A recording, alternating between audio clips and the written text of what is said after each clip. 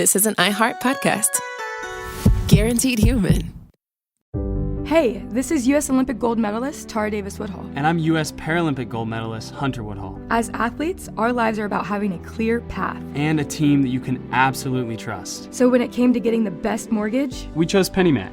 PennyMac is proud to be the official mortgage provider of Team USA and you. Learn more at pennymac.com. PennyMac Loan Services, LLC, Equal Housing Lender, NMLS ID 35953. Licensed by the Department of Financial Protection and Innovation under the California Residential Mortgage Lending Act. Conditions and restrictions may apply.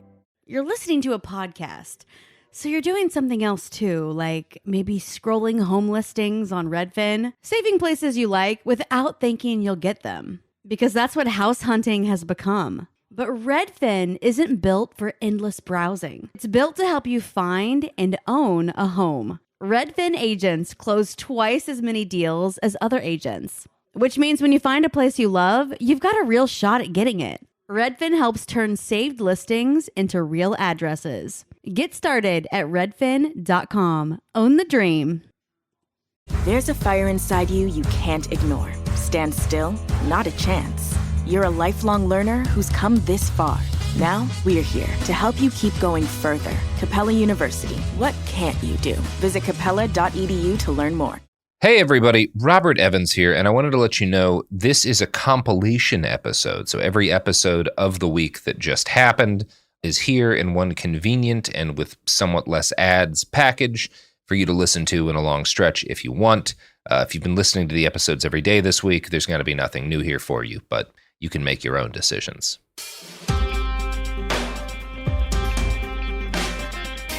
Happy Monday, and we have a very special Monday episode. We're doing a return of our Shitty Mayor Monday episodes for this Monday, June whatever the date is, 26th, during the sixth week of action in Atlanta to stop Cop City. So that is ongoing. We're recording this slightly ahead of time so we can release it during the week. So we don't know how exactly things are going to go. I'm pleased to report nobody's been arrested so far. Everything's gone great. Yeah, it's sure. So yeah, we don't quite know what the first kickoff rally is going to be quite yet, but we do want to talk a little bit about a certain mayor for this Shitty Mayor Monday.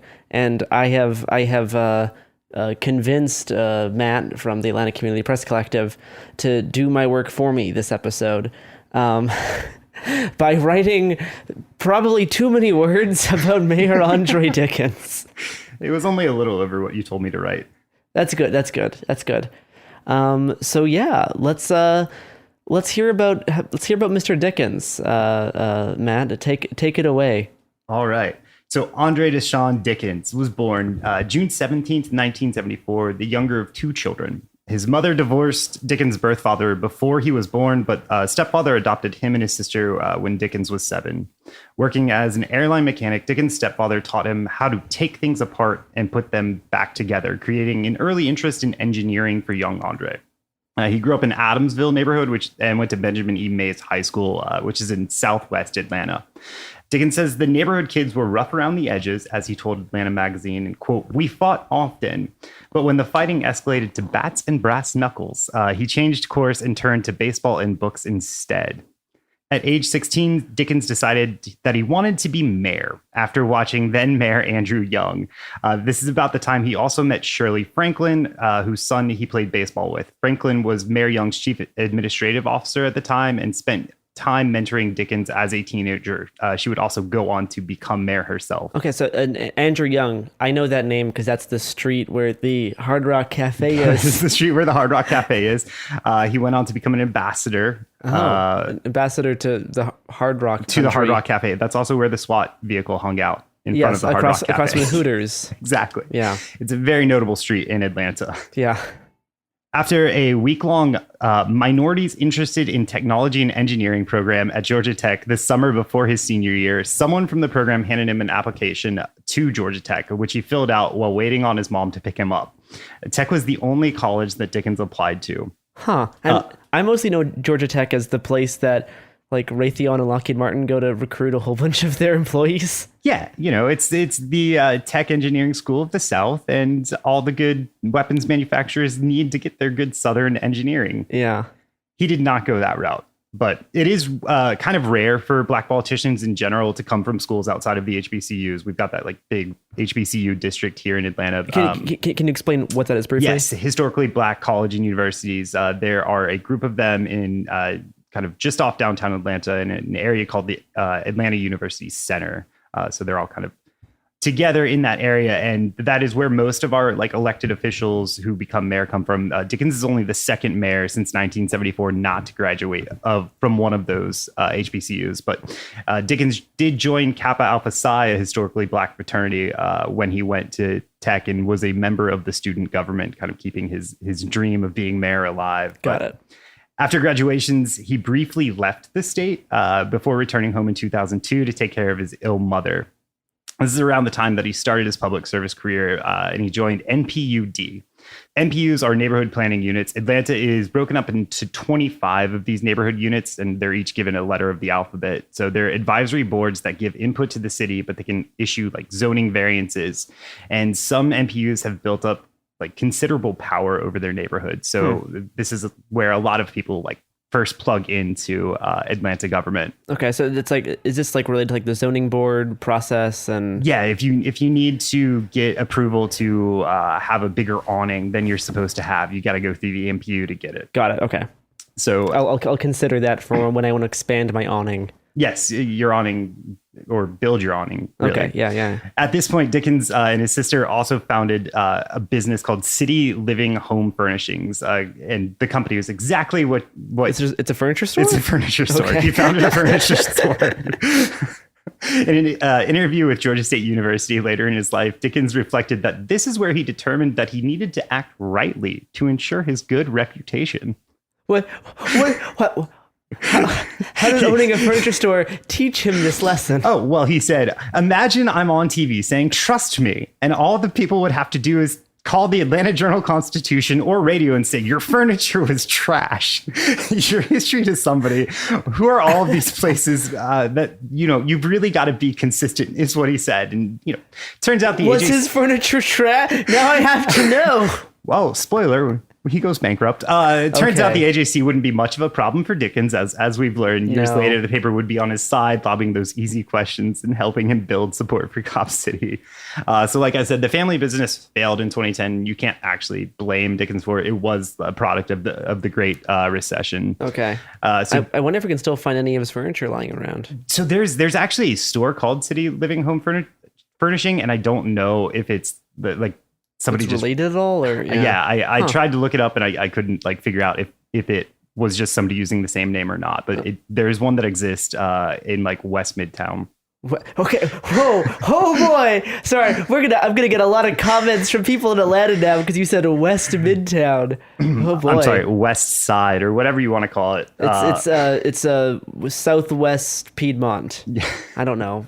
There's also Sono, like south of North Ave. Yeah, we have all of these fun little street or neighborhood names. But so after the failing business, he changed course and went to GSU for a master's of public administration in economic development. So this was after 2010? Yeah, after 2010. In 2011, he started attending his master's program at Georgia State University. And then he graduated in 2013, just in time for the municipal election season. So Atlanta City Council, as we've learned now, is comprised of 12 district seats and 3 citywide seats, or what we call at-large seats. And so Dickens ran for post 3 against an incumbent named H. Lamar Willis. Dickens kind of historically, when he has these campaigns, either has really good fortune or good insight in choosing his opponent or opponents. A month prior to the election, Willis was disbarred after the Georgia Supreme Court found that he violated numerous professional conduct rules, including in 2009 placing a settlement money from a child injury case into his personal bank account instead of giving it to the parents. Wait, really? Yes, and this guy is now back in Georgia government. He's part of like the Beltline that makes sense management program. So like I this happened earlier this year. Stealing money from injured children? I think he gave it to the child eventually, but you're supposed to put these in like escrow accounts and not in your own account. Not your personal account? No. So former Mayor Shirley Franklin endorsed Dickens in the 23 race, or former Mayor Shirley Franklin endorsed Dickens in the 2013 race, which drew ire and attacks by both Willis, who called Dickens out for his bankruptcy of the furniture business, and what Willis alleged was, quote, unlawful use of Georgia Tech government property. So on the bankruptcy, Dickens went into about $1 million in debt and had some tax liens against him, which he's now discharged through both bankruptcy and settling the tax liens. Okay. But the unlawful use of Georgia Tech government property. What is that? I have no idea. I don't know what they. I searched pretty hard to try to find it, and I can't, like, other than Willis making the claim, I found no evidence. Could it be like computers, or like what is it? I'm assuming like probably something like he went to a computer lab and used it off hours for some personal weird business. But yeah, I found nothing that actually really backs up the claim against him. So he won the election in November with 53% of the vote, which is a surprisingly strong victory for like a relatively unknown candidate like Dickens was at the time. During his first term, 2013 to 2017, Dickens worked pretty quietly, but towards the end of his term, he started to introduce legislation, make a name for himself. So he created a $40 million affordable housing bond, as well as a study to raise the minimum wage for city employees to $15 an hour. Which ultimately led to the city enacting that wage. Dickens ran for his second term unopposed. So naturally he won. So that's 2017. Now we're at 2017 to 2021. Okay. And this is where the story starts to get interesting. We'll see the themes that will play out in his first couple years as mayor. Well, and we will learn about that story after these messages from our lovely sponsors. Or if you're subscribed to the new Apple Premium Plus, the Cooler Zone Media, you just hear us do the ad breaks without any ads at all. So in lieu of that, buy gold-plated guitars. Thank you. Buy gold-plated guitars. All right, we are back. I'm strumming away on my electric gold-plated bass. This doesn't sound good. It doesn't sound like it's supposed to. Yeah, Daniel, cut out all of the bad bass. Actually, I can go get my accordion and play that instead if you want. Let's not. All right, well, continue. So we're in 2018 now. So in normal year, completely normal year for Atlanta. Nothing happened anywhere else in the world. One of the biggest conversations that was going around in Atlanta in 2018 revolved around an area of downtown called the Gulch. So this is the area that's surrounded by most of our sport team venues, kind of like where Centennial Olympic Park is. And the streets are all elevated in that area around above ground level. And at the bottom of the ground level, it's like these early 20th century like railway lines, but it's mostly parking lots for those for the stadiums and stuff. Yeah, for the stadiums. And it's known as the Gulch because, kind of just a break in the ground. Yeah, it's like a gulch kind of. So back in it's like a gulch. That's the name. Oh, wow. Back in 2012, then Mayor Kasim Reed presented an idea to give a Los Angeles-based firm $1 million to build the Gulch into a mixed-use high-rise area. The legislation finally passed in 2018, but Andre Dickens voted against it, saying correctly that there wasn't enough focus in the development plans on housing affordability. And this helped cement Dickens' reputation as a housing affordability advocate. And yeah, because he also did that $40 million just did that $40 million bond, and we'll have some more affordable housing stuff later. But I should say we're like 5 years on now, and the Gulch hasn't begun, but they're trying to get it done before the World Cup comes in. Yeah, it seems like they've been preoccupied with another construction project that's getting much more of the mayor's attention, which oddly does not have anything to do with affordable housing. No, it does not.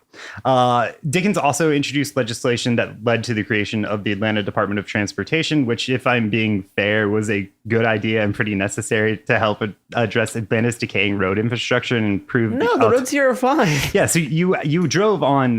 You complained when we had this last week of action about DeKalb Avenue and all of the potholes. Yeah, and that is now repaved. Oh, that it got is. repaved It like is. a couple weeks ago. They're in the process of repaving it. So if I we love to drive see that, infrastructure working. It's my favorite part. My new favorite part is Moreland. Is that usually around Moreland Drive? There's an area where you're trying to get to the Wani Forest that just is always constantly flooded, no matter what. And that's my favorite area of Atlanta. and I hear that if you get rid of a forest, that will improve that flooding. helps with flooding Yeah. because there's more space for the dirt to soak in water. Exactly. Yeah. That is how that works. It is science. Yeah. So in 2019, Dickens introduced legislation to create a task force to decide how to repurpose the Atlanta City Detention Center, or ACDC, which is really weird. Every time I hear ACDC, I think of this jail, Yeah. and everybody else is talking about something entirely different. Uh-huh. So it was built in 1990s leading up to the Olympics and replaced an older jail that now serves as our primary homeless shelter. So that's what ACDC is now. It's called the Gateway Center now. That was the old jail. ACDC is the current jail. Okay. So in a press release after Bottoms signed this legislation to create the task force. Who's First, who's Bottoms? So from 2017 to 2021, Atlanta had a mayor named Lance Bottoms. And she was great and did not approve legislation about Cop City at all. She did not. She did. She did. So that was a lot. You just lied to me. I lied. I'm sorry. And you purposely spread misinformation on my news podcast.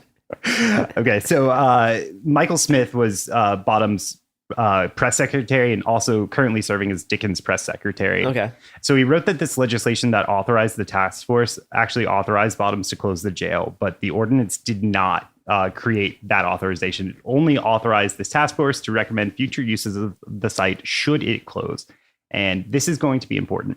The task force met for about a year before turning in options, which brings us to June 2020. We're going to skip straight over there with all of this going on. So what was happening in June 2020 in Atlanta? There were some protests going on, which we're going to key in just after the jail fight. But the task force offered 4 options, and the city indicated that was going to go with the second cheapest of the 4, which was redoing the facade of the jail and turning the interior into a center for diversions.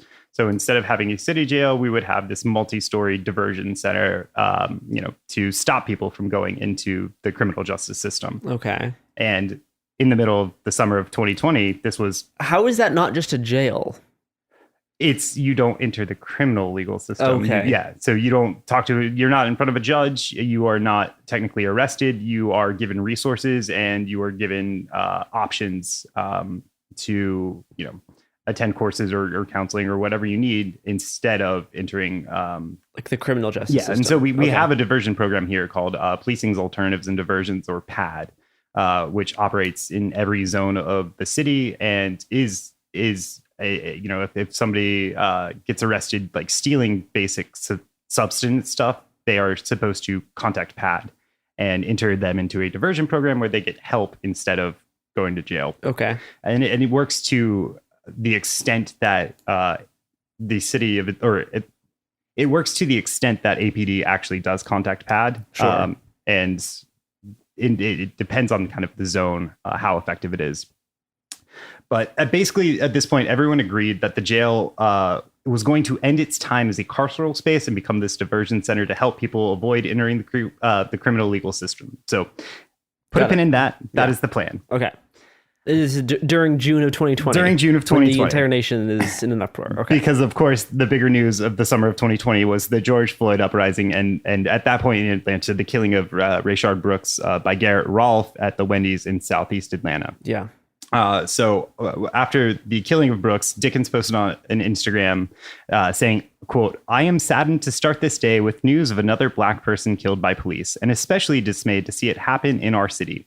Police must de-escalate situations like these before they turn deadly. Once the suspect fled unarmed and intoxicated through a parking lot of bystanders, this could have become an investigation rather than a shooting." So undoubtedly spurred by the fervor and uproar of that summer, Dickens also co-sponsored legislation with fellow council members Antonio Brown and Michael Julian Bond that would prohibit APD from using crowd control munitions in military-style vehicles against protesters. Okay. This legislation, though, unsurprisingly, went nowhere, and we were hit with tear and I was gas tear and gassed shot months by ago, pepper yeah. balls for the rest of the summer. Yeah, and they still are using them to this day. Yeah. But this is also happening at the tail end of budget season. So our budget season goes from like April to June of every year. And the biggest debate in council that summer was about withholding $73 million, or about a quarter of the Atlanta Police Department's funding. And so we were actually positioned Defund to the police defund stuff, the yeah. police.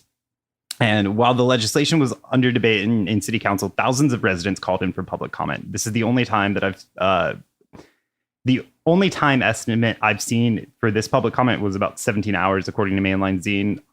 I seem to recall it being longer, but around that, which around is 17 hours. comparable to the last public comment session related to Cop City. Yeah, and comparable even to the first public comment session, which about is also Cop City. 17 hours. Yeah. Yeah, so the actual vote happened on a specially called Saturday session of City Council. At the time, like all other municipalities, council was meeting remotely through Zoom.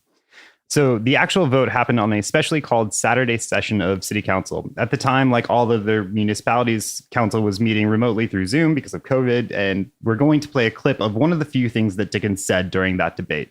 And to set the scene, Councilmember Dustin Hillis, one of the very pro-cop members of council, proposed a much smaller cut to the budget in the amount of like a few $1 million to remove just quote unquote non-essential expenditures from ABD's budget, without risking cutting into actual pay for police or the raises to police salary that council and the mayor's office previously promised.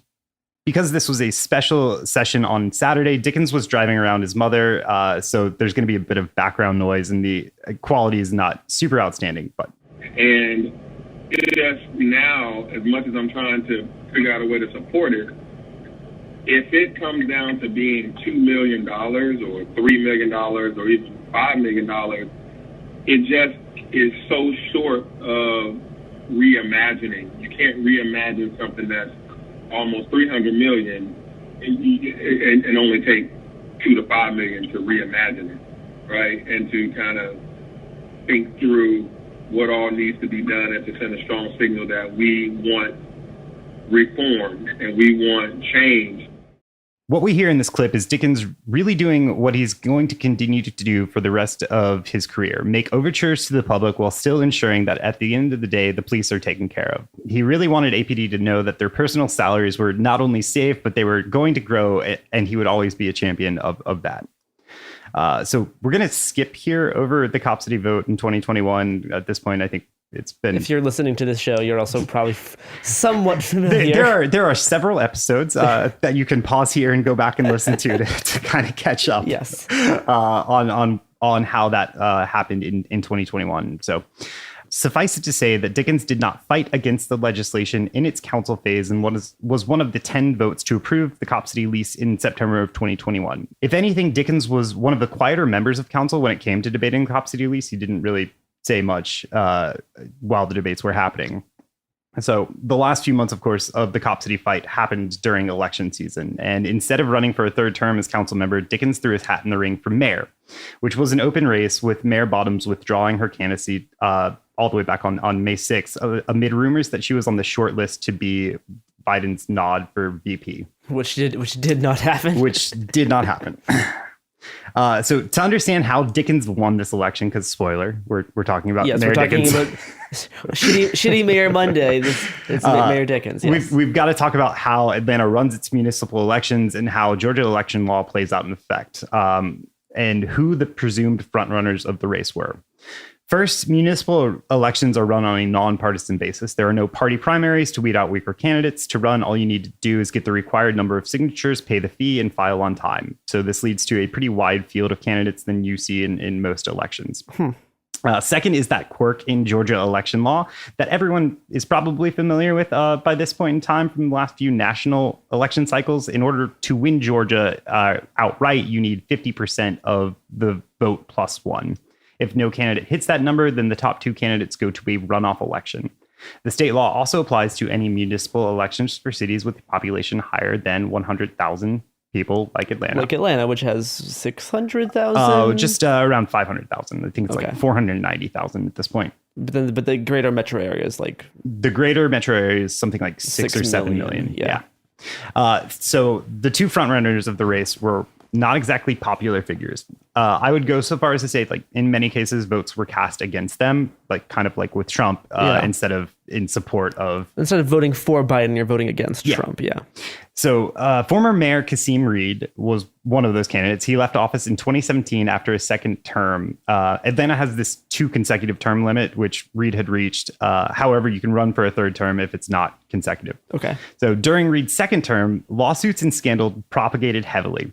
Amongst the things that came out both during and after Reed's administration was that Reed made nearly $900,000 in illegal bonus payments to staff, had a bribery scandal in his office that resulted in an FBI investigation, and ensured that airport contracts went to his friends and associates. Based a legalist mayor. And to make matters worse for Reed, a month after he announced his candidacy, the AJC released that it believed Reed was under investigation for allegations of wire fraud for, quote, using campaign funds to make purchases of jewelry, resort travel, lingerie, and furniture. I mean, that would make sense considering everything else you just said. That's not really surprising. Then on the other side was Felicia Moore, who, accurately or not, was seen by opponents as the face of Cop City after Joyce Shepard, who introduced the legislation authorizing the lease for Cop City and lost her seat on council for that reason. While never forced to do so, since city council presidents only vote in tiebreakers, Moore did say that she would vote in favor of Cop City if it was needed. Then, a week before the election, Felicia Moore's campaign Instagram account posted a video with Lee Clevenger, a white Republican donor and supporter of Moore's campaign. Clevenger can be heard saying all of Atlanta mayors since 1979 were, quote, not interested in anything except lining their own pockets. I should note there's here. I feel like there's going to be some. Since 1974, a black person has been mayor every single time. That's what I was thinking. Yeah, so that sounds like he's just didn't go racist over so well. Yeah.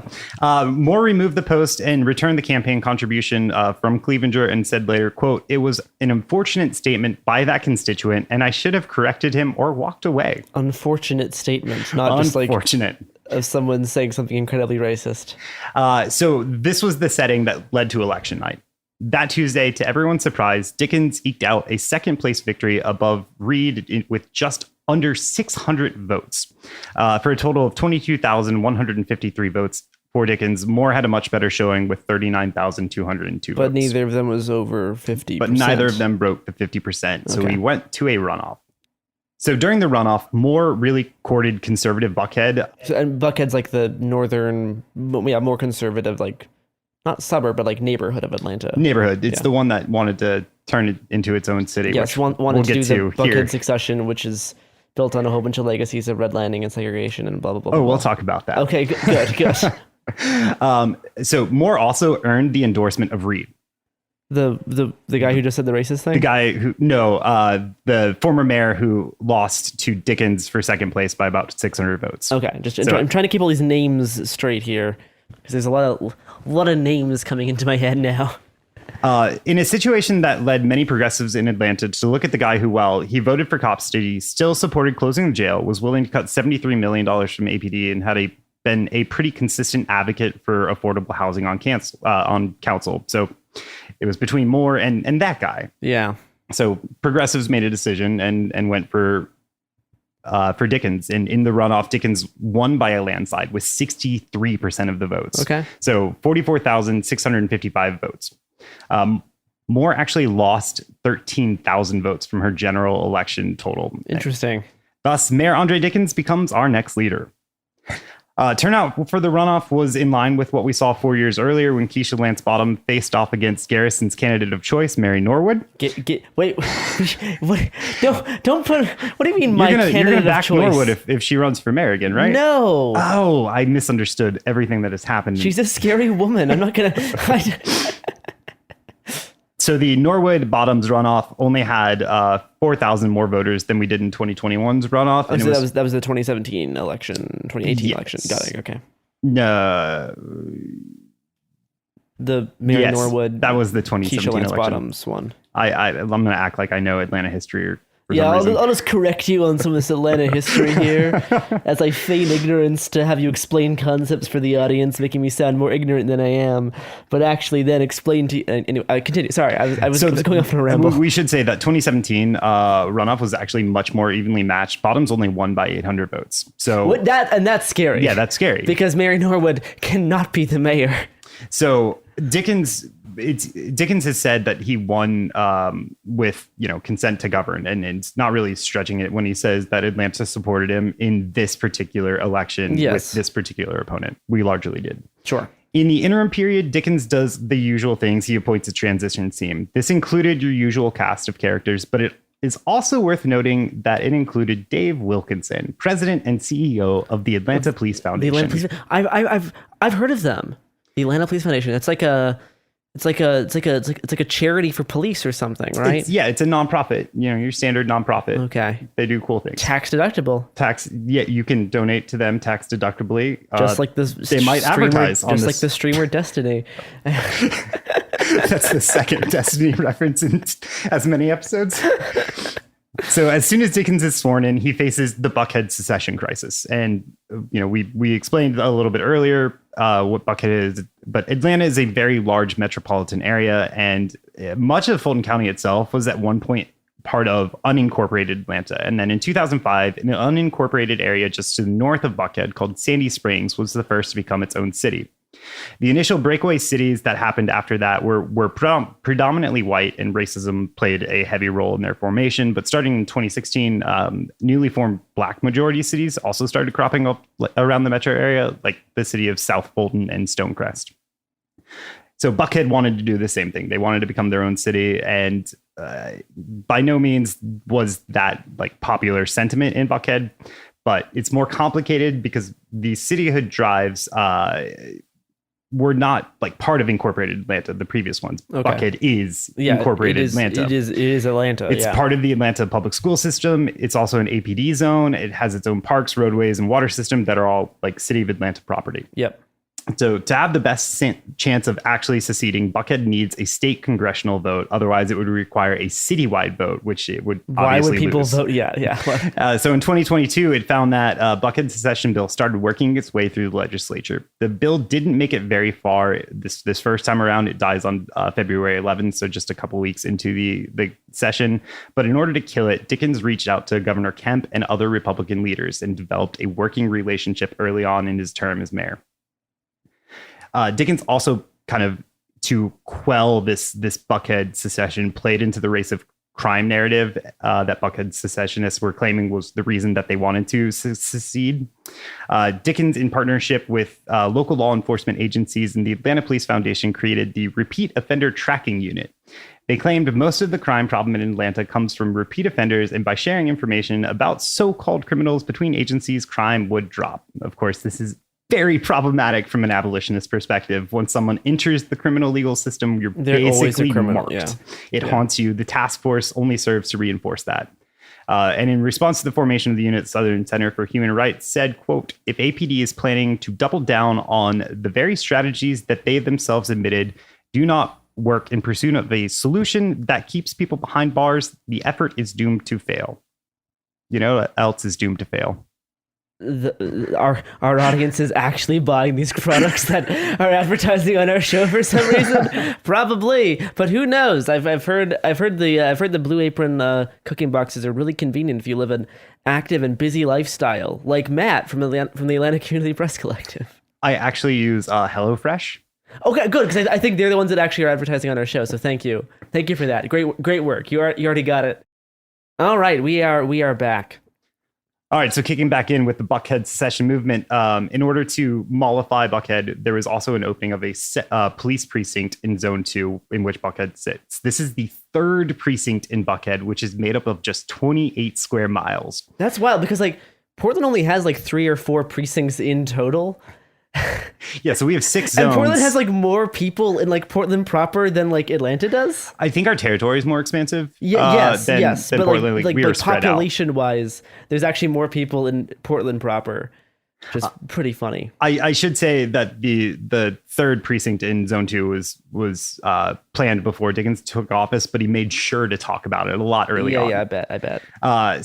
And then in what would fit perfectly as a scene in The Wire, Dickens spent both this year and last year talking about how crime in Buckhead dropped more in both years than any other zones. What's The Wire?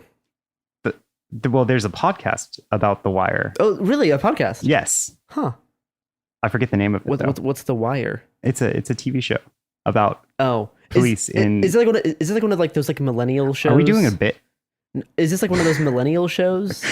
It did come out in the early. So this is like Succession for old people. Got it. Okay. This is Succession for old people. Yes. Highly recommend watching it and check out the podcast that I can't remember the name of. Okay. Yeah. Plug someone else's podcast. Great. Great job. As the Buckhead secession issue wound down, a Southeast Atlanta apartment complex started to draw increasing attention from the press due to rampant issues in the complex, a lack of care by the owners. This massive apartment complex operator called Millennia. The company had a reputation across the country as terrible, and it is deservedly so. At Forest Cove, the complex was unfit for human habitation. Oh, really? And we have to acknowledge that Dickens here had an out just to blame Millennia. But in February, he told the approximately 700 residents that the city would be moving them to safer housing while the complex was either fixed or rebuilt. The rollout of this wasn't perfect. On April 13th of this year, Sean Keenan, a local reporter, released... friend of the show, New York Times reporter Sean Keenan makes another appearance.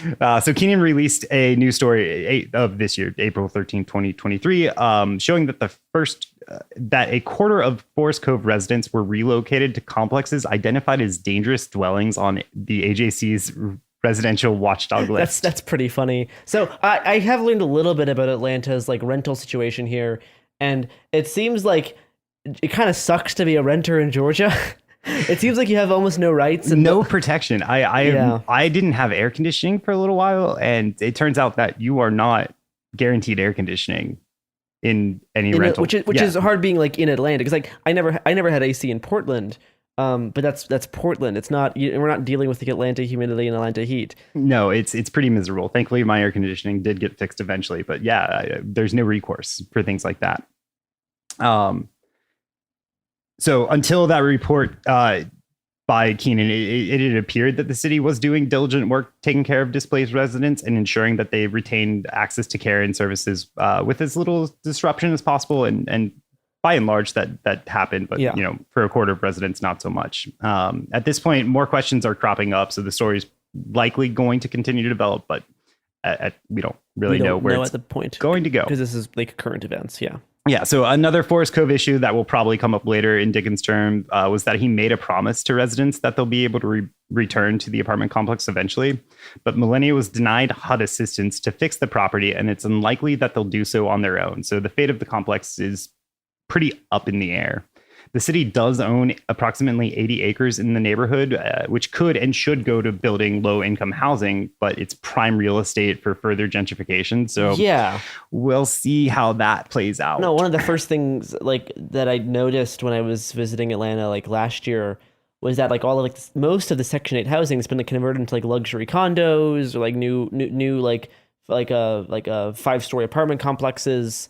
And no, like the speed of the gentrification was kind of surprising to me, like coming from Portland. Like there still is gentrification in Portland, absolutely, but the expansiveness of it here and the speed at which it's accelerating was surprising to me. Yeah, and we're not building like low income housing complexes. What's happening here is that they're adding a certain percentage of new, like if you're building a massive complex, a certain percentage of your your dwellings have to go at a certain point of the average monthly income. Yeah. But that's not really addressing this like large scale issue that is going to continue. No, because you still have hundreds of them that it costs like $3,000 and you have like a dozen that are low income, and you do the barest amount to skirt by while still filling up most of the available real estate with very expensive apartments. And I should plug here, there's a fantastic book called Red Hot City by GSU professor named Dan Immergluck, if you want to learn more about gentrification in Atlanta. Okay, great. Yeah, absolutely. And it's vital reading. So towards the end of Dickens' first 100 days in office, APD chief Rodney Bryant announced that he was going to retire. Bryant was not very well liked by city leadership. Felicia Moore had made a campaign promise to get rid of Bryant on her first day in office, but Dickens said he'd give him 100 days to improve public safety and kind of see where things were at before firing him. And what happened after those 100 days?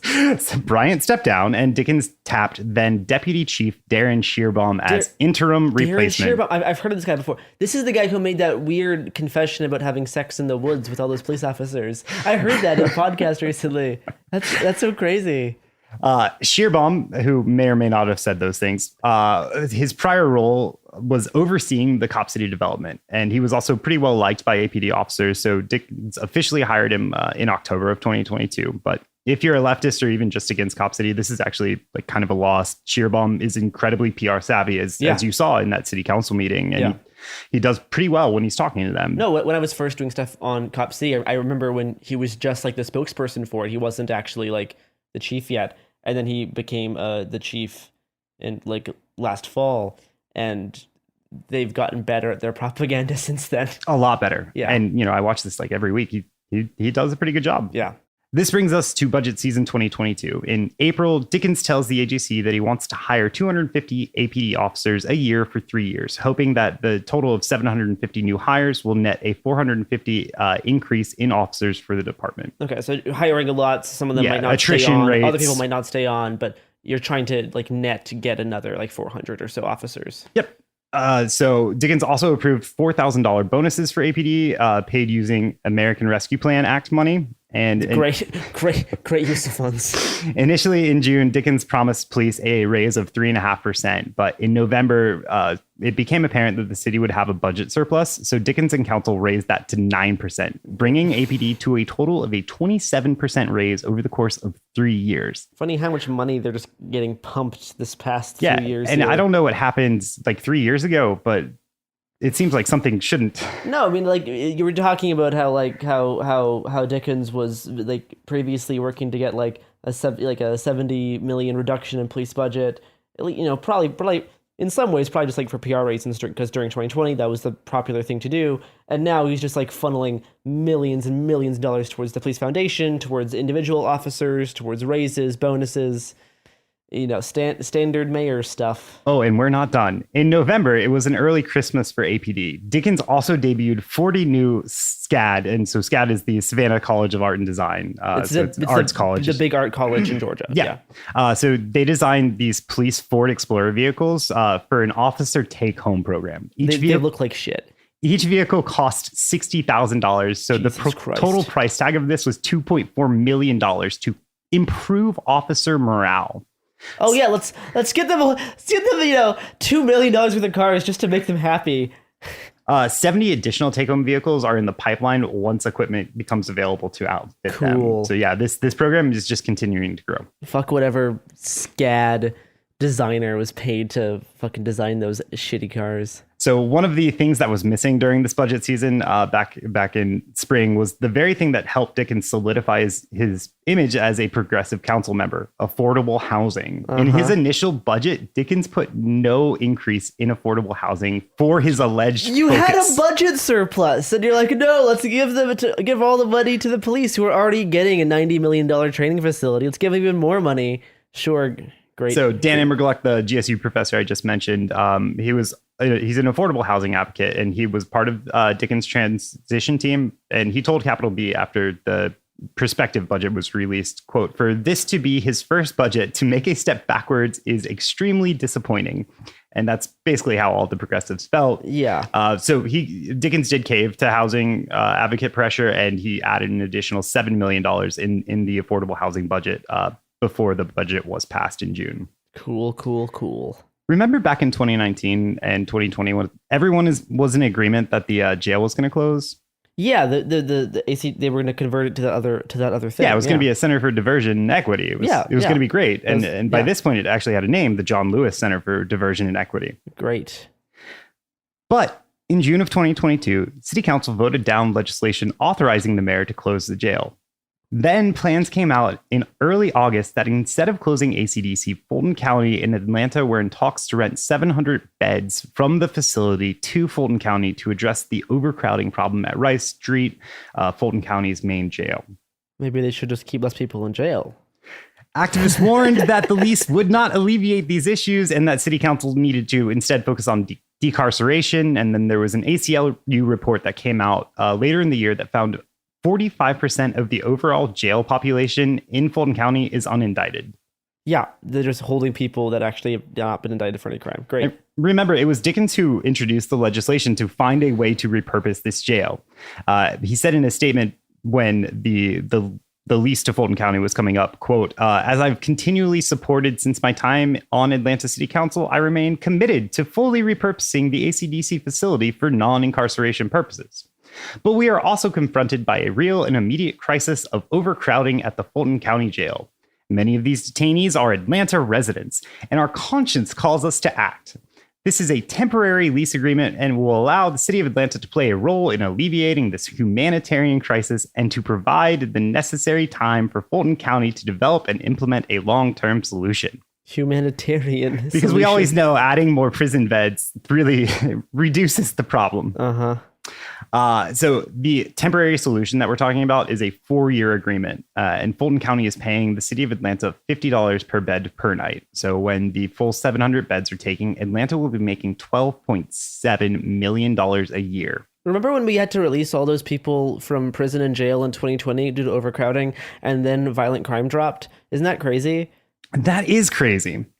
So the $12.7 million sounds like a lot of money, but before the lease went into effect, ACDC's average population was under 50 individuals per night. The city's Department of Corrections budget is $16.1 million a year. So the city is still going to lose money running this jail, even with Fulton County paying for their detainees for their to share stay of the there. beds. Or, yeah. Then on April 14th of this year, the news came out that LaShawn Thompson died in Rice Street Jail, having been neglected and ignored by Fulton County deputies. When they finally checked on Thompson, they found that he had been eaten alive by bugs as he lay dying. And this was in September of 2022, just after Atlanta approved this lease. The cell Thompson was in was so disgusting that a jail employee refused to enter without putting on a hazmat suit first. Oh, imagine what it was like to live in there. That's crazy. And this death isn't the result of overcrowding. Thompson was in jail on simple battery charges and being held on a $2,500 bond. He was also unindicted. There was no reason for Thompson to be in jail at the time of his death. If he had the money, he probably would have been alive today. Yeah, it's just locking up poor people. And yeah, so this is the sort of thing that Dickens and Council have enabled with this new jail lease. Before we get into Dickens and Cop City in 2023, we need to talk briefly about some more American Rescue Plan Act chicanery Dickens and Council pulled off this year. At the end of January, Atlanta announced that it was returning $10 million in ARPA funds earmarked for rental assistance that the city never used. Why did you just use it for rental assistance? So this naturally upset a lot of people. Public comment was quite feisty that day. Atlanta is, of course, increasingly pricing out its legacy residents, as we just talked about, and $10 million would go a long way to helping combat that. And then to add insult to injury, a few weeks later, council passed and Dickens signed legislation that gave $500,000 in ARPA funds to the Atlanta Police Foundation to provide additional police and first responder housing. So really reinforcing the city's going to take care of police before everyone else. Yeah. Oh, boy. So let's move on to how Dickens handled Cop City since January 18th, I think is probably a good place to start. Sure. With the killing of Tortuguita by Georgia State Patrol officers. The day that everything happened, Dickens wished the trooper a speedy recovery. I can find nowhere in which Dickens made any comment other than it's unfortunate that Tortuguita was killed. Not surprising, he never accepts any level of responsibility for Tort's death, insisting instead that responsibility lies with Georgia State Patrol or DeKalb County. He refuses to acknowledge the fact that the city's insistence on trying to build Cop City both ensured Tort and the officers' presence in the woods. And NAPD's involvement in the raid, yeah. So this moment also kind of changed how Dickens approaches Cop City. Before, he was relatively quiet, but he begins this full court media press after January 18th. And we don't know the exact details, but it does seem like DeKalb County, Atlanta officials, and APF came to an agreement in January to pass this land disturbance permit. In February, after a student protest at the Atlanta University Center and letters from AUC faculty that opposed construction of Cop City and expressed solidarity with protesters, Dickens announced that he would hold a forum with the president of Morehouse College, David A. Thomas, who was a vocal Cop City supporter.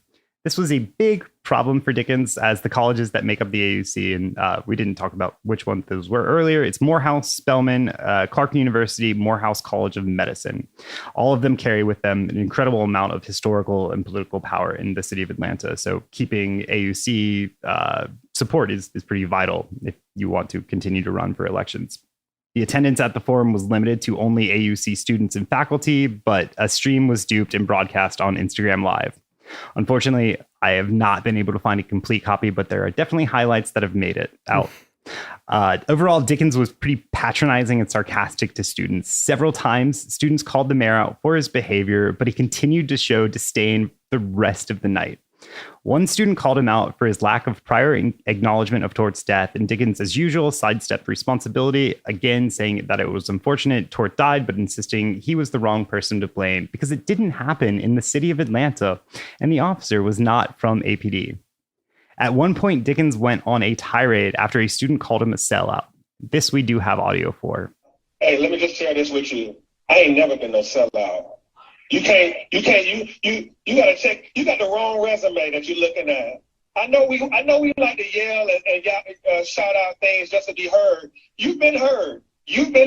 But guess what? You picked the wrong resume to pull on a race card. Whatever Dickens was hoping to accomplish that night, he failed. Several memes and audio remixes of Dickens' performance went viral in the Atlanta Twitter sphere and continue to crop up this day. Like the "I am not a sellout" one. I don't know if you've seen it. I'm still ruined by the Dr. Hahn good doctor memes that just it reminded me of the "I am a surgeon" meme. So great job. Great job. Yeah, great work. So Dickens has, of course, continued to try or to build or manufacture support for Cop City over the next 2 months.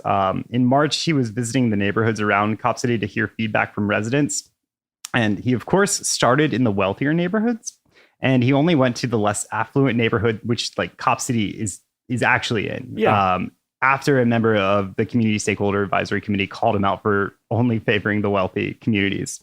Local residents have told ACPC that Dickens skips over the houses with DTF signs out front. That makes sense. Yeah, checks out. He's done several interviews now on Cop City with both the AJC and WABE, a local public radio station. The AJC interview was particularly interesting because one of the interviewers asked Dickens what would happen if Cop City ended in a cost overrun. Dickens told her that any large overruns would be paid for by philanthropic dollars from the foundation. He said He said this, but a member of his cabinet had already confirmed that to APF, the city was willing to pay $32 million at that point. And of course, we've now learned that that number is $67 million. Did you follow the city of Atlanta's Twitter account? No, I don't want to see that shit. But I know they have turned it into just a Cop City propaganda channel. It's a nonstop propaganda channel, which is like really fun to watch because every Cop City post is like bombarded with negative replies and quote tweets. I've seen these posts. I know I've talked about how they launched their own website, trying to combat all of the Stop Cop City websites, and yeah, they've really accelerated their propaganda the past few months, and just turned the actual City of Atlanta account into a Cop City propaganda platform, which is funny because they also will often advocate and say like, this isn't the City of Atlanta's project, this is the APF's project, which they'll often like use that refrain, and yet we have the City of Atlanta account being turned into a megaphone to promote this project. Yeah, the Atlanta Police Foundation doesn't actually give interviews to news anymore. Yeah, why would they? They filter everything through the City of Atlanta, which normal charity organization. Yeah, it's completely normal for them never to show up at city council to talk about anything and to hide from the public. It's fine. So meanwhile, Dickens is of course like dogged by opposition to Cop City at every turn. On April 13th, 3 Georgia State University students, with the support of this keynote speaker, interrupted a global symposium studies that Dickens was giving opening remarks. Dickens grows increasingly frustrated as the disruptors will not leave, and eventually Dickens and his retinue just walk out. On April 11th, Dickens had hired a new senior policy advisor named Karen Rogers. Dickens brought Rogers over from the Atlanta Police Foundation, where she'd spent 7 years working in community engagement, and he brought her on, of course, to advise about Cop City. On April 18th, DeKalb County Medical Examiner released the autopsy on Tort's death, and that same day, just before the article came out that the autopsy was released, Dickens held a press conference on the steps of City Hall. He was surrounded by a group of nearly 100 all older Black leaders, including former Mayor Bill Campbell and Andrew Young. This appears to have been a hastily thrown together event, and only a few media outlets were even aware that it was happening. Like, we didn't get an update that it was going on. I didn't know that was happening. Yeah, it kind of cropped up and seemed to take everyone by surprise. And of course, it looks like the press conference was held to counteract the autopsy report coming out that day. Yeah. But that failed, and the autopsy report was the bigger story. Notably, the AJC did not print the autopsy report on the first day, but it was pretty well covered elsewhere on the landscape. And the autopsy caused a second city councilor to speak out against Cop City, and a growing number of state representatives have started to speak out, as that happened and as the rest of the Solidarity Fund. But Dickens is, of course, unmoved and preparing for this fight to last a while. Then, of course, there was the city council vote on June 5th, and there had been some work done behind the scenes to try to get this sent back to committee. Apparently Dickens had peeled off city called the maybe votes into his office early that morning and peeled off the votes to ensure that Cop City continued on. I wrote this, of course, I think 2 months ago at this point. Yeah. So a couple quick highlights. Again, the affordable housing. So with our affordable housing, it is supposed to get a certain percentage of our general operating budget. And it started out at 1.5%, and then it was supposed to go up to 2%, and 2.5% is where it's going to cap out. So this year it was supposed to go to 2%. He kept it at 1.5%. But he did announce a public-private partnership to offer $100 million in affordable housing bonds.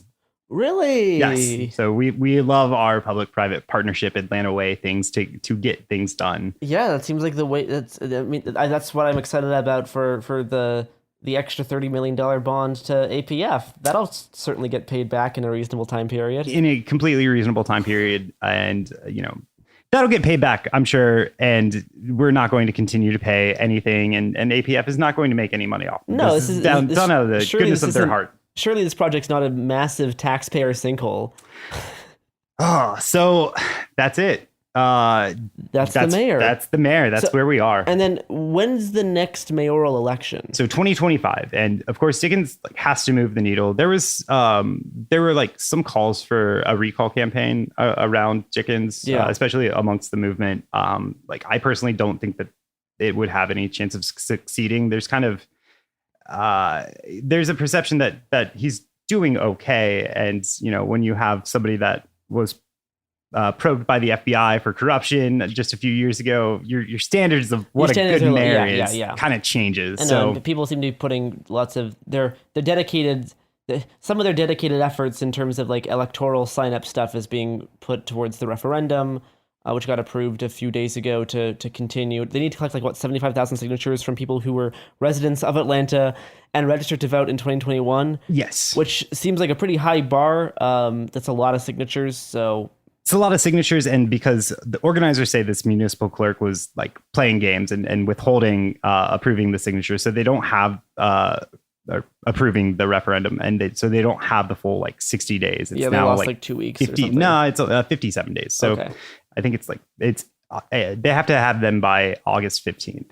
Which is a lot of signatures. And August 15th is around when construction was supposed to start for Cop City. So yeah. And then for other mayoral candidates, I've heard rumor that friend of the show, Ontologically Evil, Mary Norwood, may be interested in trying to run again. So this is her kind of move is she runs for mayor. Well, first she does a term of city council, and then she runs for mayor. And then she doesn't get the mayoral spot, so she takes 4 years off. She comes back, runs for city council, runs for mayor, takes 4 years off. So we're now in her her city council term, and if she's going to do this for a third time, then she will run for mayor in 2025.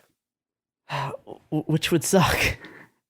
I mean, she came close last time. She did, and I think depending on how progress in the Cop City construction goes, she has a way to frame this being like I was the one who was actually in support of this popular proposal the whole time, and look, we succeeded only because of me. Yes, she can do that. And there's so Atlanta's demographics are changing. We're no longer a majority Black city. The population is down to like 48% Black people. So Dickens is being called possibly the last Black mayor of Atlanta, and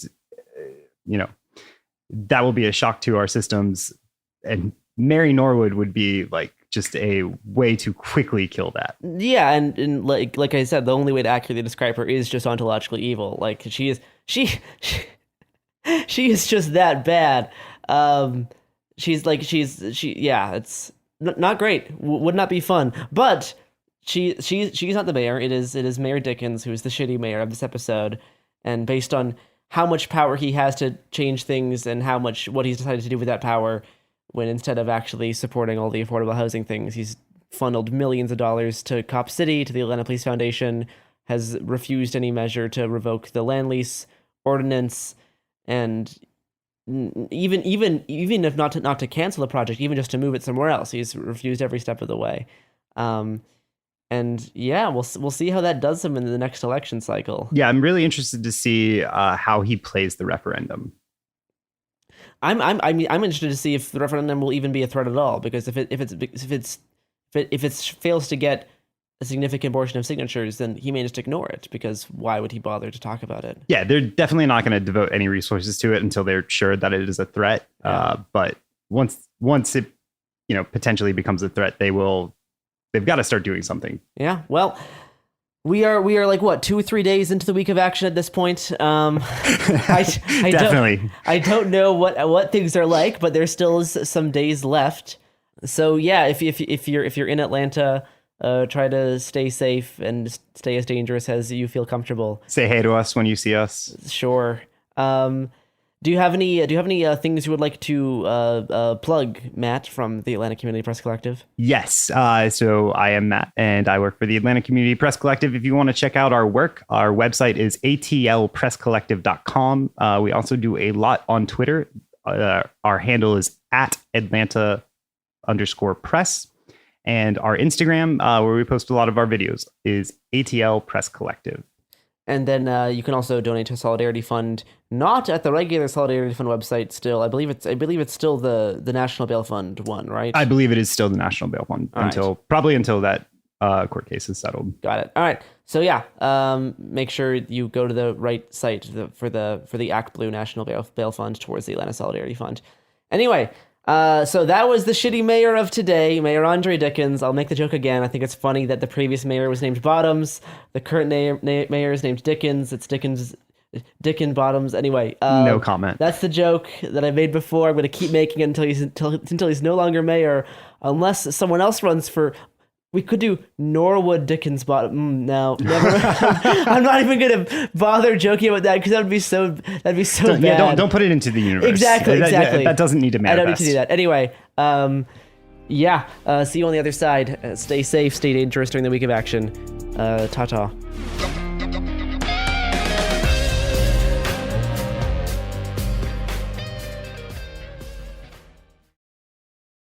Support for the show comes from Public, the investing platform for those who take it seriously. On Public, you can build a multi-asset portfolio of stocks, bonds, options, crypto, and now generated assets, which allow you to turn any idea into an investable index with AI. It all starts with your prompt. From renewable energy companies with high free cash flow to semiconductor suppliers growing revenue over 20% year over year, you can literally type any prompt and put the AI to work. It screens thousands of stocks, builds a one-of-a-kind index, and lets you backtest it against the S&P 500. 100. Then you can invest in a few clicks. Generated assets are like ETFs with infinite possibilities, completely customizable and based on your thesis, not someone else's. Go to public.com/podcast and earn an uncapped 1% bonus when you transfer your portfolio. That's public.com/podcast. Paid for by Public Investing. Brokerage services by Open to the Public Investing Inc. Member FINRA and SIPC. Advisory services by Public Advisors LLC, SEC registered advisor. Generated assets is an interactive analysis tool. Output is for informational purposes only and is not an investment recommendation or advice. Complete disclosures available at public.com/disclosures. Tired of spills and stains on your sofa? Wash away your worries with Anabay. Anabay is the only machine washable sofa inside and out, where designer quality meets budget-friendly prices. That's right, sofas start at just $699. Enjoy a no-risk experience with pet-friendly, stain-resistant, and changeable slip covers made with performance fabric. Experience cloud-like comfort with high-resilience foam that's hypoallergenic and never needs fluffing. The sturdy steel frame ensures longevity, and the modular pieces can be rearranged anytime. Shop WashableSofas.com for up to 60% off site-wide, backed by a 30-day satisfaction guarantee. If you're not absolutely in love, send it back for a full refund. No return shipping or restocking fees. Every penny back. Upgrade now at WashableSofas.com. Offers are subject to change, and certain restrictions may apply. Let's talk about modern home shopping. It's sort of become a fun side hobby, right? Scrolling listings at night, dreaming about kitchens you've never seen, or backyards you haven't even stepped foot in, all from the comfort of pretty much anywhere.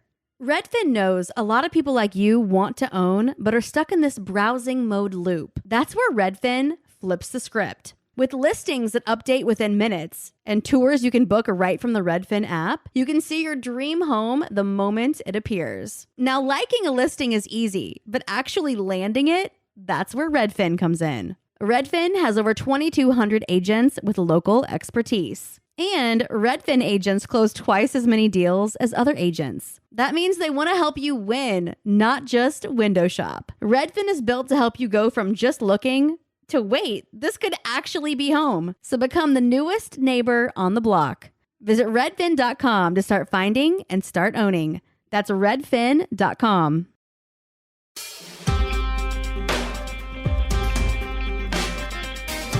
Hello, everyone. Welcome to the podcast. It Could Happen Here. It's me, James, today, and I am joined for a rare example of Daniel being on the podcast. Yes. Welcome, Very Daniel. Rare. I'm James. Thank you for having me. I'm thrilled to be here to talk with you on the podcast that I edit every single day. Yeah. Normally you just hear me, but this time you get the Dan. It's like the Subaltern speaks, but it's Daniel. There you go. I couldn't really go anywhere with that, so I just left the two halves of the joke out there. Neither of them with a partner. Very sad. Yeah. So Daniel, we're here today to talk about first aid kits and. The reason we're talking about first aid kits is because it is Pride Month at the time of recording. That, of course, in the United States means that people are worried about being murdered by homophobic psychopaths. Unfortunately so. That is the world that we live in. It shouldn't be. It's fucked up. And it hopefully won't be this way forever because, you know, all these people are wrong and will die eventually. Yeah. And that will make the world better. But fingers crossed. Yeah. We can hope, I guess. Only hope. Maybe they're raising a new generation of TERFs or whatever. I don't think. Hopefully not. Let's not speak up to be. Indeed. Yeah. So I just wanted to talk because I've seen a bunch of people online, like a lot of people who are in the like LGBTQIA community or who are going to Pride, just being like, oh, fuck. Like, it genuinely, I can see why people are very afraid, right? Because violence against queer people is at least seemingly increasing. I'm not going to give you training because this is a podcast and you can't learn first aid on a podcast and you can't learn it on YouTube either, really. I wanted to talk briefly about like supplies and then places to get training because that is very important.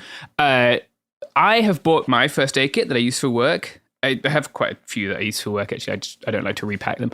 And I know that you have bought one that Jeffrey Bezos kindly sent you. Yes, exactly. Yeah, at the height of the George Floyd protests, et cetera, I was out there in the streets and kind of after observing what was happening in Portland and after, listening into and editing, It Could Happen Here episodes and, what Gare and Robert were covering, it felt, if not necessary, but very prudent to invest in something like this so that should there be a need to help people in the streets, I was there and able to do so. And whether or not this was a good first aid kit, I think we're going to find out today. Yeah, that's the aim of the game. I should point out that my medical training is pretty basic, right? I'm not that kind of doctor. But I do have a wilderness first responder and a wilderness first aid, and I've done Stop the Bleed training, and I've done CPR training, and I've done hostile environment first aid training. So a bunch of stuff which is focused around very, very, very basic first aid, right? In all of those cases, it's make sure the person doesn't die immediately and then get them to someone who is better trained than you so that they can help them more. Amen. Which is listen, if you are learning about medical stuff on a podcast hosted by a guy who has a PhD in modern European history, then that is what you are doing too, right? Yes. And we're going to talk about that because you can for sure fuck someone up if you go sort of outside of your scope of knowledge. And right. that I understand the desire to help. But we have to help in the way that is most helpful, I guess, not do any harm. Amen. So, let's go over. Let's go over, I guess, my first aid kit, cool. And then we can open yours and see what's the same and what's different, right? So, great. This is one. And I like it because it's small and it fits in the small of my back. And if I really needed to, I could just wear a kind of baggy shirt and it wouldn't be too obvious.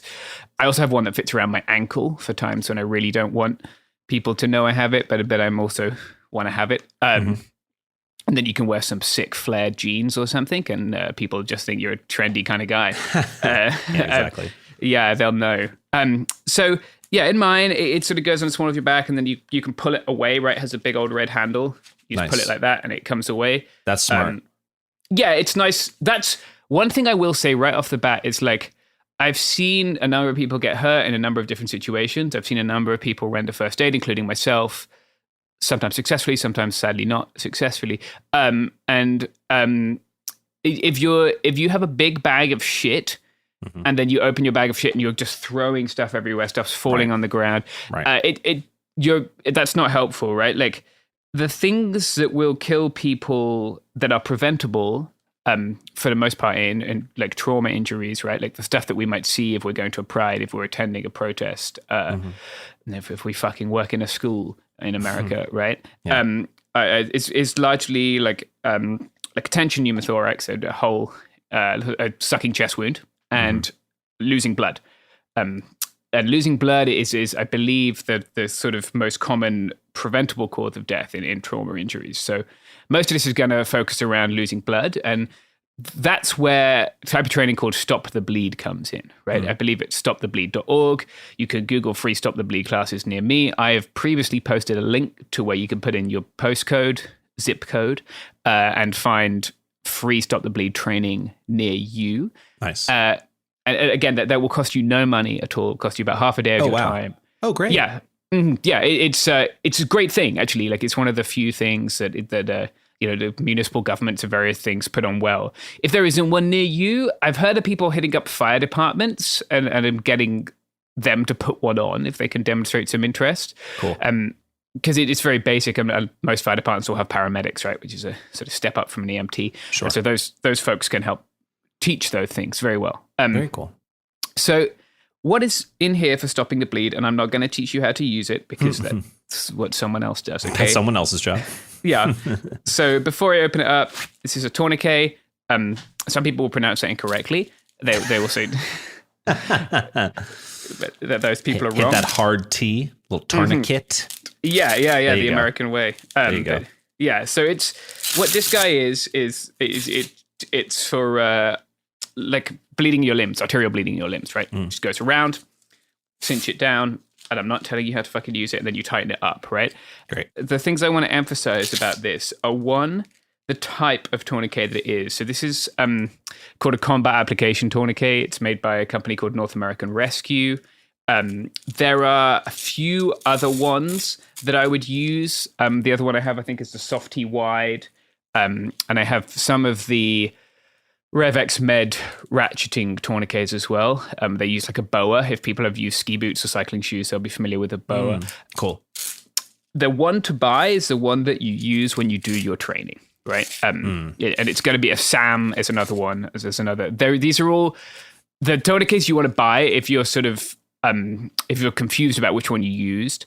The ones that are approved by the TCCC, it's a Committee on Tactical Casualty Care. Tactical Casualty Committee, something like that. Cool.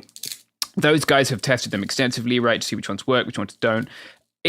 This is not somewhere to save money. They're about $23-$25. You find them on sale.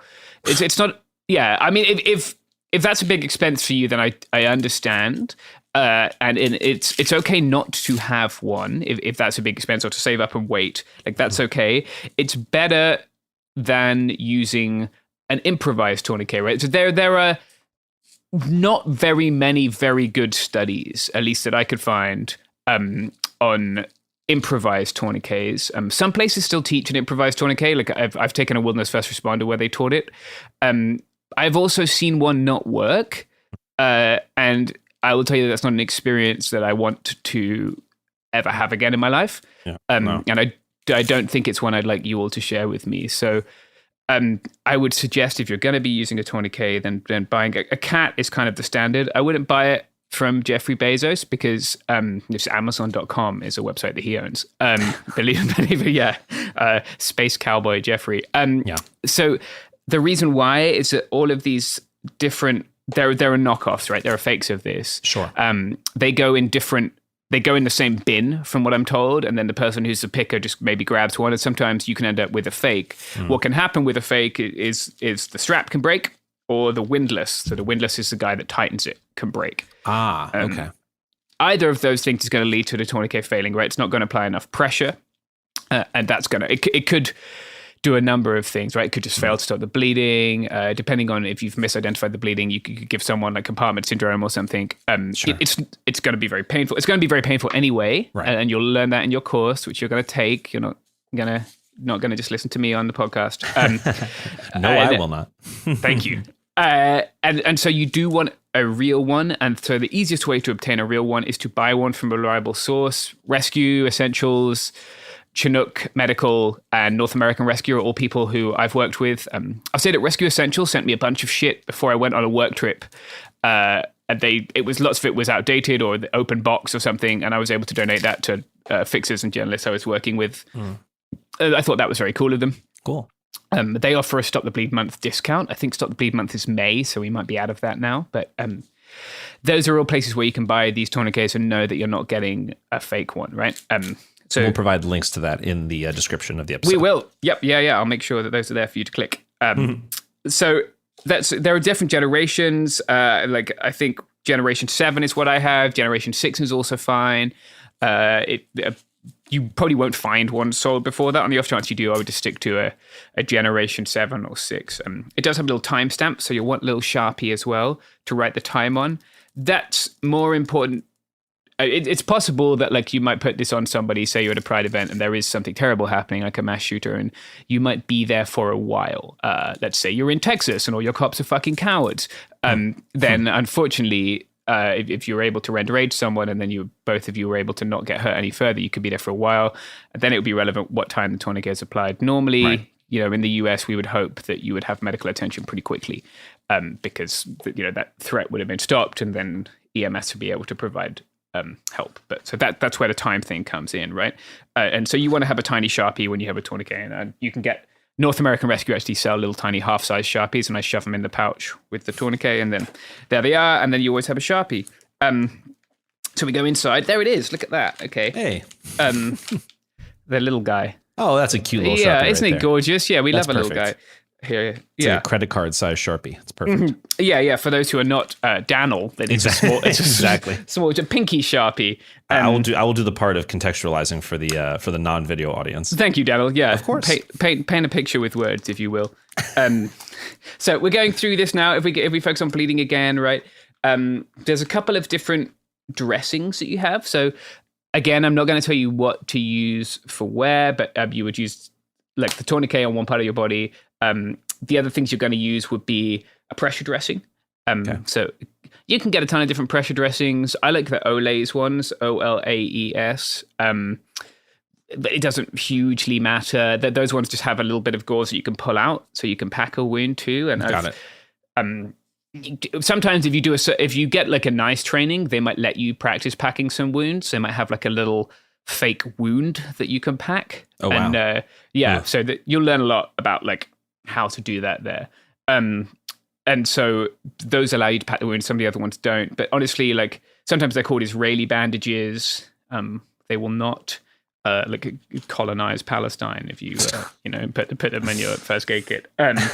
But that's what this guy is, right? And sometimes they have a lot of packaging on. Okay. So you want to take them down to kind of the last layer of packaging. None of this shit is sterile, right? Mm-hmm. None of this stuff is again, it's not supposed to be in for a long time. Right.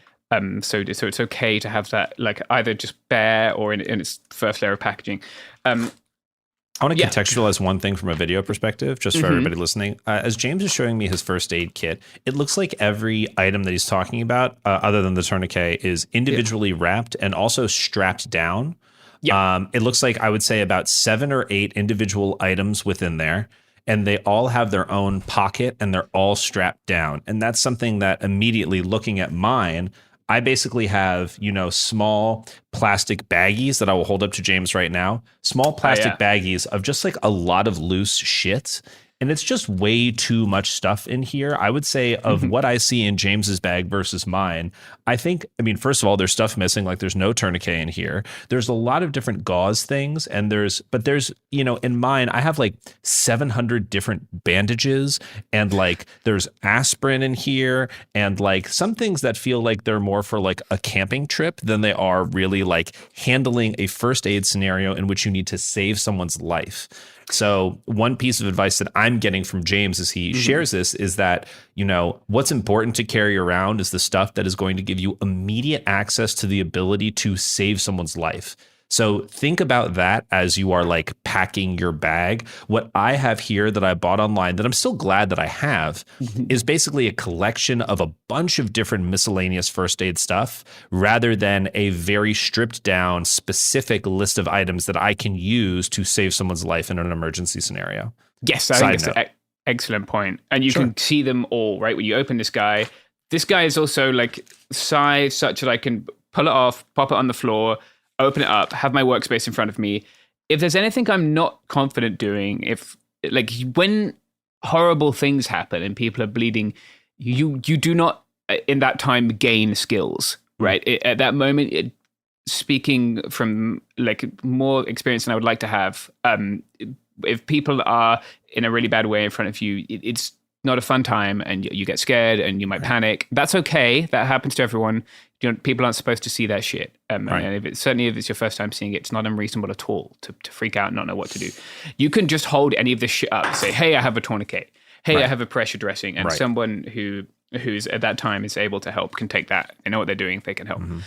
So it's totally fine just to have this shit. And if you don't know how to use it, don't go beyond your scope of knowledge, but just you have that shit and you can provide it to someone else. That's fine.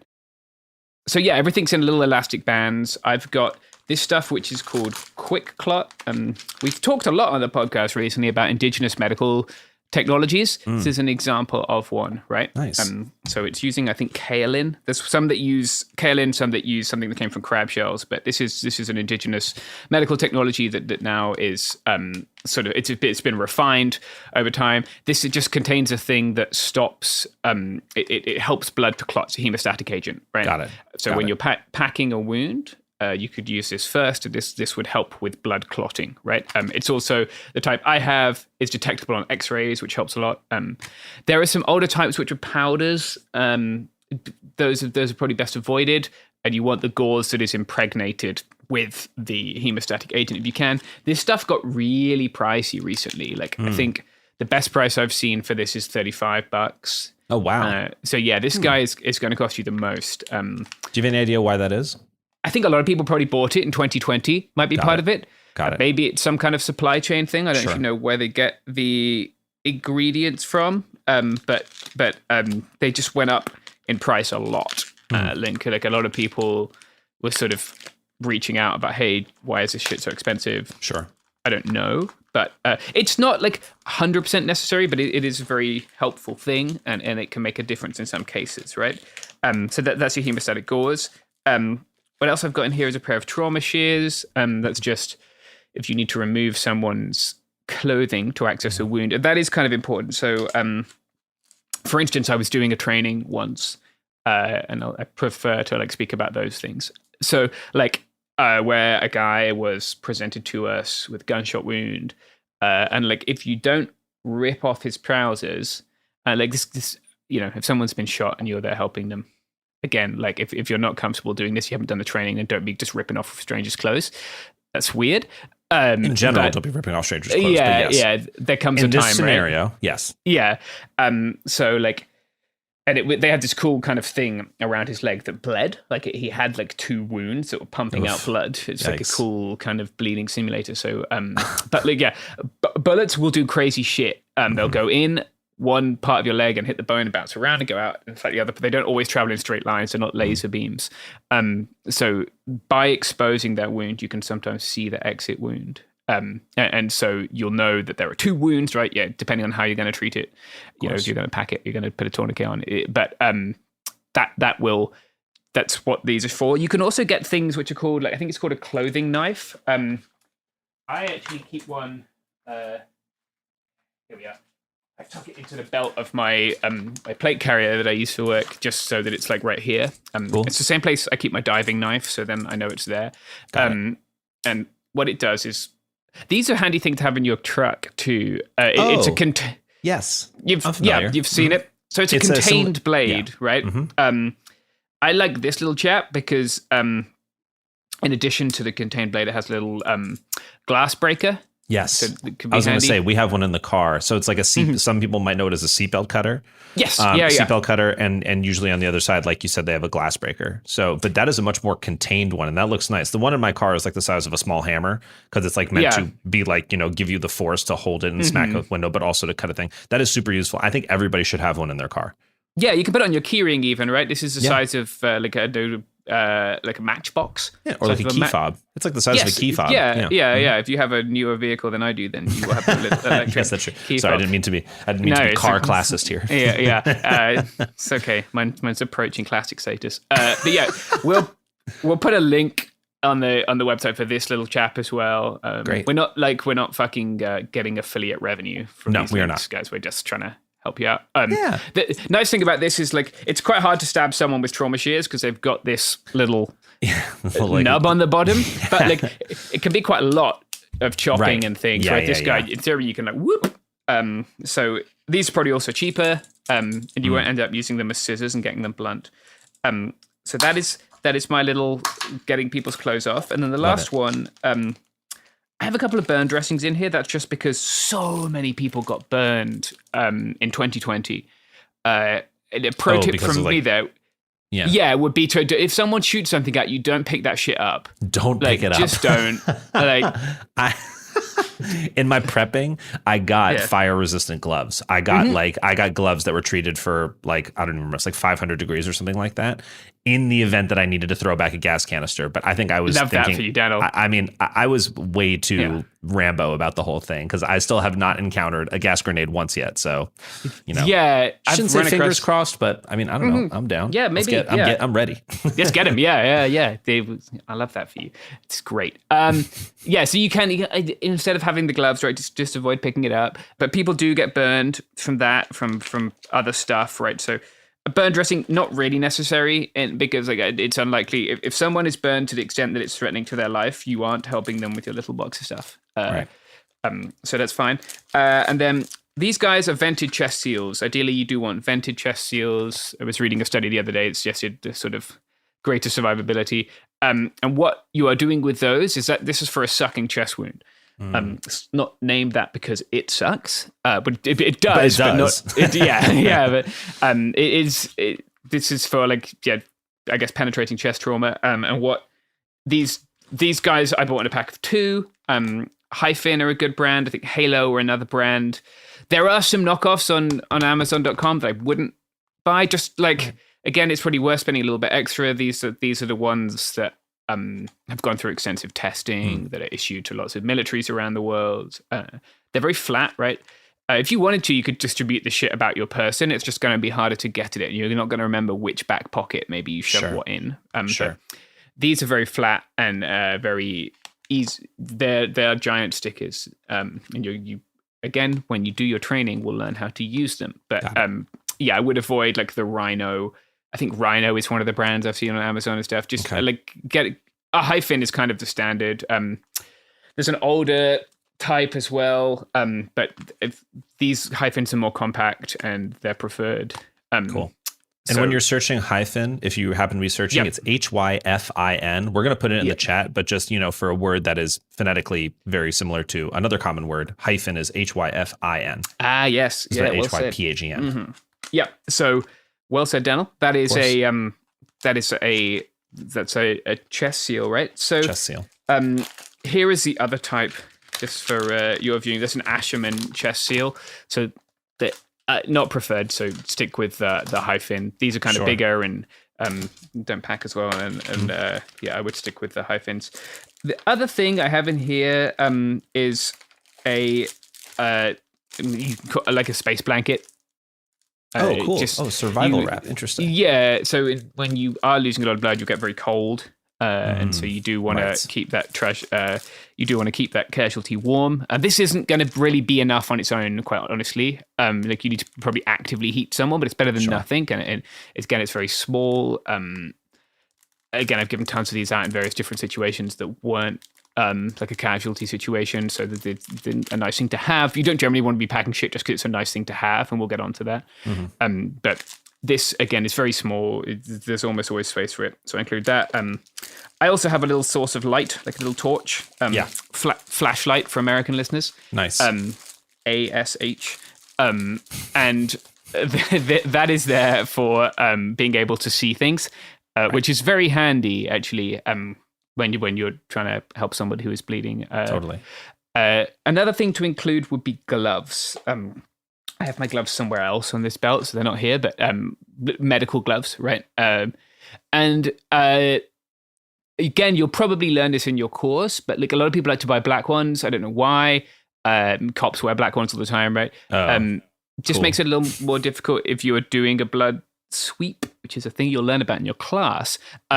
So that it's actually quite hard to see like blood on black, especially in perfect lighting conditions. Yeah. So blue, tan. Something like that is kind of preferable. And I do have those in the first aid kit. Thank goodness. Nice. Yeah, if you want to have those somewhere ready to go, I think they're on the front of this bag. Just so you can slap those on. Nice. You don't know where other people have been, what they've been up to, and it doesn't matter, right? You still want to help them, so you just want to take care of yourself there. So those are honestly the main things I have in there. What I don't have in here is equally important, right? I do not have tampons in here. The reason I do not have tampons in here is, well, it's twofold. I'm not a person who menstruates. And even if I was, I wouldn't have them in my first aid kit. And secondly, because they are not very good at, but they're terrible at dealing with like massive bleeding, right? Massive hemorrhage. That's not what they're for. If people are familiar with what they are designed for, like the volume of blood is not the same as the volume of blood that you will see from arterial bleed. Yeah. It is not even close. Yeah. Believe me, again, like I had the misfortune to see people die from blood loss, and like that is a lot of blood. More, and it's coming out fast, and you ain't stopping it with a tampon. Right. It just kind of stopping someone who is better equipped from helping. So if you want to carry tampons and you want to have them available in case someone needs them, that is great. That's very kind of you. Put them in your car, put them in your bag that you go around with, please. But don't confuse them with a trauma dressing. No, correct. Because they are different things. Don't plan to improvise anything more broadly, right? Like it's just when we have excellent tools available that are designed for this job, just use them. And it's fine not to be able to get all this stuff at once, right? You could spring for the chest seals first and then save a bit of money, get the tourniquet. That's fine. But like, yes, can you improvise a chest seal with some duct tape and a credit card or a crisp packet? In theory, sure, but like these are like $12, right? So let's just get them if we can, yeah. And have people improvise tourniquets successfully with cravats? Yes. have those failed and resulted in loss of life? Yes, like in some cases. Your belt isn't a tourniquet, right? It doesn't have a windlass. It's not going to get tight enough. Right. It might snap. Have people use them successfully? Yes. Is there a $23 thing which works much more effectively? Yes. And it's a serious thing. It's very real. Like, again, speaking from experience, like this shit will affect you deeply, and you want to know that you did the best you could. So, and if you can't afford any of this stuff, that's totally fine. Like, just take your time and acquire it. I think an important thing to add at this point is to, listeners of our show are, I think, overly familiar with the way that we have kind of introduced the idea of mutual aid, like the point of mutual aid. And what I mean by that is that you are not a one-person revolutionary. Like the whole idea is community effort. And so especially with something like this is like a kind of a two-part point. Especially with something like this, consider that you are part of a community that can help people overall. Maybe it is not you, the individual listening to this episode right now, that is like, I'm going to go invest in all of these things because I will be the first aid person. Maybe there's someone you know who's already interested in this, and this is information that you can pass on to them should they be wanting to invest in equipment like this.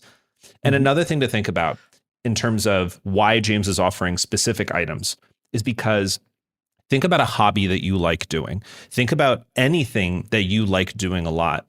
You don't usually buy the cheapest version of the thing. And now this is not me, necessarily advocating for overspending or buying expensive things. You just want to buy stuff that lasts and that works well and that does the job because, overall, that stuff will last longer than anything that is cheaper in the immediate moment. I think people can say the same thing about things like work boots, about tools, about anything that to you is worth investing your time in. So if this is something that you value, if being a first responder or being that person who's there, if taking a Stop the Bleed course is something that's important to you, consider that these things are more than just like, good things to have on hand. They're an investment on your future and your interests. So just something to consider that, like, while some of these things nothing sounds outrageously expensive that you've said so far. I think the most expensive thing that you talked about was $35, something in that range. You can spend a lot on the pouch, but sure, you shouldn't. Sure, don't buy some fancy hype beast Instagram gun guy pouch, and you'll be fucking fine. I think the C-Lock scores is probably the most expensive thing I've spoken about. On the point of durability, I do want to say I've seen people practicing with their tourniquets, and I would suggest getting another one to practice with. Totally makes sense. So North American Rescue Brake's a blue one. It's exactly the same. It works just the same. If you need to use it, you can. But over time, those things fatigue, and they're not designed for multiple uses. Have they been used multiple times? Yes. Do people wash them and wash the blood off them and use them again? Yes. Again, like, we shouldn't plan for a suboptimal setting, and what's already going to be a pretty fucking suboptimal moment. Talking of suboptimal stuff, Daniel, we have to stop. To talk about Ronald Reagan. So that's my bad. I should have been the one being like, James, we need to take an ad break. But here I am, a seasoned professional. We're back. We've returned from our ad break. So I wanted to talk about resources for training, because I think those are very important, right? And that is where you're going to learn stuff. I am not telling you how to do this. I would suggest hitting up Stop the Bleed. I think it's stopthebleed.org. Stop the Bleed training in my area. There's a website that we'll link in the description. There's a part of that website where you can put in your zip code and find trainings. And then if I think about where I've got my training, it's through an organization called NOLS, National Outdoor Leadership School. So once you get past Stop the Bleed, you got a couple of, like, most community colleges will have an EMTB course, EMT Basic. That's quite a commitment of your time, but you can learn a lot of very important things. It can be a career for you if you want it to be. Certainly, it can be an adjunct to other careers you want to do. If you want to work in the outdoors, if you can do an EMTB and then do a wilderness EMT, that opens up a whole range of expeditions to you. So a community college should be free. Most of those courses are free or very affordable, depending on where you are. NOLS courses are not free, nor are they very affordable. They are very expensive, but they are very good. Your local REI probably puts them on. Knowles does have scholarships for people who are more marginalized from the outdoors, or they did last time I spoke to them. So those might be worth checking out. And then there are apps which will give you resources. Resources are not the same as training, right? Like training is knowing what to do. Sometimes it's knowing where to look, but in situations like this, like you don't want to be on your phone. For more advanced stuff, for stuff where you're doing care in the field, right? If you're doing, or wilderness first responder, if you're, I'm trying to think times that I've done stuff with that. One time I was climbing up a mountain and a big old rock fell on me. I had to splint my leg, and oh my god, what? I was bleeding a lot. Yeah, it's good times. Don't watch out for rockfall, kids. Audience. I just want to throw something out there. Every single time James tells us any story about his life, it is just this wonderfully vivid, like colorful story about something that has happened to him, or an experience that he's had, or a profession that he's had, that just adds to the tome of interesting facts about James. So if you, I don't know. I highly recommend you listen to every single episode that James is on, because you have lived a fascinating life, and that is merely a split second of it. That's wild. I'm glad you're okay. Yeah, I'm fine. But yeah, clearly, here we are. With that, right? Like, especially in wilderness medicine, there's an emphasis on using what you already have, and because you can't bring everything into the wilderness, right? So that's where I'm saying knowledge doesn't weigh anything. It doesn't take up any space in your pack. So you can use an air mattress pretty well to splint a leg injury. You can use one of those foam. So air mattress is the guy that you sleep on. Yeah. So you can kind of fandangle those up around a leg. You can use a Thermarest or similar. Other products are available. Foam sleeping mattress. Wow. You can use a hiking pole, right? Tent pole. Tent poles are kind of nice because you can break them down into sections to get the right length. And then all you're using from your first aid kit is your tape, right? Or if I like ski straps, I attach everything in my life that's important to me with ski straps. So I love a ski strap, and I had some ski straps, and you can just splint that bad boy with a couple of ski straps, a couple of tent poles, back of the neck. You're not having a great day at that point. Like, it's not. This is not the kind of medical care you'd hope for in a professional setting. But if you've got that and you've got a crutch, you can get yourself to a higher degree of care. So when we're doing stuff like that, I believe Knowles has a wilderness medicine app. There's Deployed Medicine, which is a US military resource for field care, which can help to remind you of stuff that you've already trained on. It's not going to teach you to do stuff. You shouldn't just read about it on there and use it. And there's a new one called GOES, GOES, which literally launched like this week, GOES Health, which it's offline. So it gives an offline database of wilderness medicine.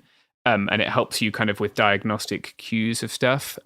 So when you do your wilderness first responder, at least when I did it, someone must have had an ectopic pregnancy and had a very bad outcome, because they'll ask you with all these questions, like, what could this be? What could this be? And like, they want you to be able to know what an ectopic pregnancy is. So like, but there's like a sort of flow chart that you can follow, right? To help you be like, what is this? Is it appendicitis? What's going on here?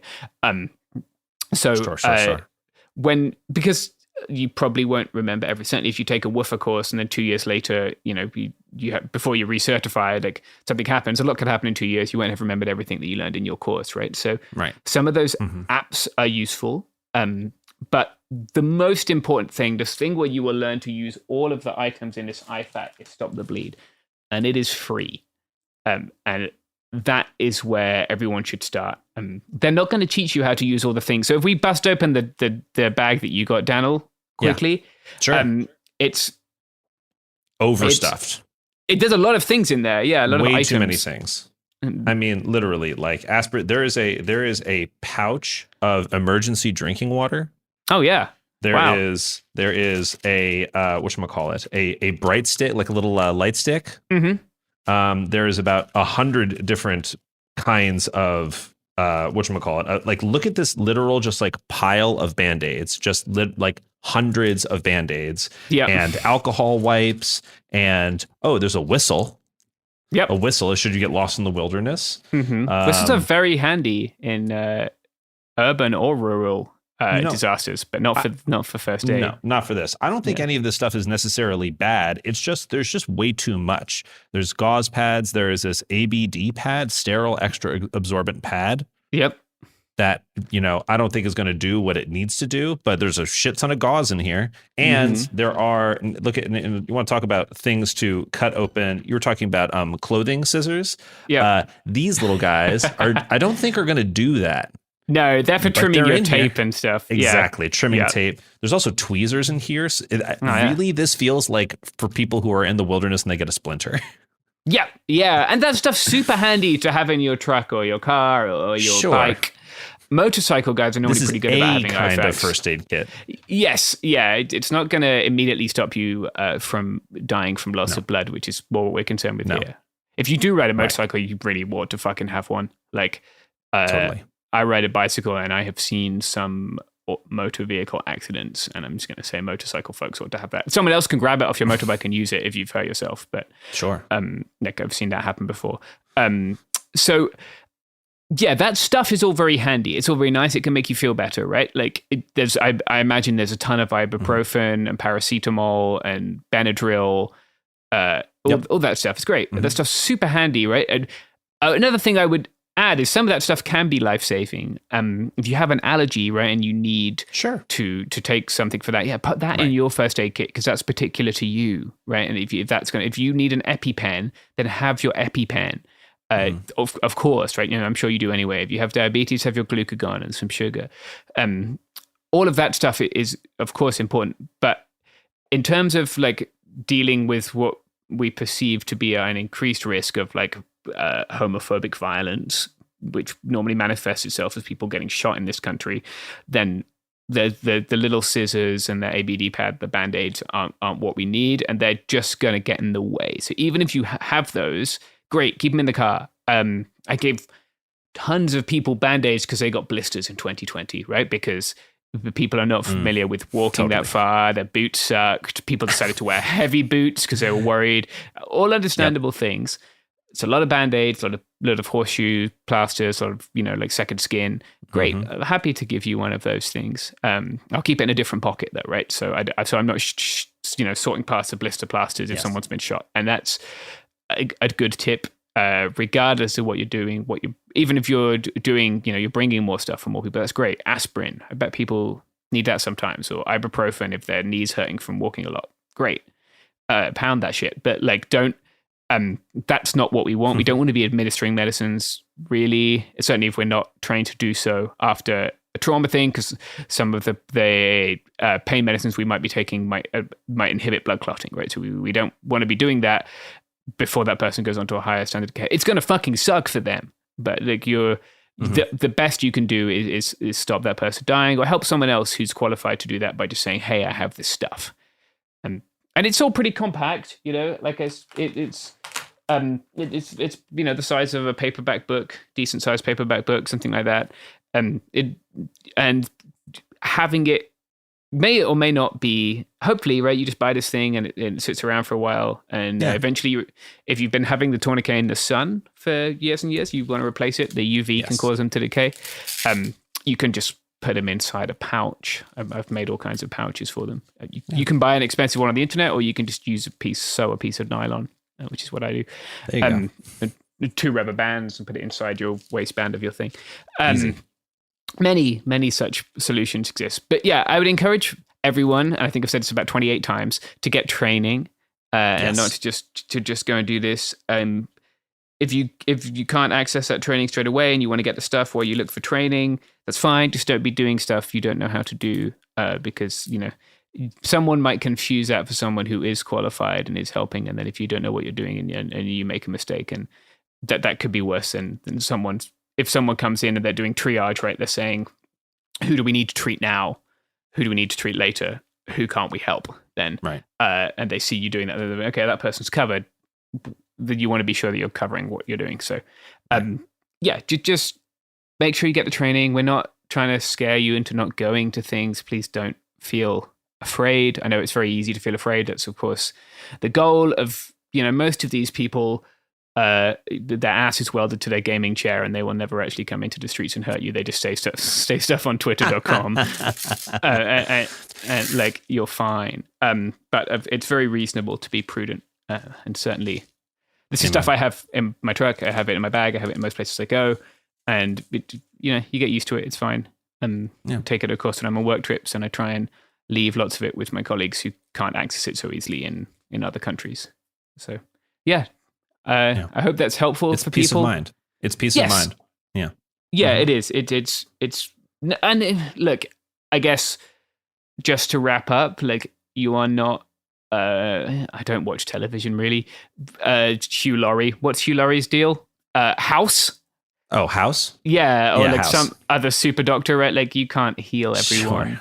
Sure. Bad things happen, but it's just peace of mind and trying to do your best to help everyone. And that's relatively accessible and not too expensive.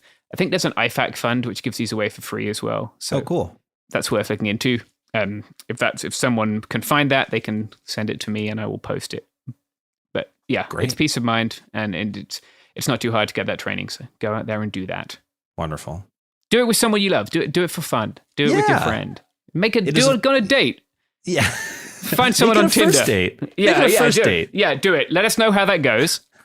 Hey, what's your favorite color? So what are you doing this weekend? Want to do a Stop the Bleed course? I think that's very sexy. I'd 100% be into that. Exactly. Yeah.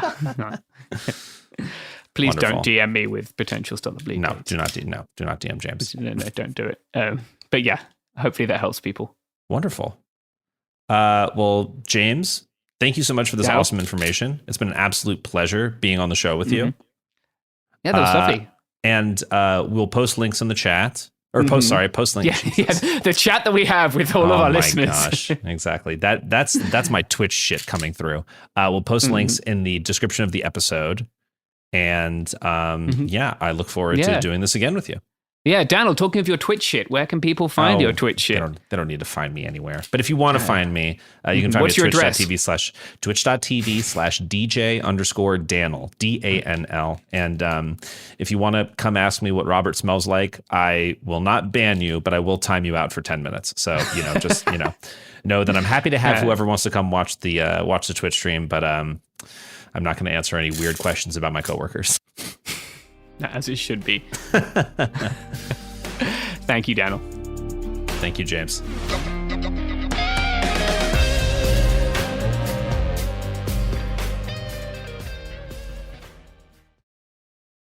Support for the show comes from Public, the investing platform for those who take it seriously. On Public, you can build a multi-asset portfolio of stocks, bonds, options, crypto, and now generated assets, which allow you to turn any idea into an investable index with AI. It all starts with your prompt. From renewable energy companies with high free cash flow to semiconductor suppliers growing revenue over 20% year over year, you can literally type any prompt and put the AI to work. It screens thousands of stocks, builds a one-of-a-kind index, and lets you backtest it against the S&P 500. Then you can invest in a few clicks. Generated assets are like ETFs with infinite possibilities, completely customizable and based on your thesis, not someone else's. Go to public.com/podcast and earn an uncapped 1% bonus when you transfer your portfolio. That's public.com/podcast. Paid for by Public Investing. Brokerage services by Open to the Public Investing Inc. Member FINRA and SIPC. Advisory services by Public Advisors LLC, SEC registered advisor. Generated assets is an interactive analysis tool. Output is for informational purposes only and is not an investment recommendation or advice. Complete disclosures available at public.com/disclosures.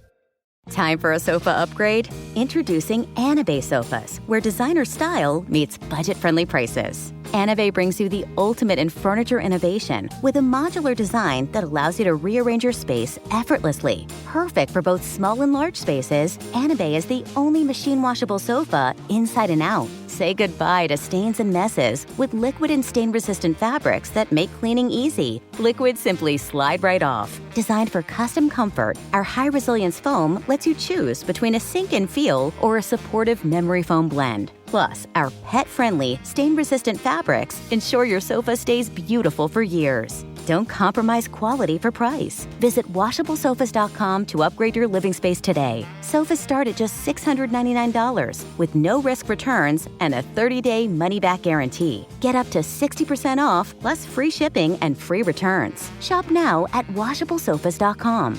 Offers are subject to change and certain restrictions may apply. Let's talk about modern home shopping.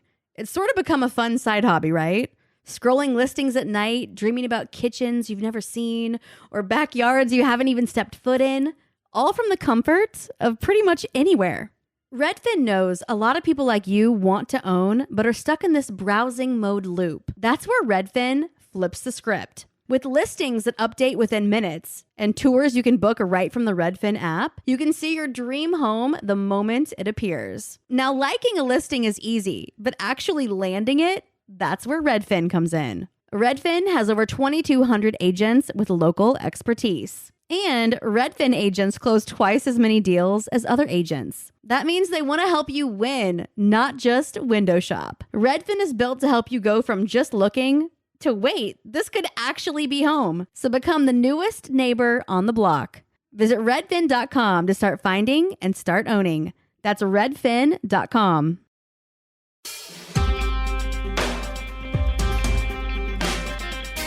Or, governor, it could happen here. A podcast where my attempt to do a British accent's been overwritten by Robert's Boston accent because I can't get it out of my head. This is the podcast where we treat Britain with the level of respect that it deserves. You're getting this shit right now because the entire rest of this episode is going to be unbelievably depressing. Wow, Mia, that's such a good accent. I believe you're one of my authentic countrymen. Wow, it's so good to chat to another fellow Brit. And with me is Sophie from Mars, who does many things, including things. Wow, including impressions of Americans doing impressions of British people. One of my favorite impressions to do. Oh God! You know, this is being recorded at like a Geneva Convention crime time for podcasts. So it's going great. It's going great. I've consumed so much caffeine that I have seen the face of God. Yeah, but Sophie, welcome to the show. And glad to be back. Yeah, I wish it was for something that was not this bullshit, but yeah, this is pretty grim. Yeah, so what specifically is this bullshit? Right, yeah. The government of the United Kingdom, despite its reputation as Turf Island, has been kind of falling behind the US in terms of like actual ability to use the state to discriminate and like get trans people killed. And having seen this, Rishi Sunak was like, "Oh shit, hold on," and has now compelled the British state to take a series of steps that would include like doing mandatory outing of trans kids to their parents in schools. Yeah. Well, it's still quite Turf Islandy, right? Because it's like, yeah, this has always been the comparison between British transphobia and American transphobia. Your guys are all like, "You're going to hell, and I'm gonna make sure you personally get there with my shotgun," and our guys are like, "Bloody hell, that's not right. Do you have a license for that gender? You really shouldn't be walking around in public without proper registration for all of your genders you're carrying there, ma'am." And that's, like, so in that regard, we're still very much Turf Island. Like, you got bills coming through that, like, invalidate other existing... No, I mean, I'm talking myself in circles already, because even this legislation also invalidates existing legislation, because bigots can't write laws that make any sense whatsoever. But yeah, I mean, this is still using like mind-numbing bureaucracy to enforce horrible bigotry. So in that sense, it's still very on brand for the British government. Yeah. So okay, can we walk through a little bit of like what specifically it does? Because this is one of the this is my one of the caners that I've been on is that most like 99% of the people who cover this stuff are really, really bad at actually like saying what a law says because oh God. Yeah, sure. So the first thing is about changing names, uniforms, and what pronouns are used for a student. They're making it so that this can't be done without parental consent. It should also be said that all of this is guidance, like they're putting out guidance to schools. And so when I said earlier that this is in conflict with existing legislation, like we have the Equalities Act, which should actually protect against basically everything that they've said here.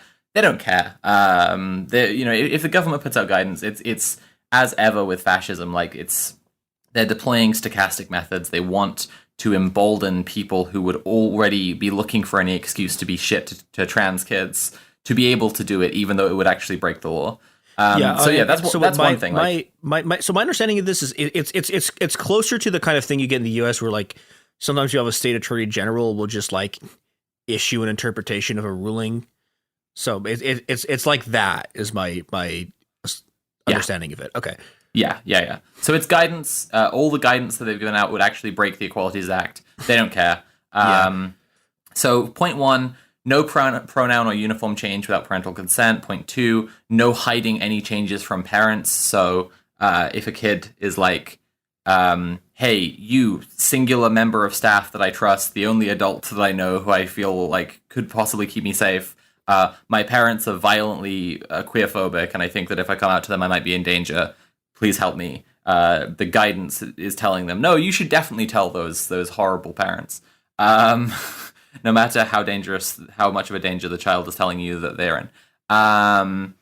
Head can say no to protect other kids. Now, this is a really interesting point that we'll have to come back to, because headmasters in the UK, there's a whole class thing going on there that we should talk about. But so the head teacher of the school can say no to protect other kids. So explicitly, the justification is that kids being out. It's not even the justification that a kid coming out as trans would be dangerous to them because they might get bullied. It's that it could be dangerous to other kids. So it's to protect them from, I guess, the social contagion of transing your gender. Jesus Christ. And any kids gender questioning or just generally, like, any kid trans in any way basically is just being kicked out of competitive sports in schools. Yeah, which is interesting because it's a kind of like smorgasbord of a bunch of the the preventing kids from coming out because it might cause other kids to come out thing is like I think that's genuinely new. I've never seen that one before. But the rest of it, I think, is like there's been, we've talked about this on this show. Like, there's been legislation in the U.S. that has forced schools to out kids. Yeah. And obviously the like sports bans are, a sort of like a pretty kind of like transphobic panic thing. Yeah, absolutely. All the biological advantage and all of this nonsense, which is like, you could argue as one thing when you're talking about like a bodybuilder who has been a bodybuilder for like 20 years and is now just starting to take estrogen and blah blah blah about biological advantage. But when you're talking about like two 12-year-olds, yeah, it's like, where's the who I don't know which one I'm betting on. This is the thing. Like, I think there's a kind of like specific like I think part of the reason this worked in the U.S. was like, there's a very specific kind of sports brain that Americans have, where like there are like people are really obsessed with high school sports and also college sports. Yeah. And I think that played a role in part of like how this played out, because people were like, people are like very, very concerned about this. Like, why on earth they care about college football is right. Well, I mean, not in college football, like high school football. It's like, this is like, why? Sure, okay, whatever. We've built like a national cult around watching like 17-year-olds destroy each other's brains, but gym? Really? Like, were you in gym? It's wild. Like, what? It's what? wild. Like, and it's like the only sports we really care about are rugby and football, or our football, and like. It should be said there's also a kind of creepy cult of youth thing going on with our football. It's like we don't have the grown men screaming and crying watching high schoolers and university level athletes go against each other. But like there are it's seen as equivalent to the draft, as like an opportunity for working class kids to get out of their situation, is like, maybe you'll be a football star. Yeah, so there's like opportunities to, exactly, like opportunities to prove that you're the next Ronaldo or whatever, all through our society. But yeah, like, I don't know, it would be like a lot of English people suddenly very invested in lots of sports they never cared about before, when like football has been the only one they cared about their entire lives, and they're like, what about the biological differences? And I'm like, my guy, the place that this would impact you is in professional football. And even supposing a trans woman were to get up into like the professional competitive level of women's football, you don't watch the women's football, but even if you did, like, there are already constantly, like, in the analyses of games, people are constantly like, this player is really fast or whatever, so we know that the opposing team is going to make a concerted effort to try and block them off specifically.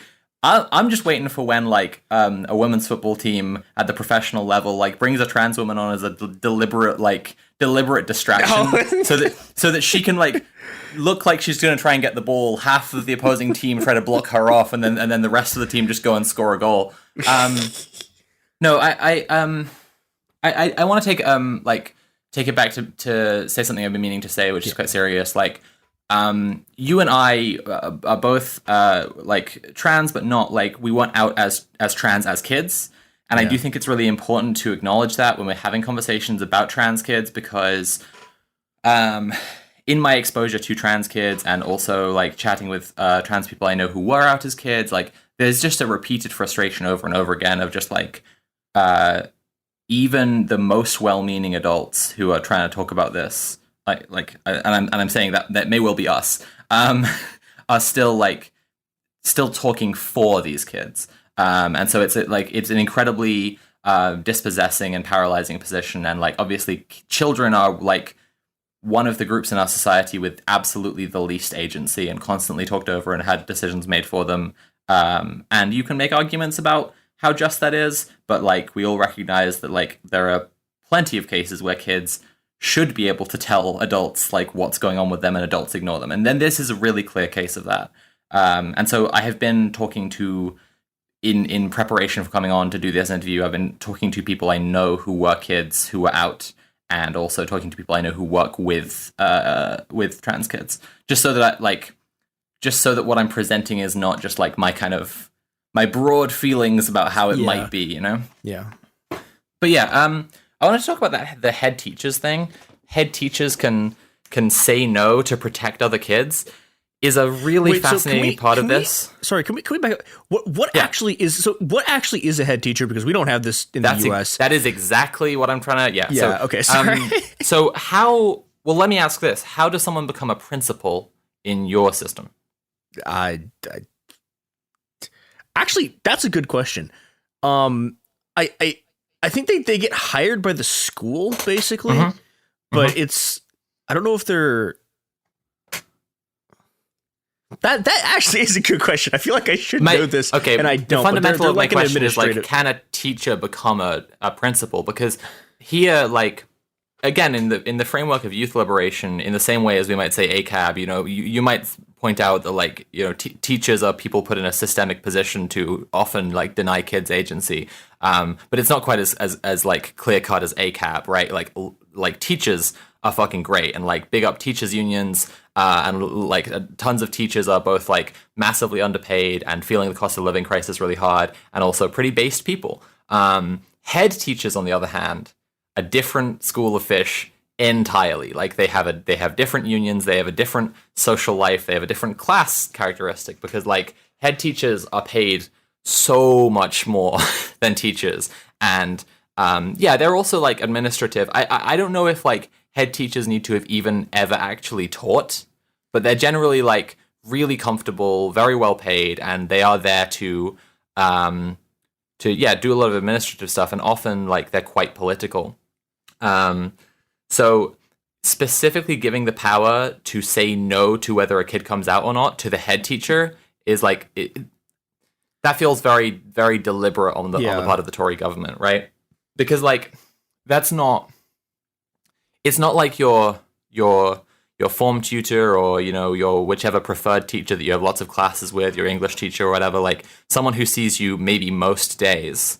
It's this person who's like a figurehead to the school, who has no personal relationship to you whatsoever, is being given this ability to just deny your transition, and that's utterly fucked. And like I'm saying, it's a very conscious like class-based move in this guidance, I think. Yeah, I mean, it really seems like they had to, it seemed like a thing where the Tory government realized they couldn't rely just on regular teachers to act as gender bureaucrats. They had to find someone who is like who has just no social attachment or social relations to like the actual kid who's trying to transition. Because, yeah, totally. Like it is genuinely like, I don't know, but most like as shit as teachers can be, like generally speaking, like your teacher does not want to torture their kids. Like right. That's usually not a thing that they want to do. And I don't want to leave it unsaid. Like I've been through the UK education system. I've encountered some teachers who definitely just want to torture their kids. Yeah. But like, but like again, most teachers are actually pretty good. And like genuinely concerned with not only like what the safeguarding like rules say and what the protocols are, but like actually the moral duty of taking care of kids and making sure they're actually safe.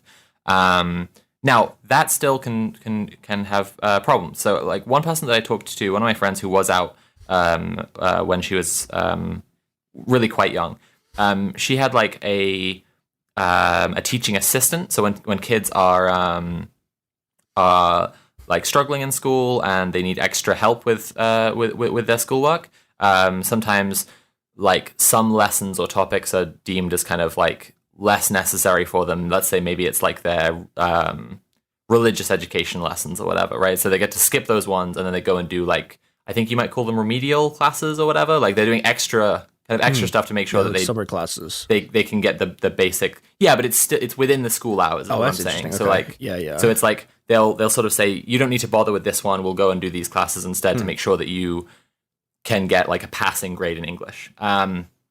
And so that's a person like a kid like that will have like the most developed relationship to, because firstly they are in every class that they sit through, and they also do special classes that is just one-on-one between the kid and that teaching assistant. So my friend said that she had like she'd come out to this teaching assistant, and the TA made it really clear that like she would have to try like sort of escalate this, like she would have to try to talk to more people about this situation and probably talk to her parents. And because of that, she sort of took it back, stopped talking about it, wouldn't go any further with it, and didn't come out to more people for a really long, like for years after that point. And so, like you can already see that's an impact that like that this would have more directly, because that's like that situation is being described as the ideal outcome, basically, in some of this guidance. But I think also like it's important to acknowledge that we can imagine a best case scenario in my friend's story, like from however long ago, that maybe that TA talks to other teachers who understand, and those teachers automatically think like, are her parents going to be understanding? Can we approach this in a way that gives her space? Can we get her in touch with maybe like people who do youth work with queer kids to like give her a venue to discuss this stuff without having to alert her parents?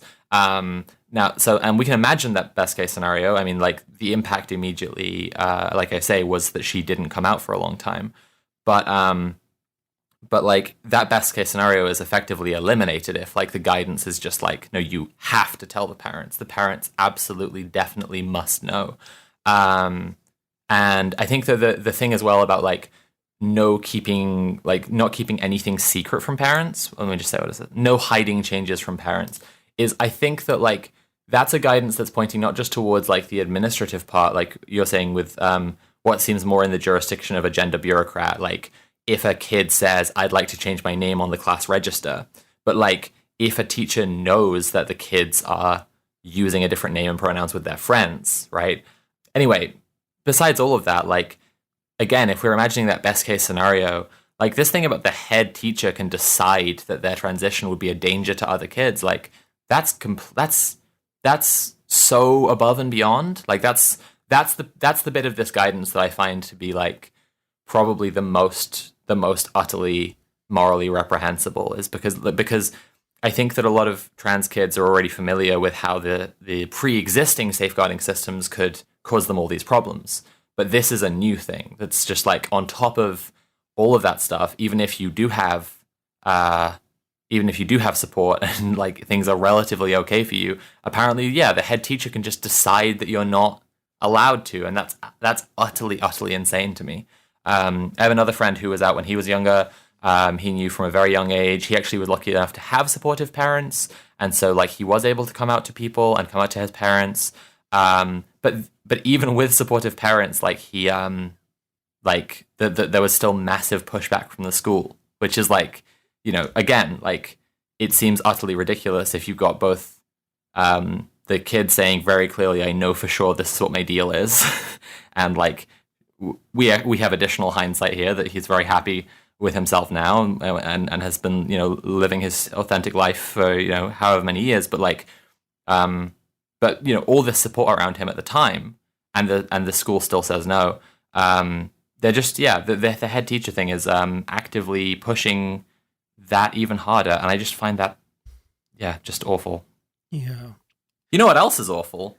Living under capitalism and being bombarded with adverts for products and services. But the products and services themselves, they're great. Isn't that right, Mia? Yeah. I am legally, contractually required to not disparage the products and services that support this podcast. This podcast brought to you by OpenGate. Wow. And we're back. Hopefully several more billionaires have been pancaked at the bottom of the sea. Yeah. I'm so glad so many billionaires listened to It Could Happen Here and took that juicy limited time offer to only pay $200,000 for a ticket on the next submersible. I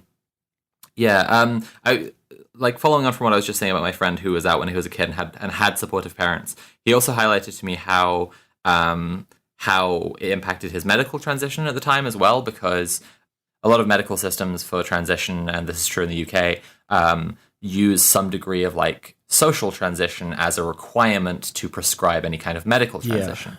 And so if you're a kid and you know for sure this is your deal and you want to avoid the traumas of going through the wrong puberty, which obviously is just like absolutely horrifying, then you need to be out and have the support of everyone around you, right? And that means like not only you need to be able to evidence like, it's going well at school, I'm not being bullied for being trans at all, which, okay, yeah, like hopefully not. And I have supportive parents, all my grandparents know as well, and they're all on board or whatever. Like, but like if a school can just say no to a kid coming out, that denies such a huge part of the social transition, which will then stop them from being able to medically transition. And like, I'm you know, maybe cis people need the spelling out, so I'll just say it. Like, if you can't medically transition, you're less likely to be well accepted in your social transition. So there's a really deliberate like catch-22 of if you know of stopping someone's social transition and therefore stopping their medical transition, and therefore, right, it's just trying to stop trans people existing altogether. Yeah, and I mean, I think it's sort of particularly grim in the UK system where you like it's way harder to, well, okay. Outside of the places where it's been made increasingly illegal in the US, it is way, way harder to get to get gender affirming care in the UK, and it requires a lot of bullshit that like you don't have in the US, and it's much more like pathologized, which is kind of insane because it's pretty pathologized in the US too, but the UK is like has cranked up the like gender bureaucracy level to like they found the one that goes to 11 and we're like, fuck this shit, this needs like 200 more dials. Yeah, looking at our country, you might be led to the idea that we've been practicing bureaucracy-based fascism for hundreds of years already and gotten it down to a precise science. And well, that's a conclusion you could draw. I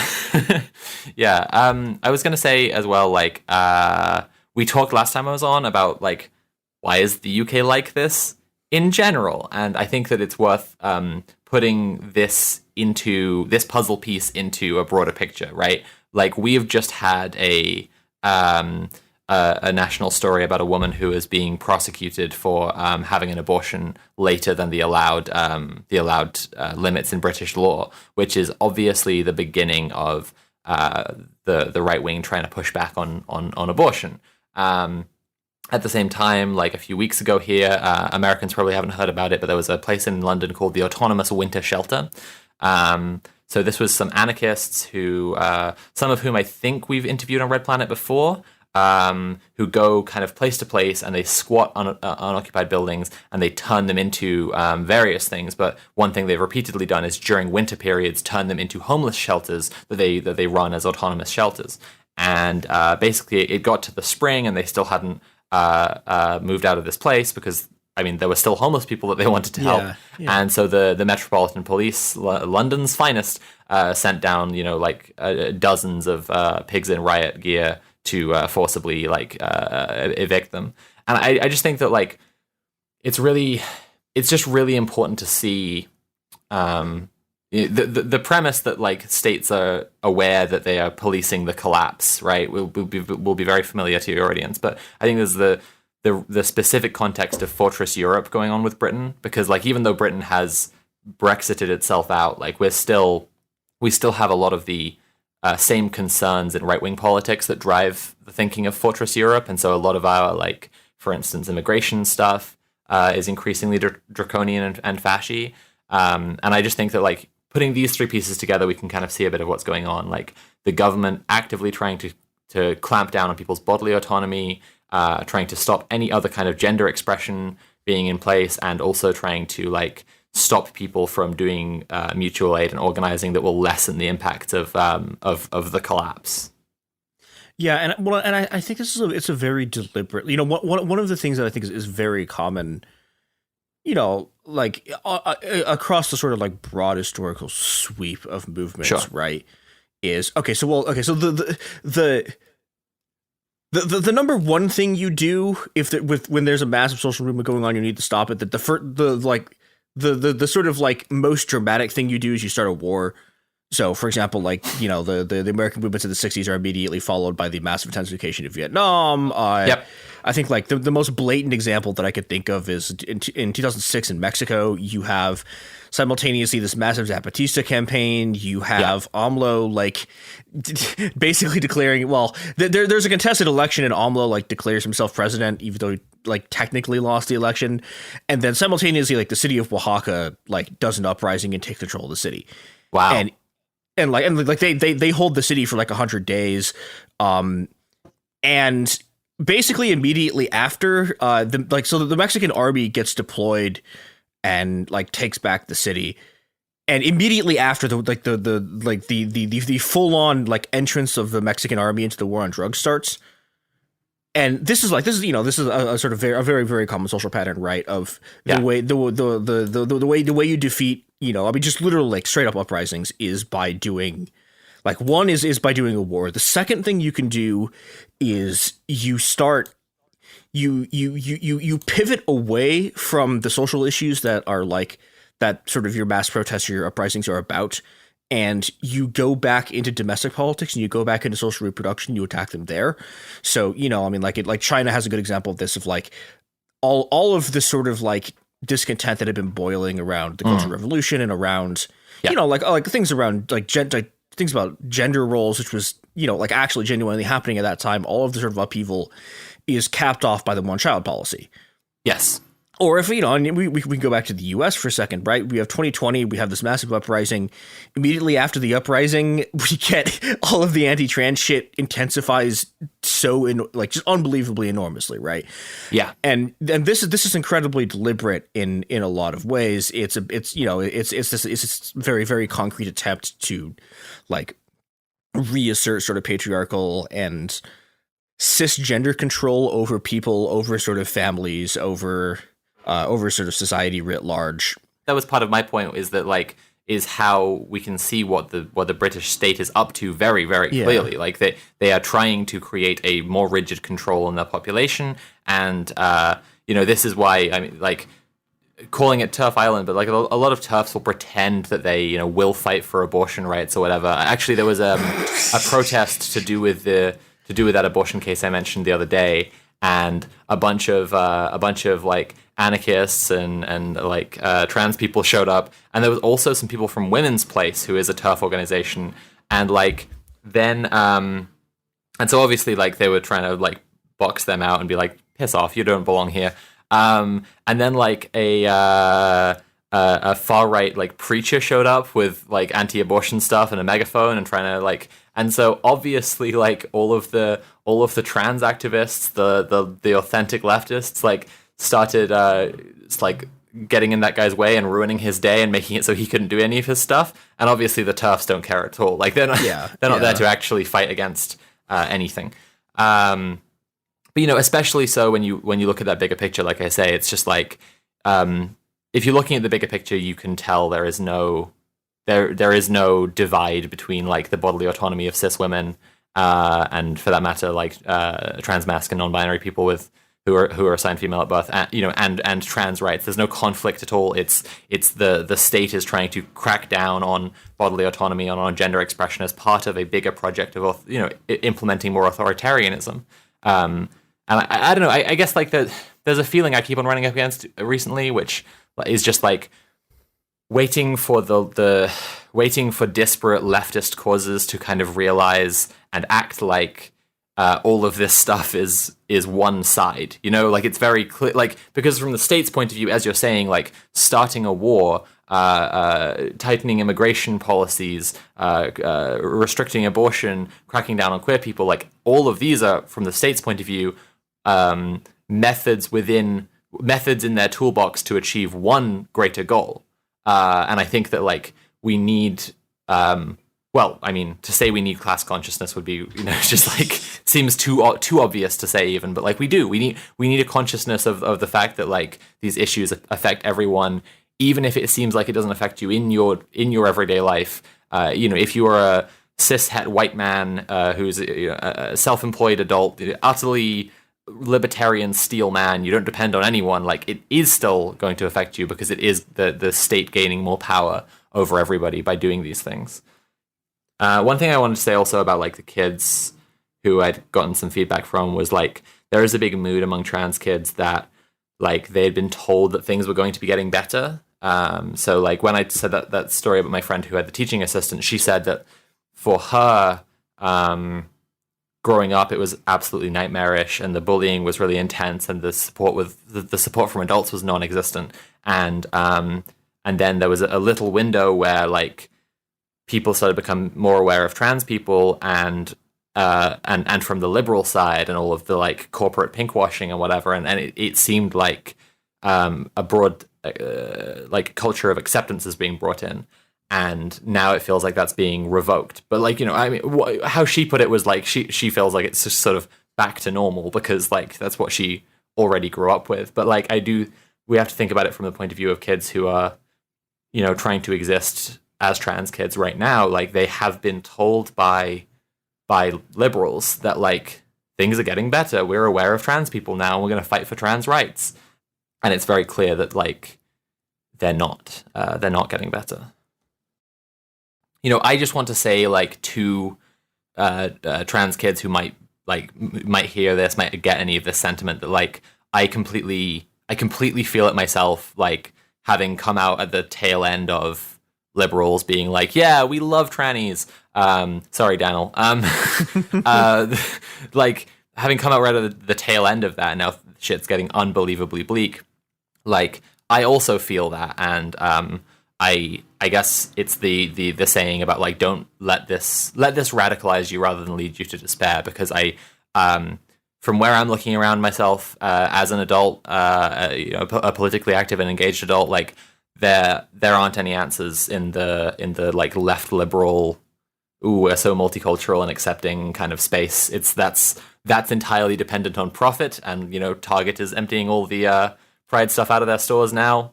Capital does not care for the queers, but we can care for each other. And I think it's really important to say that, like, finding queer community is really important. But that's, and that's obviously true, but also like queer community being like class conscious and radical and organized are also really, really important. And I am seeing that. Like I do want to say, like, in covering this like obviously really grim situation that's being enforced, like that we're not just sitting by and letting it happen. It's just that we are, like, as leftists, we're always this just like tiny radical fringe for the time being. And so, like, we're doing what we can. I just don't want trans kids to feel like there are absolutely no adults who are in the Venn diagram of like understanding how fucked this is and actually having a proportional idea of the solutions that are necessary. Now, we're not also in, unfortunately, like, none of us are currently in the third Venn diagram circle of like having the power to stop it yet, but we're doing everything that we can for the time being, right? Yeah, well, and I think there's something that's important to think about with this too, is like the reason this is happening, it like is because like there was actually a period of time where we were winning, right? Sure. And this is, I think, particularly true in the U.S., but I mean, I think it's still also true in the U.K., right? Like the reason there had to be a backlash like this was because, like, things were, for a brief amount of time getting better, but like, even with how bad it is now, even with how bad it's getting, it's always like, being a leftist, it is always hard to sort of make like these kind of like liberal teleological, like the moral arc of the universe, like bends towards justice arguments, but we are going to beat them. Yeah. It will take time. It will take an enormous amount of struggle, but we are going to. Yeah, and absolutely. I think that's something that is very, very, very important. Like, this is not hopeless. Like, it is not. It is simply not. We have already achieved and won things that, like, our forefathers fucking only dreamed of. Right? Yeah, absolutely. Well, we are going to our foremothers and sisters. Yeah, that too. Yeah. But no, I mean, I think I completely agree, and I want to like double down on what I'm saying about the liberals. That like the liberal promise that you've been given of acceptance within like their framework, that like Hillary Clinton will stand up and say she loves trans rights. Yes, that one was a lie. That was fucked. That was bullshit. Liberals lie. I hope that you have already figured this out, because I believe kids are smart enough to figure this out. Because liberals love to lie. But like, in terms of it getting better, like, it will, even if the way that it gets better is that we break free, like is only in breaking free of these systems. Like, it's I am not going to make any promises that like the society that we live in as it is now is going to come back around and like will have trans people treated the way that the gay people were treated in the year 2000. It's that one maybe, but like, I'm not holding my breath for it. But like, it will get better one way or another, and it may well be that the way that it gets better is that we have like stronger and more radical communities of mutual aid and care, and those are the spaces where it's like safe and good for trans people and possible for us to strive and thrive. Yeah, and I think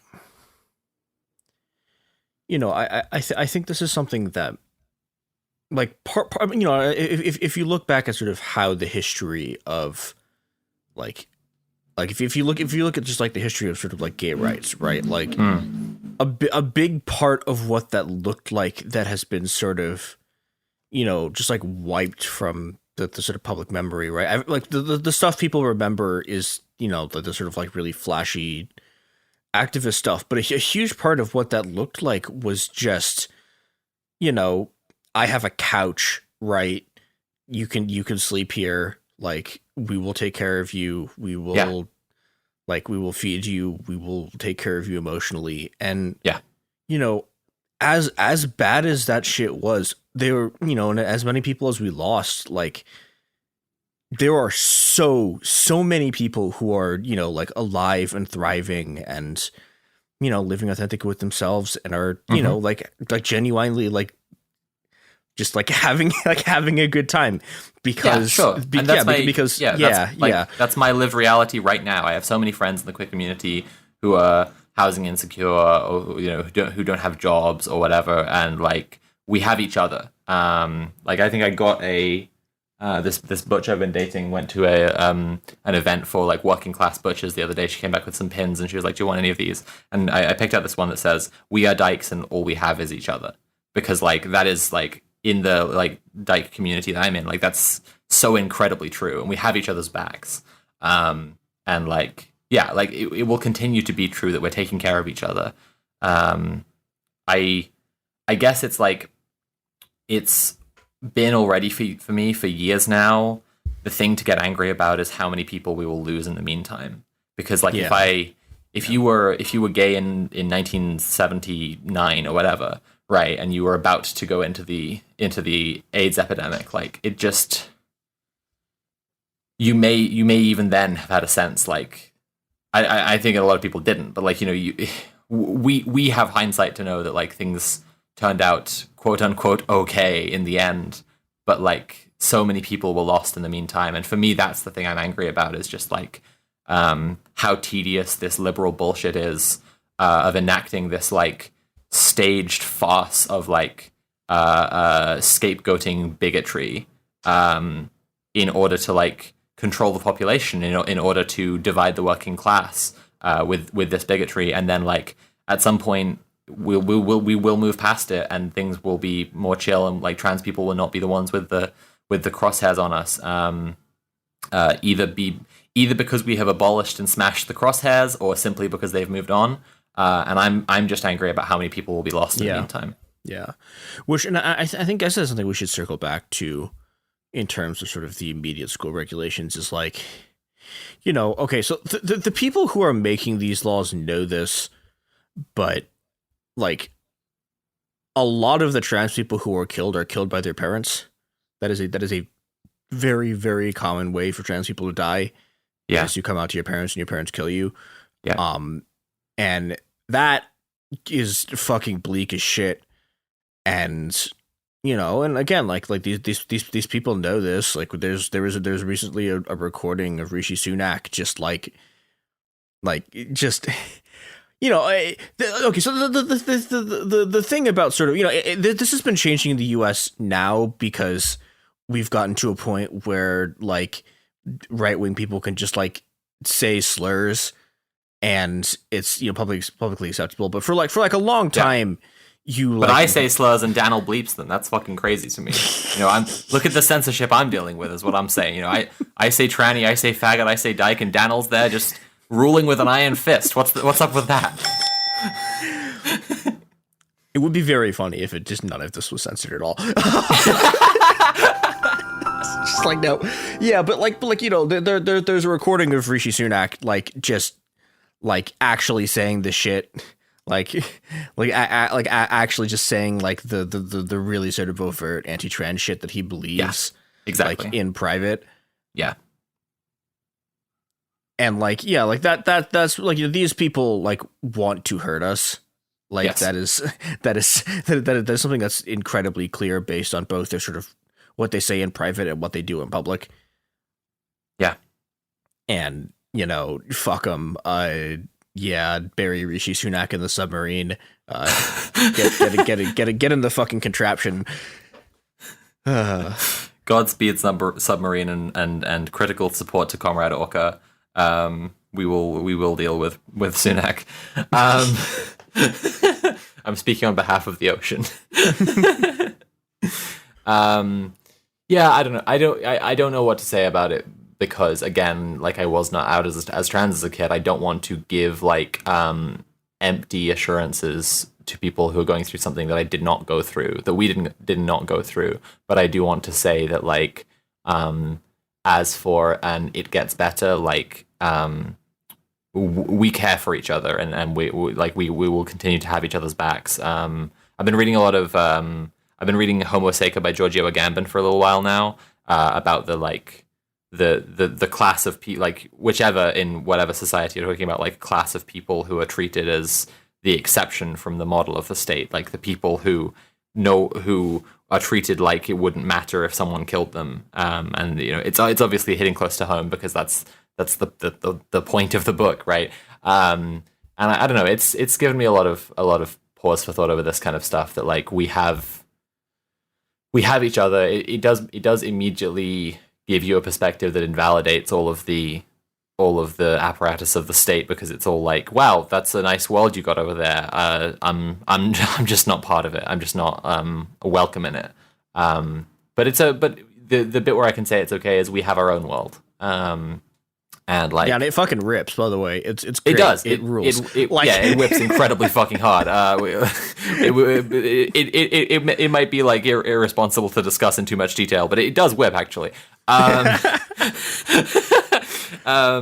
like, yeah, like as much as like kind of explicitly, intentionally like separatist arguments are frowned upon, and I think for good reason. Like having each other's backs when the rest of society doesn't is necessary, and it is because it's necessary, it is what we're doing. Yeah, well, and I will say too, like, you know, as much as there are a lot of cis people who suck, there are a lot of cis people who will have your back and who will fight for you, and yep, yeah, and like, and I think part of, like, I think part of the what this stuff is about too, right? Like, is like part of the culture of fear and the culture of terror that all of this stuff is supposed to, like, is supposed to sort of bring into being, is to make it harder for, you know, there's a sort of obvious one of like, okay, you want to force trans people like back into the closet, you want to wipe away their existence, but simultaneously, like it is also trying to isolate trans people from cis people who will support them. Sure. Yeah. And it's effective at that, right? Yeah. But simultaneously, like, actually working together, we are unstoppable, and that's the reason they're doing all of this shit. Yes. Because they have to make sure that doesn't happen. Yeah, and I think as well, like, it might be this is one side of it might feel like the uniquely queer side of the divide and conquer experience, because like when we say there are so many more of us than there are of them, we're talking about the working class, or we're talking about human beings around the planet as opposed to the ruling class, or we're talking about like people of color as opposed to white people or whatever. But for queer people, it's like we're very conscious that we're actually factually a minority of the population. But yeah, Mia's right. Like there are cis people who care. There are cis people who authentically care and authentically, like, at the very least want to offer support. And one thing that I'd say we're working on is like showing cis people the avenues, because the channels of support that they can go through, because that is the thing about the cis ally, is they may care with their entire bleeding heart, but they're not going to come up with, they're usually not going to come up with the way to help themselves, and they often need to be pointed, like, big neon flashing sign, here's how you help, here's how you help. You have to guide them. You have to guide the missile of the power of the proletariat in the right direction. Yeah. To that effect, in lieu of just telling your audience to form bonds of solidarity and mutual aid with the queer community in the UK, which, like, guys, please. You can check out the Good Law Project in the UK. They do a lot of really important legal work. Have already been doing a lot of important, like, legal battles to try to turn back this tide of anti-trans legislation and court rulings and so on. And they accept donations to like specifically to their fund that relates to trans cases. So like you can, if you're a cis ally and listening to this and you have some spare cash, you can go look up the Good Law Project and donate to help the legal fight, at least, because again, like this guidance is actually against the law as it stands. So I don't know that the Good Law Project has announced a fight to stop it yet, but I imagine that they will do something of some kind sometime soon. And yeah, I mean, more support to them will only help. Yeah, and speaking of more support, where can people find you? Well, I'm Sophie from Mars. I have a video essay channel on YouTube. That's my main gig. I have just now nearly finished my project, The World Is Not Ending, which is about, go figure, the climate collapse and what is going to happen to us over the next 100 years as a planet. Surprise, not just total extinction. Spoiler warning, working class revolt. And I've read it. It's great. so it's a oh, thanks, babe. So it's a great time to join my Patreon because this project I've been working on for such a long time is nearly done. I also stream on Twitch at Sophie_FRM_Mars. But speaking of Twitch, I think the thing that appeals to your audience the most, besides that project, will be my show Red Planet, which I do every Sunday, 8 p.m. to 11 p.m. UK time on twitch.tv/Red Planet Live. It's a commie roundtable where we have 4 very based hosts, usually, but not always, talking to some based guests who are organizers and activists doing cool stuff to make the world a better place. For example, this week, and I don't know when this episode's coming out, but this week, as we're recording it, we're going to have Michael Lawfer on, who helps teaches people how to make mifepristone and misoprostol, the at-home abortion medications for people in places where it's illegal. So that's the kind of stuff you can expect on Red Planet. Check out Red Planet; it's cool. Yeah, I think this will be out next Wednesday or something. Cool, but then then that episode will be up on Spotify and YouTube archive. Yeah, this has been Naked Happen Here. You can find us on Twitter and Instagram at HappenHerePod. I guess you can find me on Twitter while I'm still around at ItMeCHR3, or just find the Ice Must Be Destroyed person. Yeah. God, go into the world and make life hell for transphobes and the British and American governments. Just support the working class, engage in mutual aid, blow up a pipeline, don't like it, there's the door.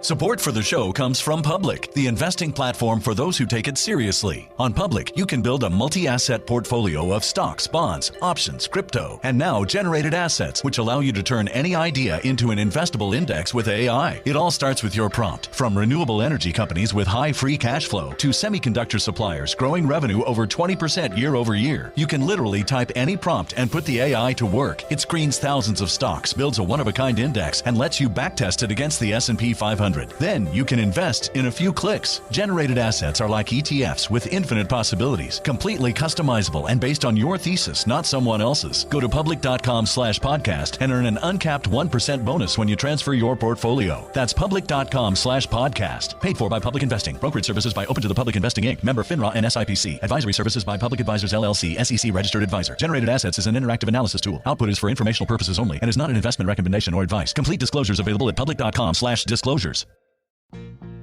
Life gets messy. Spills, stains, pet accidents, and kid chaos. But with Anabei, cleaning up is easy. Our sofas are fully machine washable, inside and out, so you never have to stress about messes again. Made with liquid and stain-resistant fabrics, that means fewer stains and more peace of mind.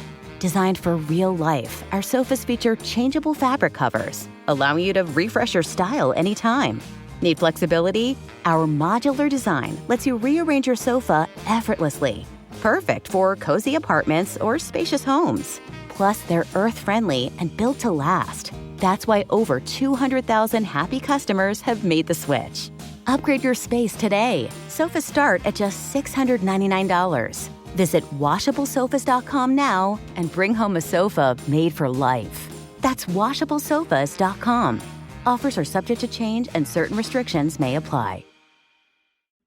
Let's talk about modern home shopping. It's sort of become a fun side hobby, right? Scrolling listings at night, dreaming about kitchens you've never seen, or backyards you haven't even stepped foot in, all from the comfort of pretty much anywhere. Redfin knows a lot of people like you want to own, but are stuck in this browsing mode loop. That's where Redfin flips the script. With listings that update within minutes and tours you can book right from the Redfin app, you can see your dream home the moment it appears. Now, liking a listing is easy, but actually landing it, that's where Redfin comes in. Redfin has over 2,200 agents with local expertise. And Redfin agents close twice as many deals as other agents. That means they want to help you win, not just window shop. Redfin is built to help you go from just looking to wait, this could actually be home. So become the newest neighbor on the block. Visit redfin.com to start finding and start owning. That's redfin.com.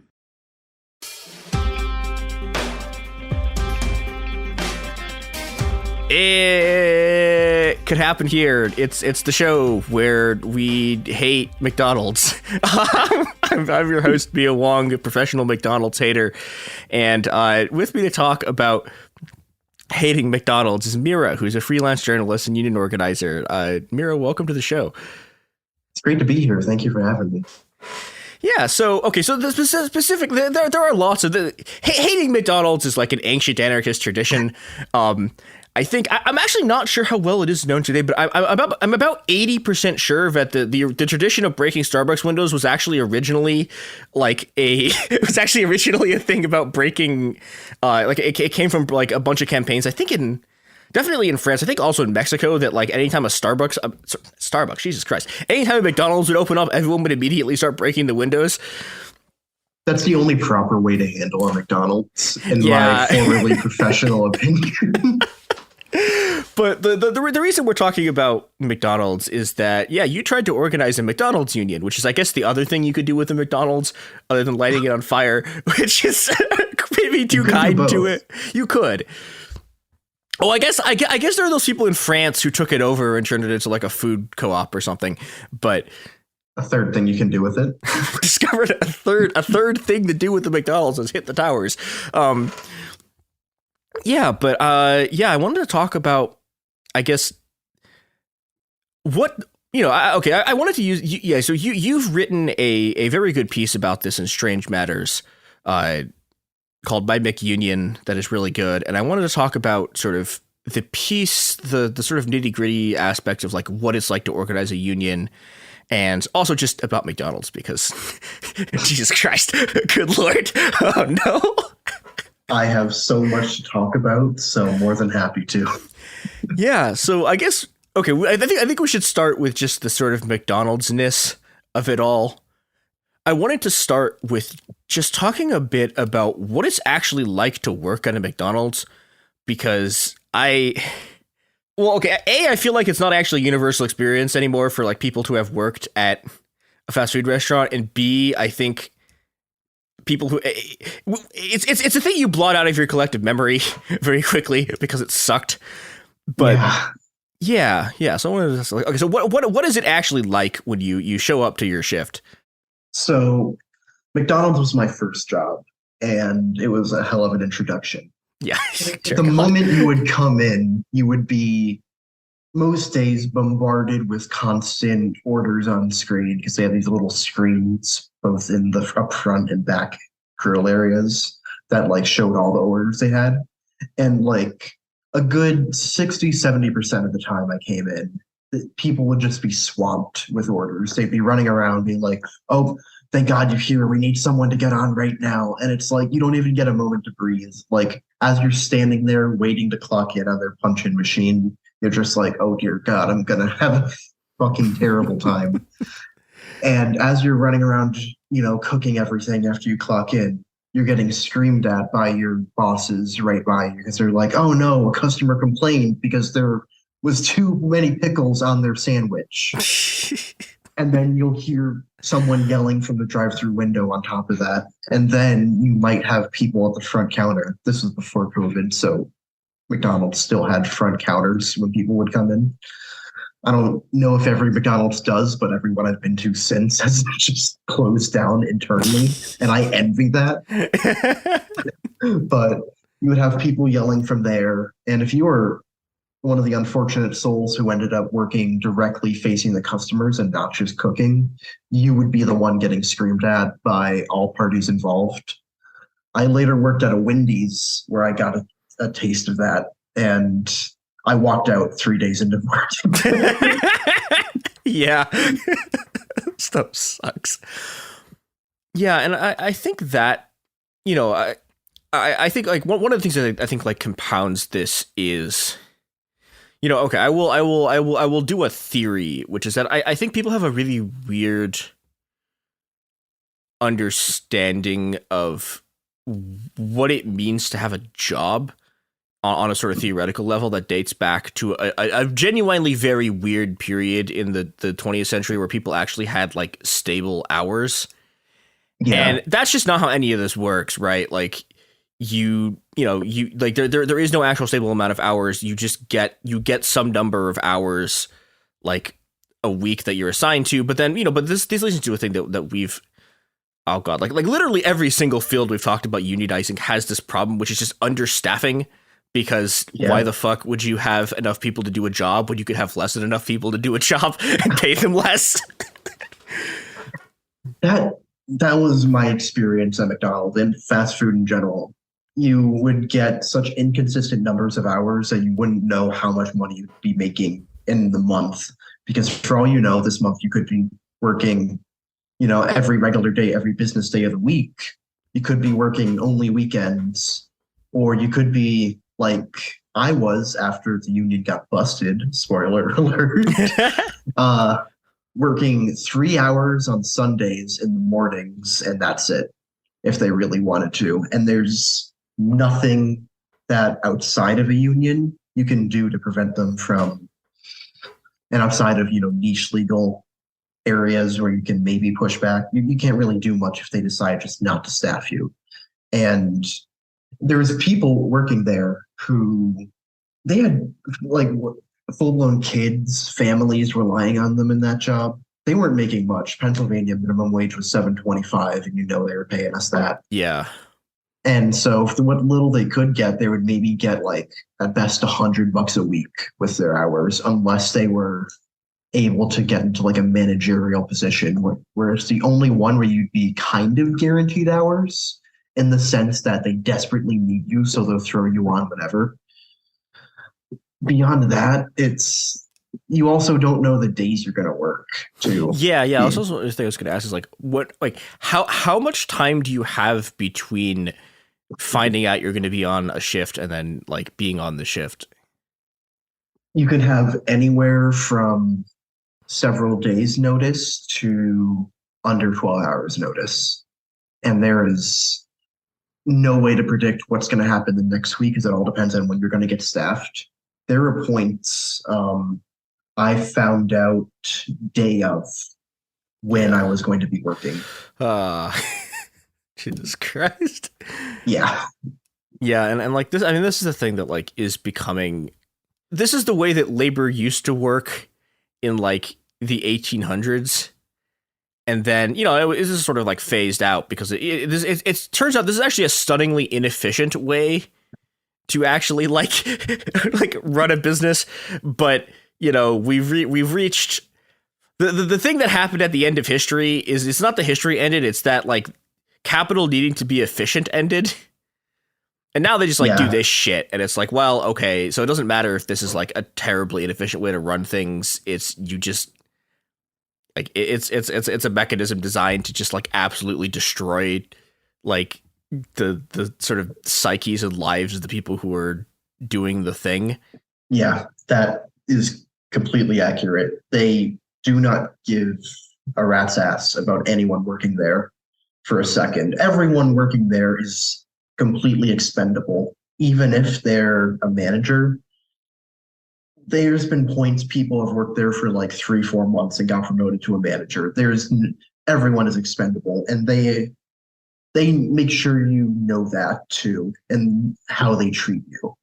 You're not treated with any dignity, with any respect. You're just completely thrown around at their whims and the whims of upper management, the regional managers and the like.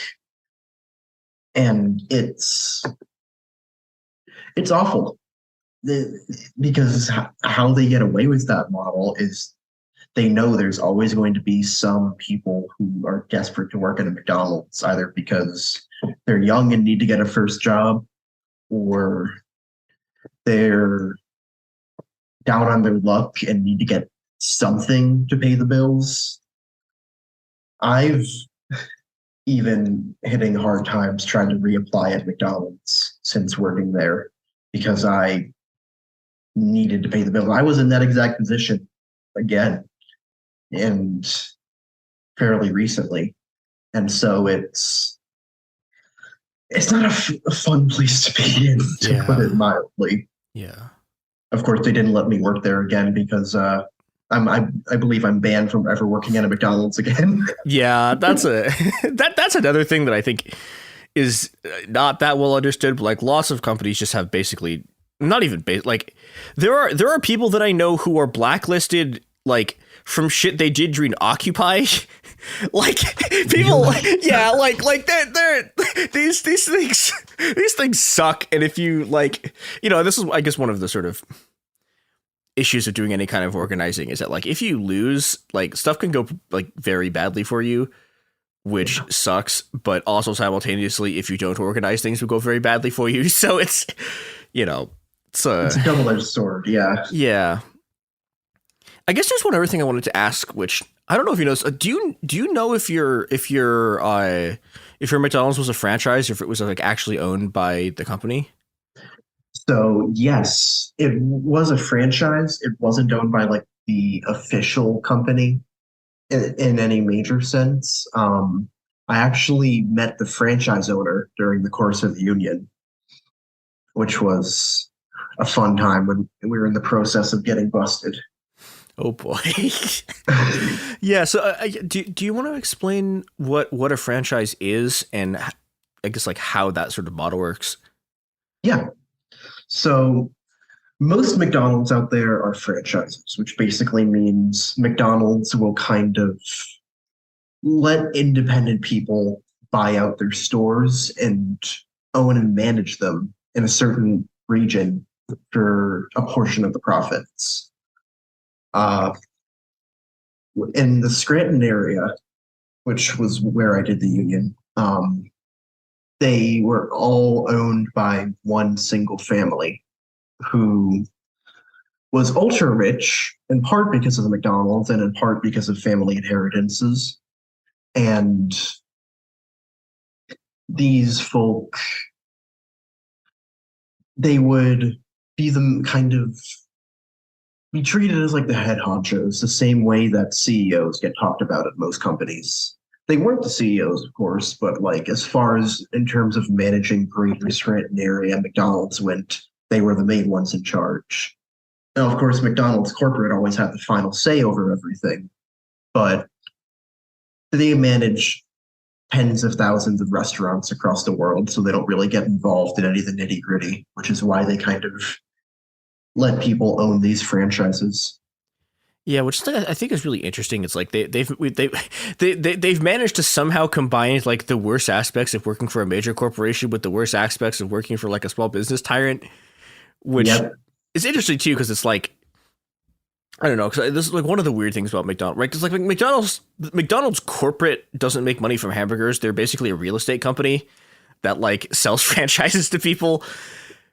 Yeah, but simultaneously, but that means that like. They can do things like they can force their franchises to do things that are like unprofitable because it doesn't matter to them.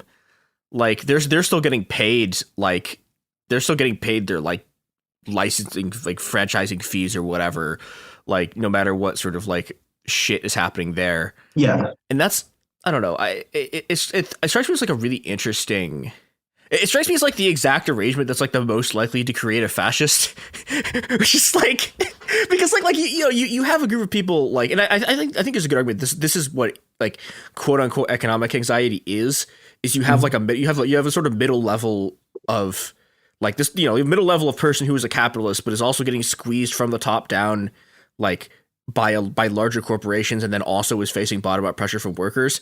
And so their solution to this is just like ruthlessly, like, you know, just like ruthlessly do a fascism against like everyone who's working for them.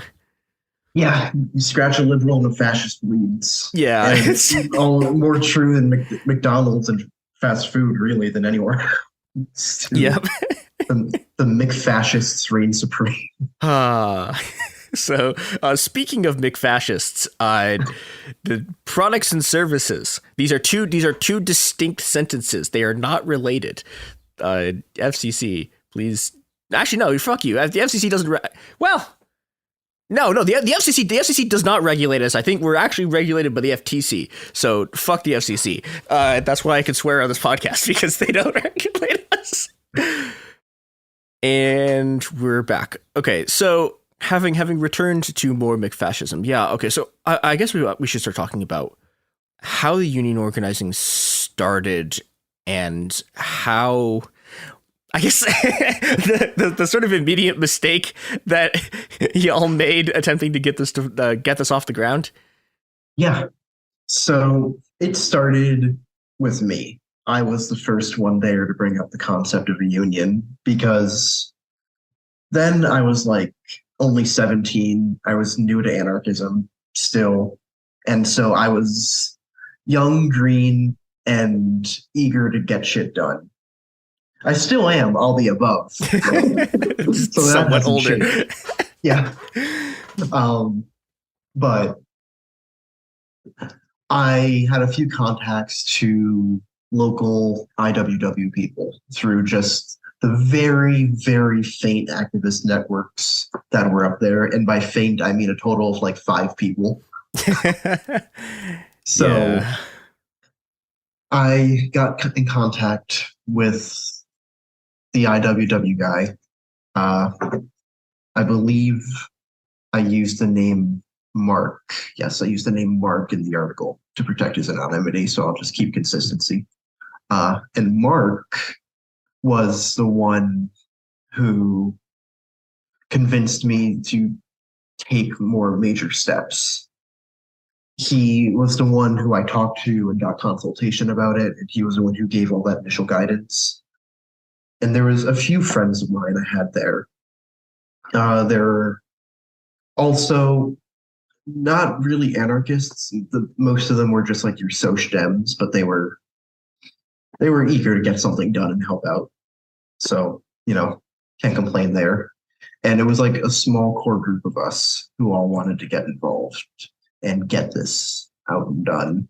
And we had never done anything like this before. Northeast Pennsylvania does have a strong history of unions there, but we were not part of that history initially. And so it ended up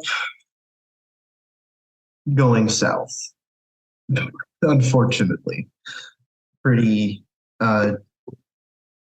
went well at first, but I think some of the main issues we had in hindsight doing things, especially now having more experience union organizing under my belt, in hindsight, we rushed things way too much. We were trying to get everyone on board. We didn't do sufficient one-on-one conversations with people. We didn't do sufficient intel gathering, and we relied too much on our technical tools and left too much incriminating evidence that we trusted too many people with. We didn't really have a strong way of going about it that would have been better for what we were doing. Yeah, and I guess that this comes to one of, I think, of the main things that you're talking about here, and I think is one of the main things about, union organizing. That like pretty much no matter who you talk to, right, politically, the things that are important to get a union to work are kind of similar, which is that, yeah, like it's usually a very slow process. It's a process of building relationships, and it's a process of figuring out who in your workplace people sort of trust and respect and like make friends with, and figuring out how to get them involved and how to get, I don't know, how unions are not just sort of like abstract things. Like they're built of actual like social relationships that you have with another person and other groups, and the relationships that they have with other people, et cetera, et cetera. I wanted to ask about how okay, when you were sort of starting to do this, right, how were you sort of identifying the people you needed to talk to, and what kinds of things were you doing to try to get them involved and try to like map out how the workplace functioned? So the first people I identified were people that I thought I could trust, and the core group of people I had were folk that, in regards to the union, I in hindsight, was able to trust. We all agreed on the same issues, and we all had kind of a similar, more gung-ho attitude. I think me definitely the most out of everyone. We fell into a pitfall where I was kind of pushing the union by myself for a bit, which is definitely easy to fall into. Yeah.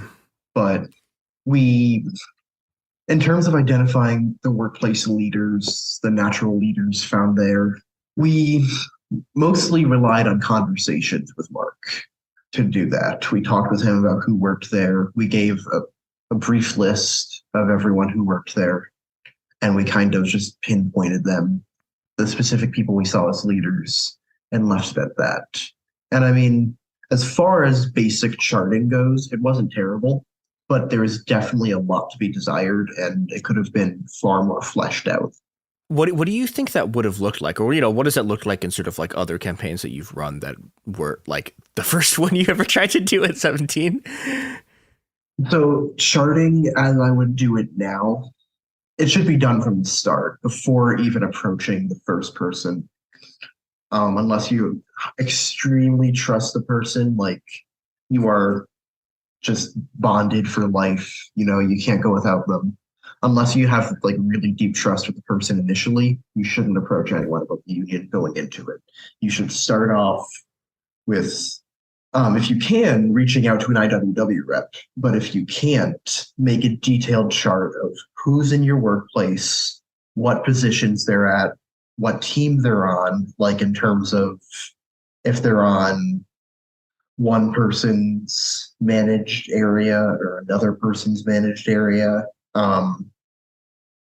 You should figure out who they're close to, who they listen to, relevant demographic information, because you want your unions to be intersectional, and you want to be able to figure out, above all else, whether or not you've had a away from work one-on-one with them, and whether or not you've had any talks with them prior about unions and where they might stand on unions. You want to document all that, and it doesn't have to be the most detail. You can just do a spreadsheet with it, but it can definitely be a lot to document, and it's no joke. It's not something that should be rushed. It's not fun. There's nothing really that's a blast about trying to sit there and be like, yes, let me fill out paperwork about my workplace employees. But it will come back and save you so many times and help you formulate strategies for going forward. And we rushed things and did things like talking to people on the workplace floor and just said, hey, do you want to do a union? Yeah. And called that a day. And said that was a one-on-one, and it wasn't. Yeah, should we explain what a one-on-one is supposed to be?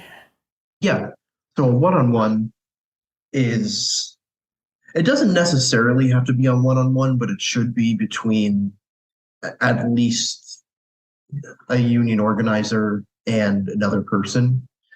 It could potentially be another more seasoned organizer helping a more novice one along with during the one-on-one.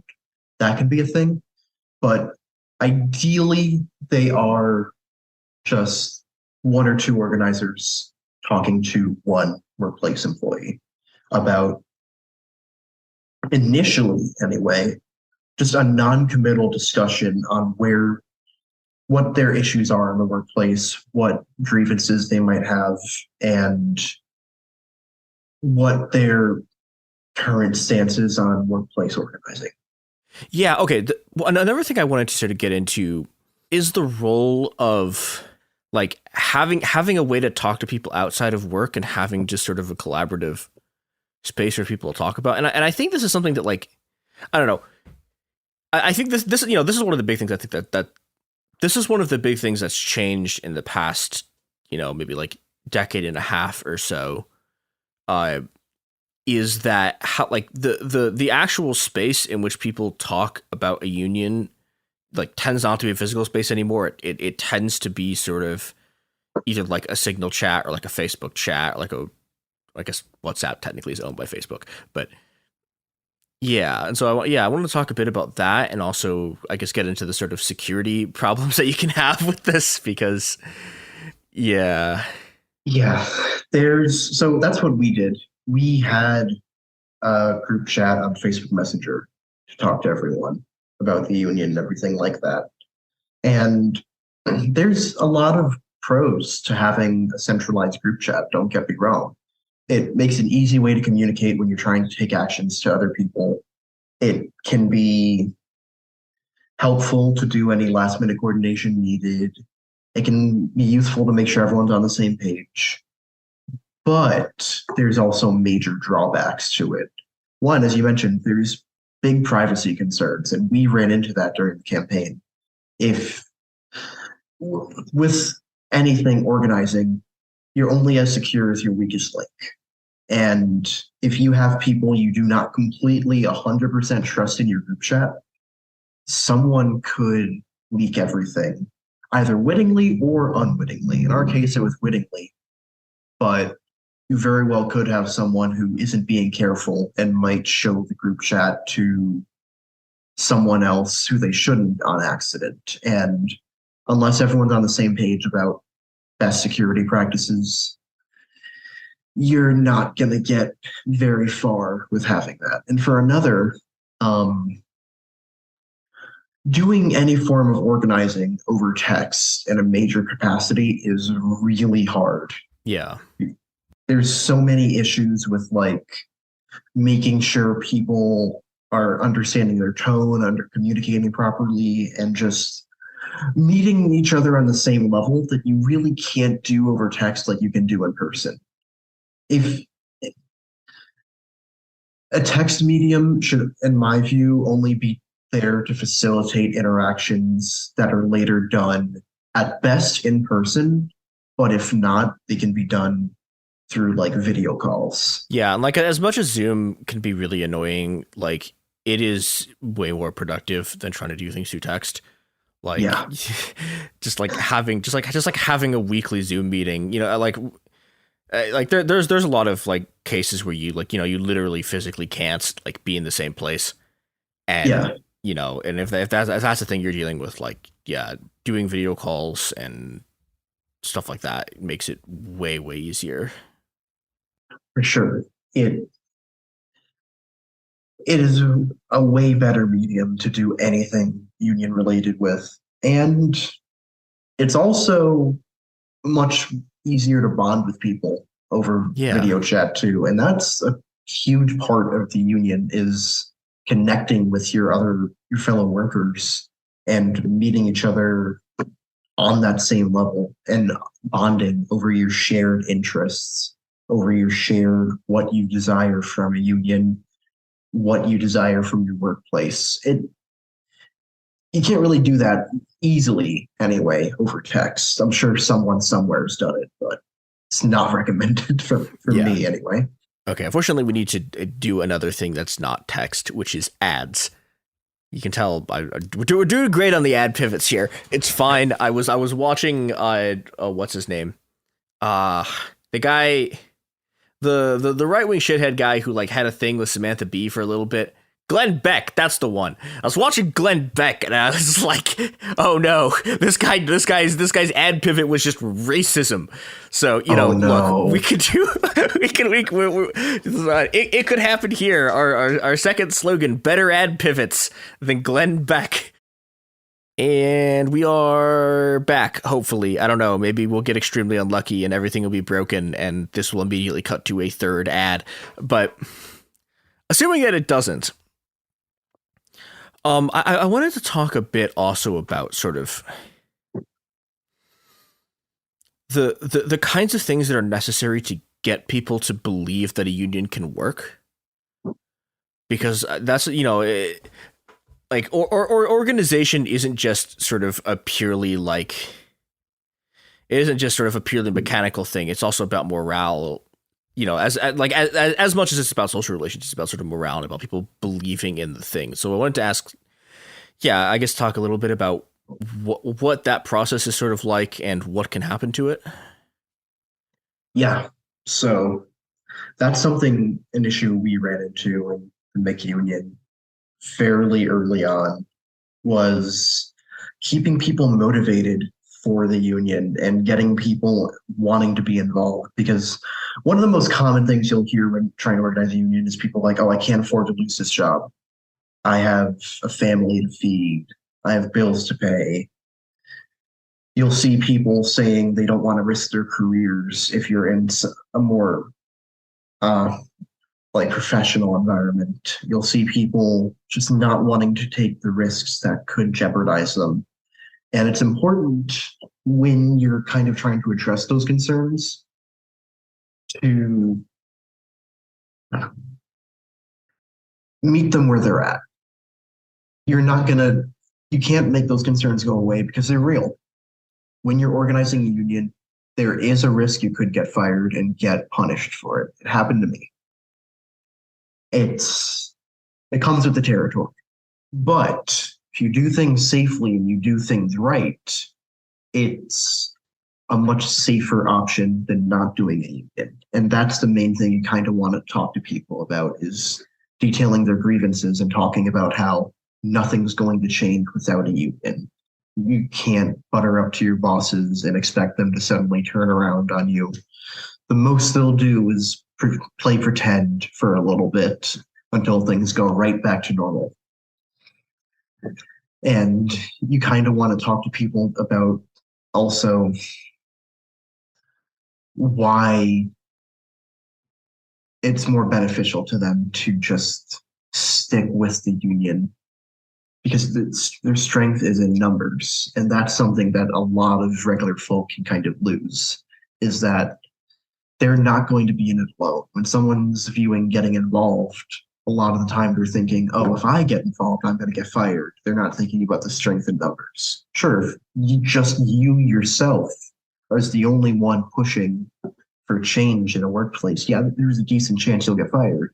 But if you have a whole crew of 10 people, all who are essential in running the operations, pushing for change, suddenly you're going to see things shifting a much different way. And so building that solidarity among people is important. And I think is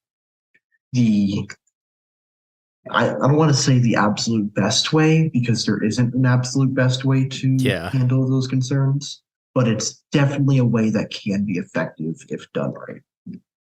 Yeah, and I guess I guess we should go into how it sort of came apart. Yeah, because unfortunately, and this I think is a thing that is depressing but true, which is that a lot of union statistic. Well, actually, I don't have the numbers, so I'm not gonna actually say that. But a lot of union campaigns don't work, and sometimes it's because something bad happens. Sometimes because it's just stuff happens that's out of your control. Sometimes it's a pandemic starts. But yeah, we should talk about what happened here and how to sort of avoid that, because it sucks. So there's a lot of things that can be a downfall in a union. In the case of McDonald's, our main downfall, there was a lot of, little things we did wrong that didn't help at all. That definitely just made matters worse in the end. But the straw that broke the camel's back was not being careful with who we trusted. And Dan, as I referred to in the article, he was the one that caused the penultimate destruction of it. COVID contributed heavily, but I feel like if it weren't for Dan, the union could have had still a fighting chance in spite of COVID. Now, if it weren't for COVID, I think the union also could have stuck around. But the mixture of external factors and internal did the downfall. But in terms of things we could have actively prevented, Dan was the main thing that we could have approached way differently.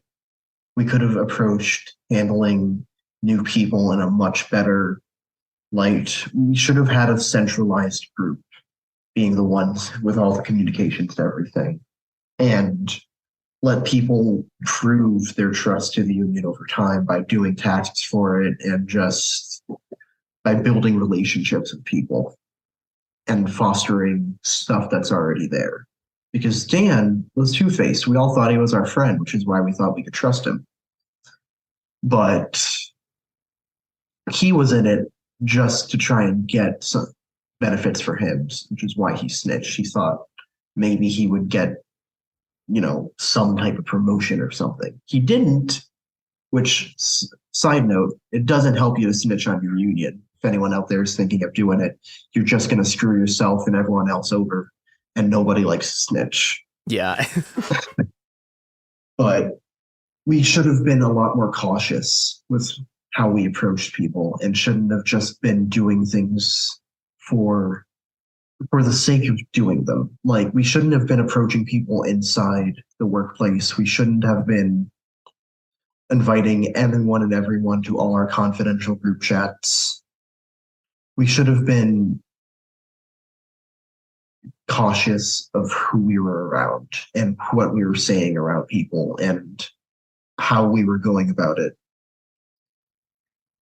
That's the core of it. I mean, is recklessness. Yeah, and I mean, I think obviously it is not good if the existence of your union and a bunch of your stuff gets leaked. Like, this is not necessarily fatal. Like, I've been involved in campaigns where that's happened and we won anyways, but it can definitely be especially early on in the process, and especially the more precarious stuff is, it's not great. It can get pretty bad pretty quickly. I guess the thing that I wanted to sort of ask about was okay, so historically up until the last, I think was Burgerville the first modern fast food union? I think it might have been. It was either Burgerville or Jimmy John.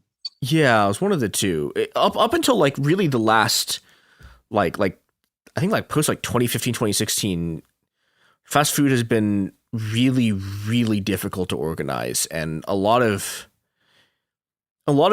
unions either just didn't try or did these kind of weird PR stunt campaigns that were, Fight for 15 attached things where it's well, we're not actually really trying to get a union. We're trying to get PR stuff for Fight for 15. But this is, I don't know. This is the thing I think is interesting about the IWW, this is the thing that's interesting about the industrial workers of the world specifically, is that they've actually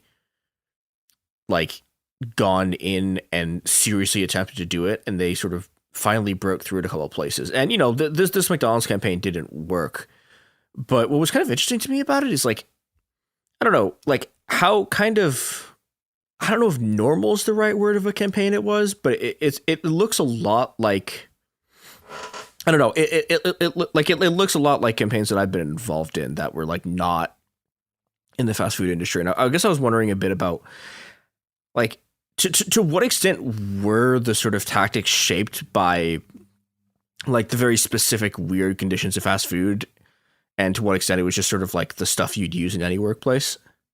So a lot of our base model was just stuff you'd use in any workplace, because at the time we were doing this, I think the only fast food unions that were around were Jimmy John's and Burger Grill. I think those are the only two that had any publicity. As this was before all the major Starbucks campaigns. Yeah, that's all pretty recent. Yeah. And so we didn't have much of a playbook for how to approach things in a fast food environment specifically. A lot of what we were actually emulated the model on was factory environments and things like that, because there is somewhat of a similarity of having worked in both between fast food and factories. With factories and both fast food, you have a kind of assembly line model, crank out work, get things out at a rapid pace and stick to your job. Maybe do a little bit of cleanup now and then, but you stick to what you're doing, and you're kind of isolated from other stations a bit. You have some overlap, but only insofar as your job will allow, but you might be able to talk to each other in your shared break areas. that kind of structure informed how we approached it. What we tried to do was talk to people we didn't have external contacts with in areas that were away from cameras, in areas that were away from other people who might be able to hear. But there is better ways of doing it. And I think other campaigns out there likely benefited from having more seasoned organizers at the core of it, because that's also, at least for me and my experience with it, something that didn't help us was having someone who with no real experience doing something at the forefront of that. I'm not to say that someone with no experience can't do amazing things. There's countless examples of unions that were ran by people with no experience at all who just jumped right into it and did amazing jobs. But it's important to get a diversity of people with different walks of life at the core of it, people with different perspectives, just so many different people involved at the core as a kind of central organizing committee can do you wonders with a union. Because we had just a few young left-leaning people, a few young left-leaning white people, most of which were male presenting. I wasn't out as trans there, so I was presenting as masculine. The other people I was with, they were all cis men, with one exception. With two exceptions, sorry. My memory's a little on the fritz. But we needed more people with different perspectives in there. We needed more, and there was plenty to be found in the workplace, but we neglected to include them in the core organizing committee. And I think that's something that could really benefit unions, and probably is a major strength of a lot of the successful ones, is having just a diverse main primary group of central organizers. I don't want to say central organizers, more like core organizers, because the Solidarity Union model isn't like hierarchical, but just a central group of people involved that seek to do the main legwork. Yeah, and and this has been, I think, like one of the things that made the Starbucks campaigns work was like with Starbucks campaign specifically, it was a lot of like find the queerest person in the workplace and start talking to them. But having the core group of people working on things being as diverse as possible is good, both in like an immediate practical sense and in a sort of like long-term strategic sense. And the like faster that happens, the better. Yeah. Okay. Do you have anything else that from this that you think people should know about? I would say, if you can, get external help from a union if you've never done it before. And even if you have, having someone to bounce ideas off of can only do wonders. There's a lot of folk with the IWW that are more than willing to offer a helping hand to people trying to get started on a union campaign. All you got to do is reach out and ask. And I'm sure there will be someone in your local who's willing to help. But even if there's not, you can probably get someone to help you more remotely too. And even just a little bit of guidance can go a long way. Yeah. Union good, McDonald's bad. Be careful while you're organizing, and be strategic and smart about it. Well, okay. Do you want people to find you first? And if so, where? Yeah. I can be found unfortunately for now, on Twitter at Myra Lazine. Also on Mastodon, much more preferably. And those are the main places I'm at. If you want to reach me too, my email is found on my Twitter and Mastodon, myralazine@gmail.com. It's the best way to get a hold of me. Yeah, we'll put a link to the Strange Matter article in the description, so you can read that too, because it's great. Yeah, Mira, thank you so much for joining. But I was gonna say us, but I guess thank you so much for joining me. It was great talking to you. Fuck McDonald's. This place sucks ass. Thank you so much for having me. It was really great being on here. been a huge fan of this podcast for a while. So I was like, when I first heard about potentially being on here, I was stoked. And also, yeah, fuck McDonald's. Yeah. Yeah, and, I guess, this has been the podcast that you're listening to. You can find us at Happen Here Pod on Twitter and Instagram. You can find us, the rest of the stuff that people do at Cool Zone Media. I guess I have not plugged the new show that's been happening. There'll be a couple of episodes out by the time we do this, but Cool Zone has done a show with Jake Hanrahan called Sad Oligarchs that's about the Russian oligarchs who've been mysteriously dying over the past, since the start of the war in Ukraine. Probably only getting more relevant as whatever fucking bullshit is happening there right now plays out. I don't know, but by the time this goes up, you'll probably have a better idea of what happened or didn't happen. But yeah, go listen to that. And go start a union in your workplace, or alternately light something on fire. Legally not the place. Something. Campfires, s'mores. We can make those. We have the technology. Union s'mores. Best kind.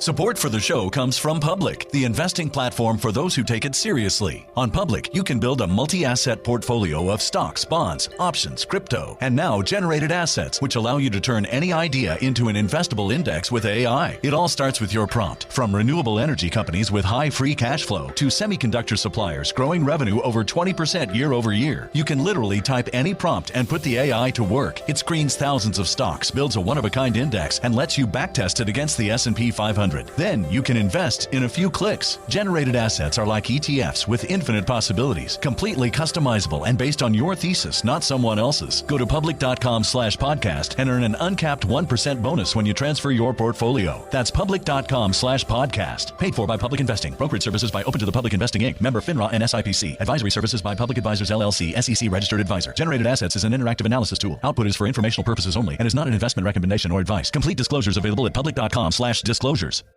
Kids, pets, life, your sofa sees it all. But with a washable sofa, stains don't stand a chance. All of our sofa collections come with fully machine washable covers and cushions, making cleanup effortless. Liquid and stain-resistant fabrics provide extra protection against everyday messes. Plus, with modular designs, you can rearrange your sofa however you like. Perfect for growing families and changing spaces. Starting at just $699, it's time to upgrade to a stress-free, mess-proof sofa. Visit washablesofas.com today and save. Offers are subject to change and certain restrictions may apply. Let's talk about modern home shopping. It's sort of become a fun side hobby, right? Scrolling listings at night, dreaming about kitchens you've never seen, or backyards you haven't even stepped foot in, all from the comfort of pretty much anywhere.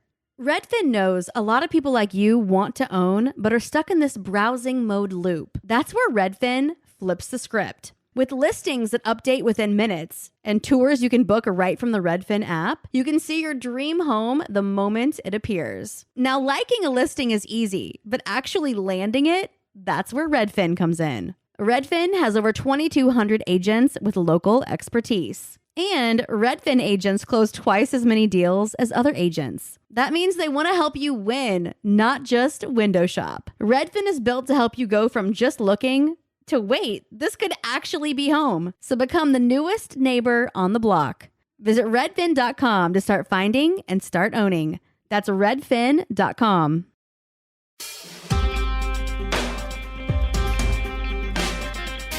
Welcome back to It Could Happen Here, a podcast about it being bad things happening here. Here being, wherever you are. Yeah, we're talking specifically about wherever you are. I'm Robert Evans, one of the hosts of this podcast. And with me today is a guy I have a lot of admiration for, probably my favorite YouTube documentarian, which I guess would be the fastest way to sum up who you are and what you do. Dan Olson from the channel Folding Ideas. Dan, hi. Hi. How you doing? I'm doing well. Thanks for inviting me. Yeah. Now, Dan, you and I have like a topic of shared interest to discuss. But the first thing I wanted to talk about is your name on the internet is foldable human. Yeah. I don't feel like I could fold you very well. No. Okay. So back in high school, I used to be like, I was a really small guy. Like I was a really skinny guy. And do you remember all the ads from the 90s for exercise equipment? I do remember some of that, yeah. So the tagline that they always used for like the as seen on TV exercise equipment was that it folds for easy storage. And being dumbass kids, you know, it's like one person in our friend group like has a car, but there's like 7 of us. And so someone's got to ride in the trunk. And it's like, well, Dan gets to ride in the trunk.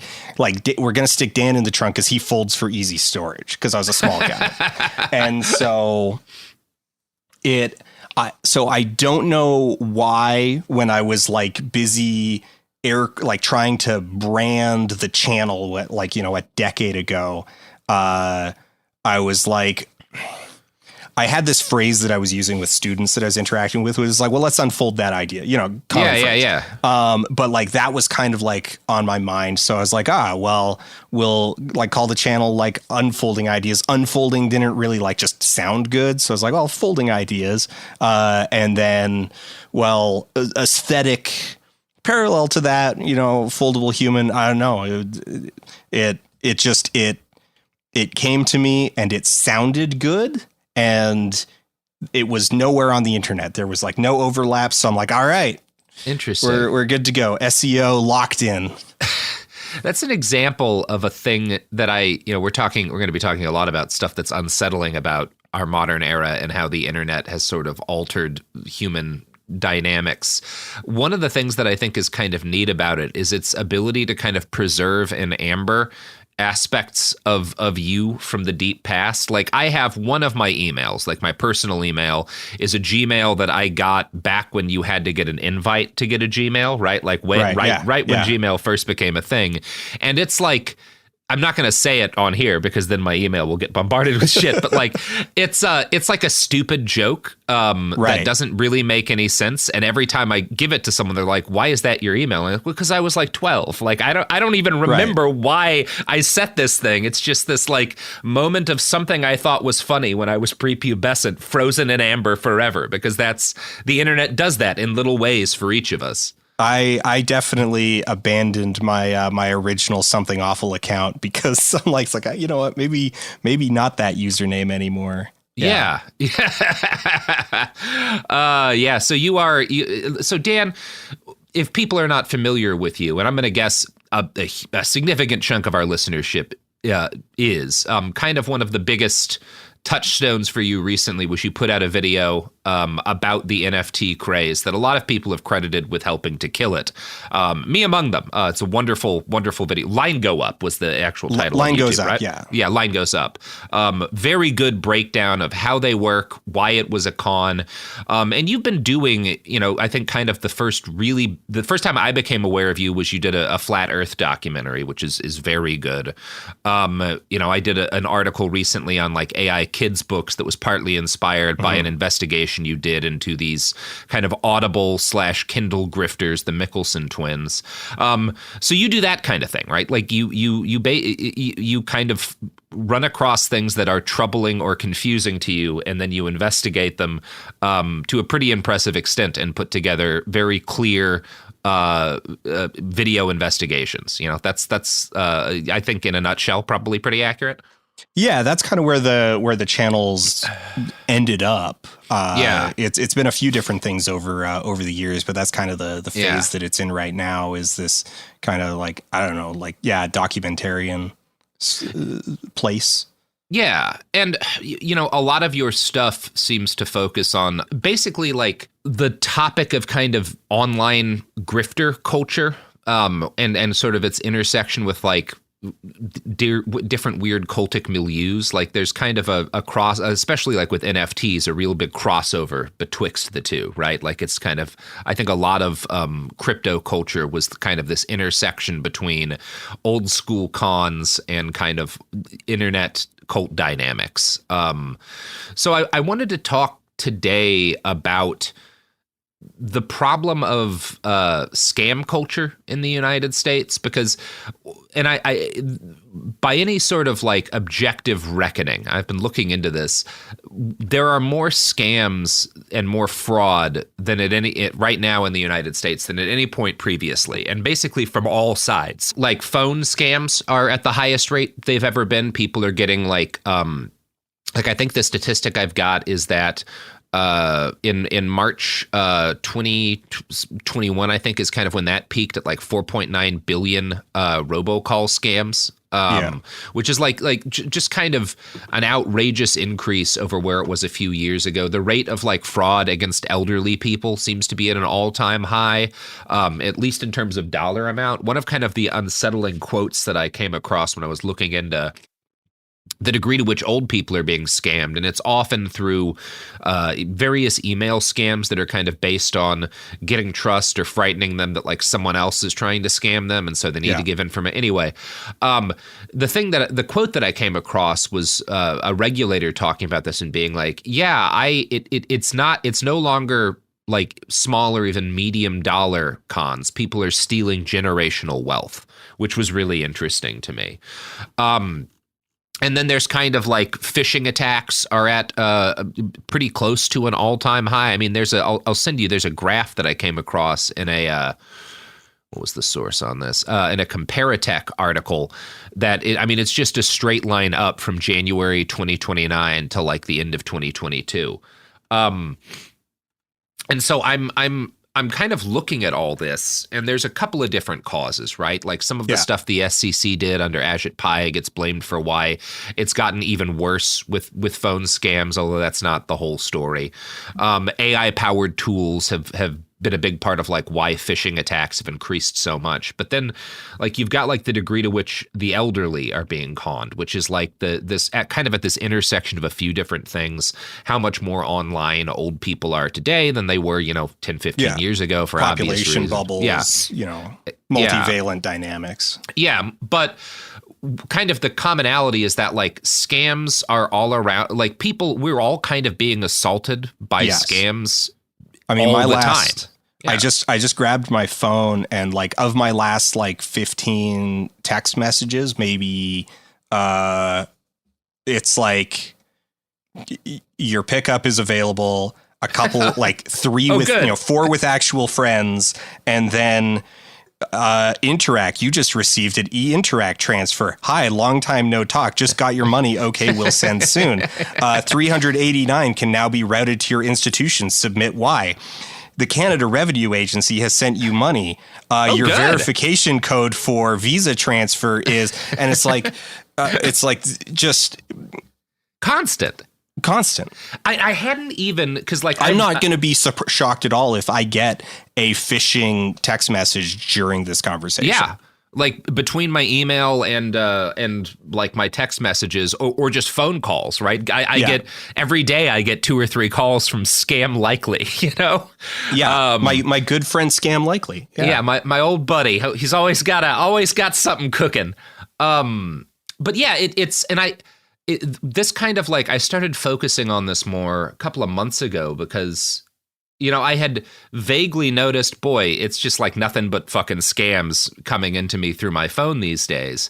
And then a couple of months ago, I got a phone call from my bank, and it was one of those things like everyone else. My cell phone lets me know when like a call is from Scam Likely or when it's from like, and it had the name of my bank on there. It was the right number, So I pick it up.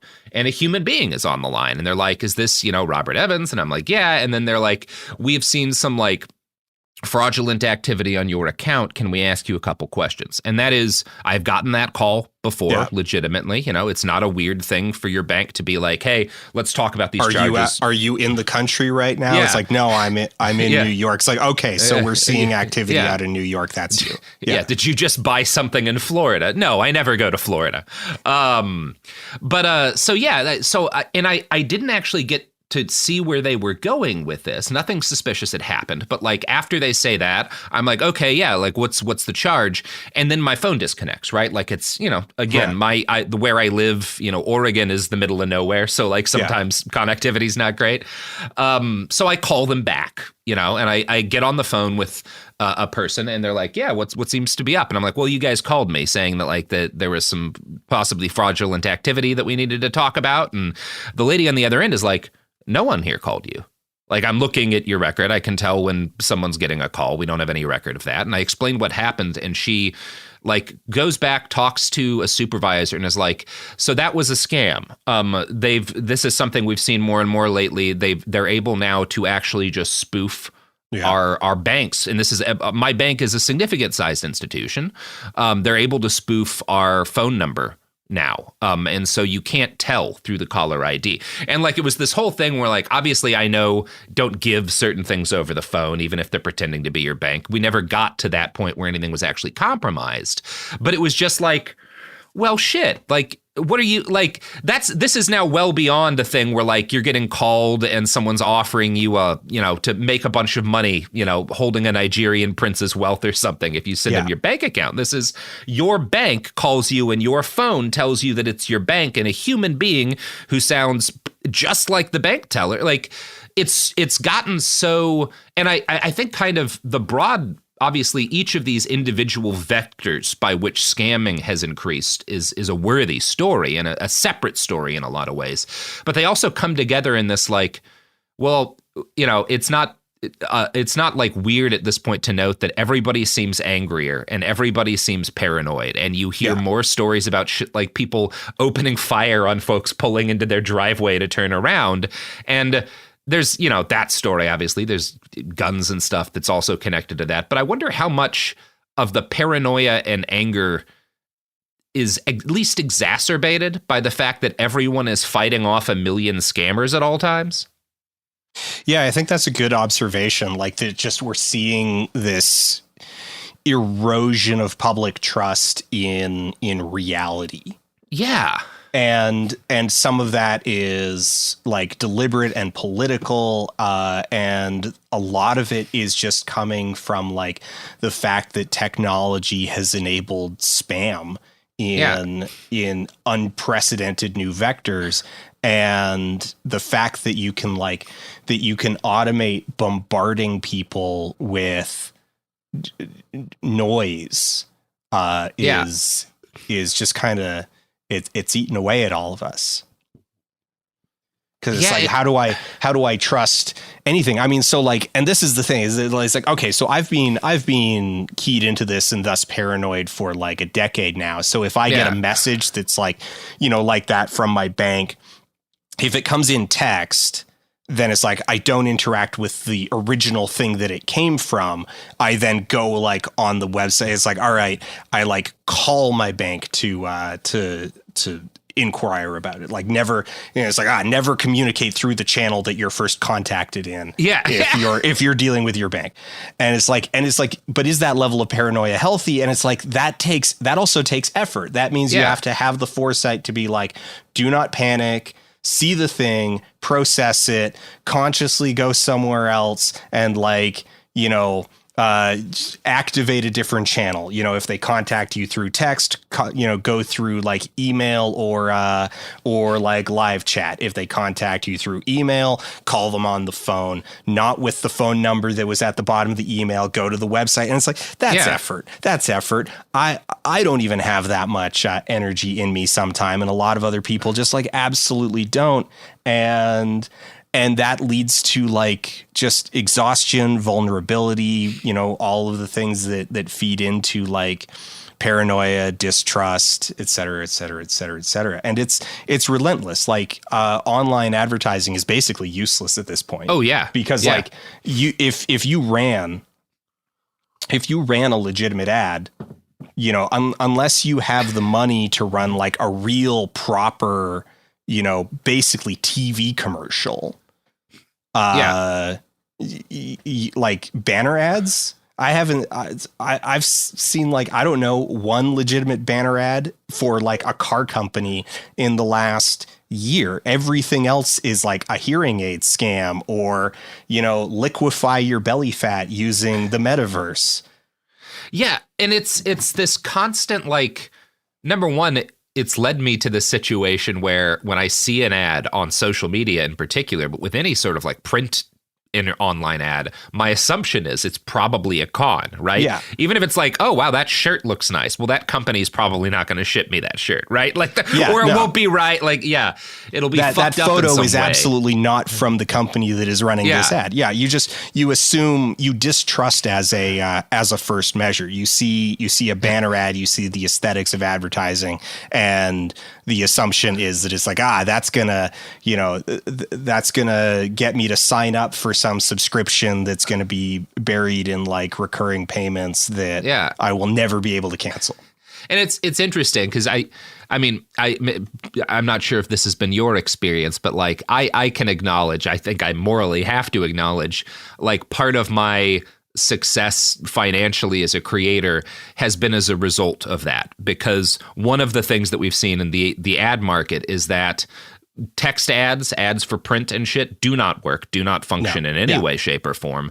And a lot of like random interstitial ads don't work well, but creator ads work well. And so there's money in it, right? Because people listen to, like, people have a degree of like, okay, well, this is like, number one, it's just like the process of consuming a YouTube video or a podcast is different from an article.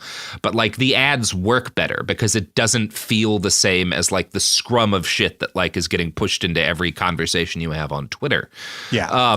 A human that I can confirm exists has at least taken a look at this. Mm-hmm.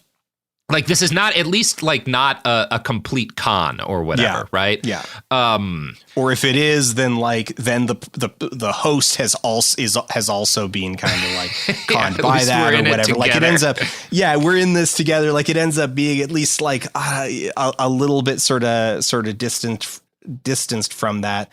Like the frickin', buy a square foot of land in Scotland and become a lord, and that whole thing is like a scam being run out of China. Yeah. I mean, one of the kind of like weird ironies for me is it's like, okay, so Line Goes Up came out while the crypto ecosystem was in its like biggest ad blitz ever. Yeah. They had the Super Bowl ads coming up just like a month later, actually like weeks afterwards.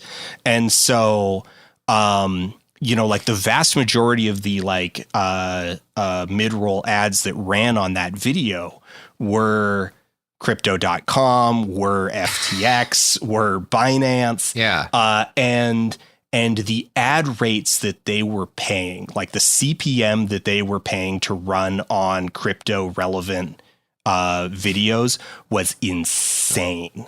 Yeah. It was like 2011 all over again.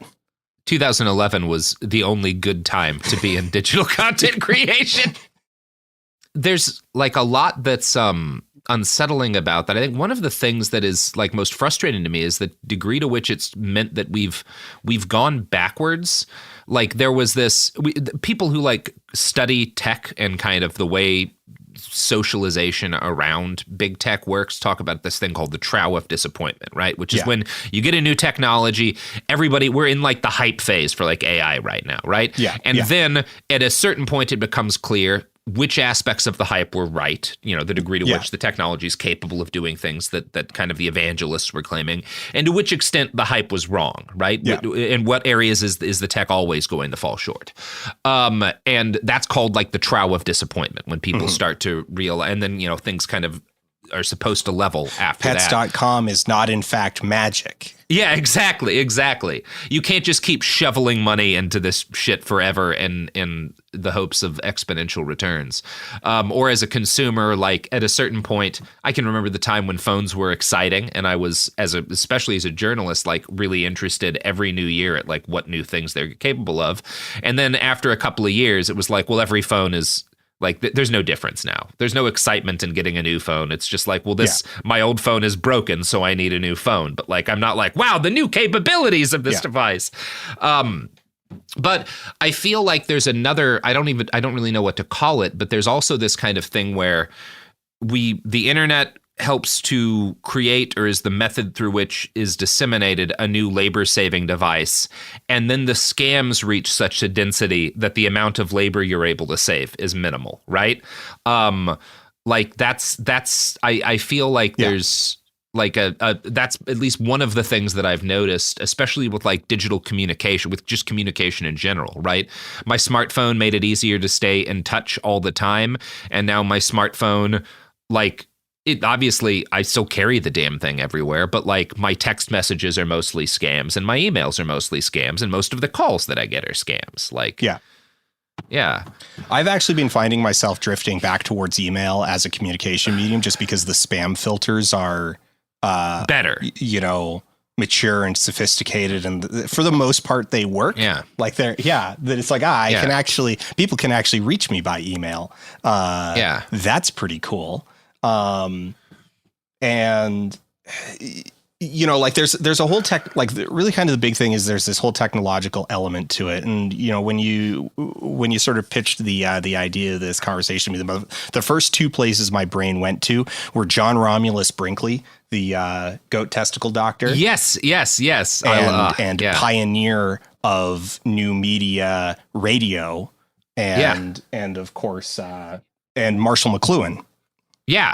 Like those were the two things that my brain immediately was like, this is sort of like relevant to it, because like Brinkley was a pioneer of radio. He absolutely advanced sort of the format of like what radio could be and how you could use radio to not just extract money from people, but get them onto your side such that after they have given you their money, like they're not just your victims. You're not just rolling into town and selling them some snake oil and then like skedaddling as fast as possible. Yeah. You have made them into your fans, into your followers. And, the way that he did that by connecting his scam to like a sense of identity, that he wasn't just this fake doctor. He was also effectively a pastor. Yeah. Yeah, people who would defend it after there was no longer any chance of them, like after it had been sort of proven that the thing that he was promising was not real, right? Yeah. Like once there was no more, it's almost like, that play The Music Man? Yeah. If you at home are not, like, I'm not a huge musical theater guy. This is a pretty famous play, but like the basic idea is this guy tells everyone, this con man comes to town, tells everyone he's going to make like a big band and raises money for it, and his plan is to like take the money and run. It's kind of what the monorail sketch in The Simpsons is based on to a significant extent. And if I'm remembering correctly, I shouldn't have brought this up maybe because I'm actually not that knowledgeable about musical theater, but my recollection of the way it goes is that like he falls in love or some shit and feels bad, and they wind up he winds up becoming not a con man. But like I think the modern version of that is he gets people to like adopt as a religion the idea that these fucking trombones and uniforms and tubas and shit are on the way. Yeah. And like, then they attack the local newspaper and string a journalist up in the center of town for telling them that we're 10 years into this and he hasn't started a band. Anyway, whatever. Yeah. Yeah. And so the other one, McLuhan, his famous postulate, the medium is the message, which remains a radical observation to this day, is just it's this assertion that the medium itself is more important than any given message on it, or even the combined weight of the individual messages. Now, I think in some regards, McLuhan kind of went like overboard with that, because he said that it's like content doesn't matter at all. And it's like, I think content matters. But the point still stands that like the medium itself, the invention of radio, the invention of television, the invention of the internet, the invention of social media has had a bigger impact than any given thing on it, because that's the thing that ultimately we warp our lives around. that we restructure our homes around, we restructure our physical environment around, we restructure how we spend our days. Like our time usage gets warped around the medium itself. And thus the medium becomes the portal for information to travel through.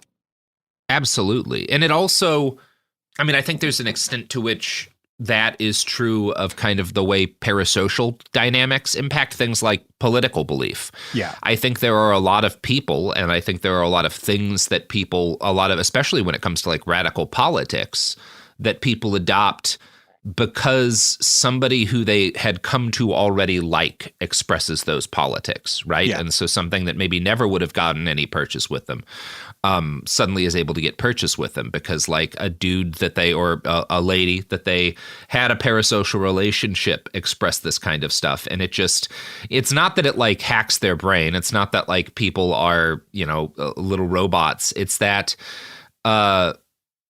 this is kind of the way influence works. It's the same reason why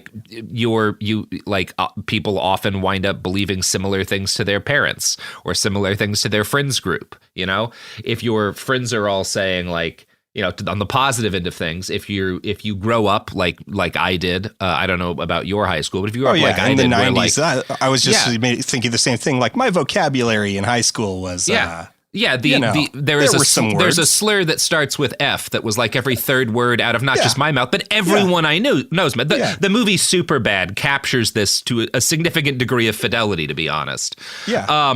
That's just the way shit was in like the early aughts. And then, the people I hung around with, suddenly there were more people who were openly queer and suddenly people weren't talking that way. And I stopped talking that way. It's just how people are. Yeah, just from like somebody that I admired being like, hey, don't say that. I don't think that's cool.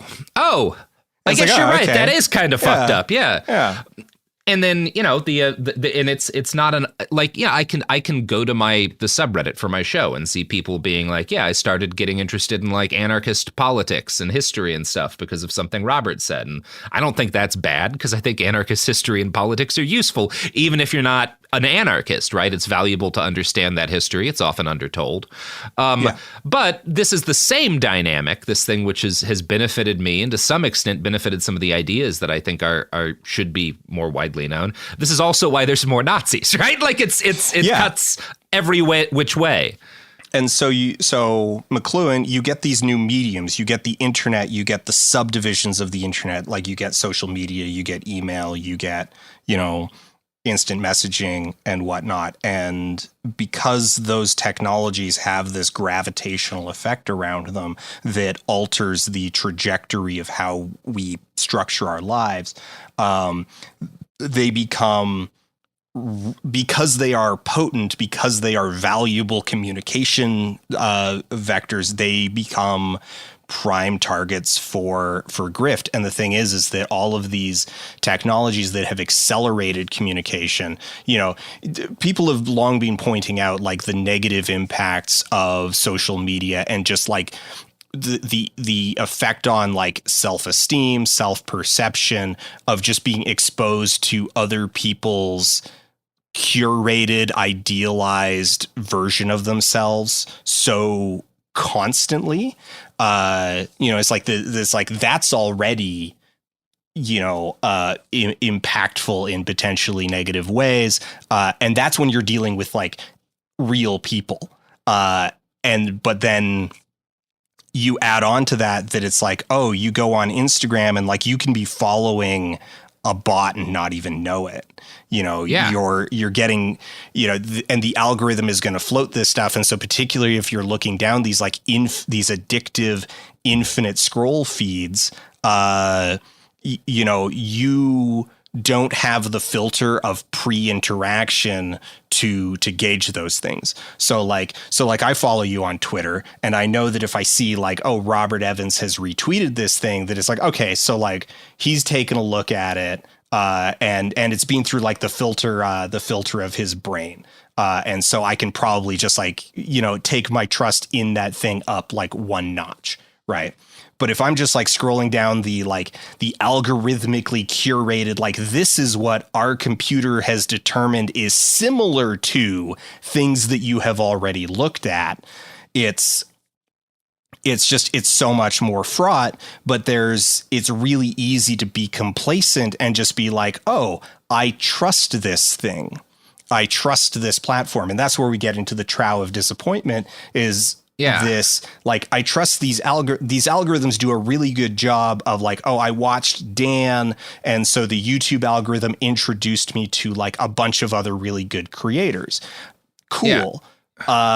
Oops, I watched one video on flat Earth and now my recommends are full of like COVID denialism and anti-maskers and, you know, the trucker movement and all of these other like wedges to just sort of slowly rot my brain. Yeah, it's like it's like kind of the way our parents told us, or Dare or whatever told us drugs worked, you know, when we were little kids, where someone's like, "Oh, you want some pot? Here's some straight up heroin," right? Like you want some of this too? Like you want some crack cocaine?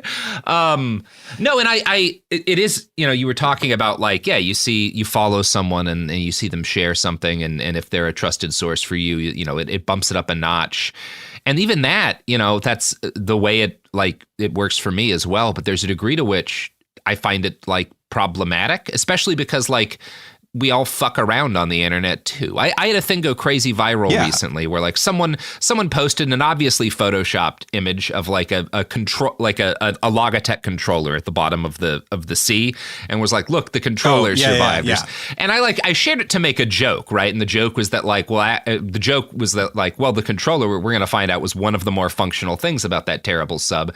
And I even posted underneath it, this is not a real image, guys, but like then I saw like I wound up finding the post that I did of it went so viral that like it wound up like screen capped and in some different Reddit communities for people to talk about. And it was only the first post, not the one where I was like, obviously this is fake. And like, it was a joke. It was a shit post. We were banting online. Yeah. But also I'm like, I wonder how many people now think that literally there's a Logitech controller that they found at the bottom of the sea because of that. What are the ethics now of like making a jape as like somebody who's got like a following? Like where does that come into? And like I don't know. And I'm certainly not like clear on it because I seem to be incapable of not shit posting. I spent too much time on something awful as well. But it's so hard to give up. I miss it. I miss the days when I could just make like tasteless jokes on Twitter, and you know, a couple hundred people would see them and go like, "That's funny."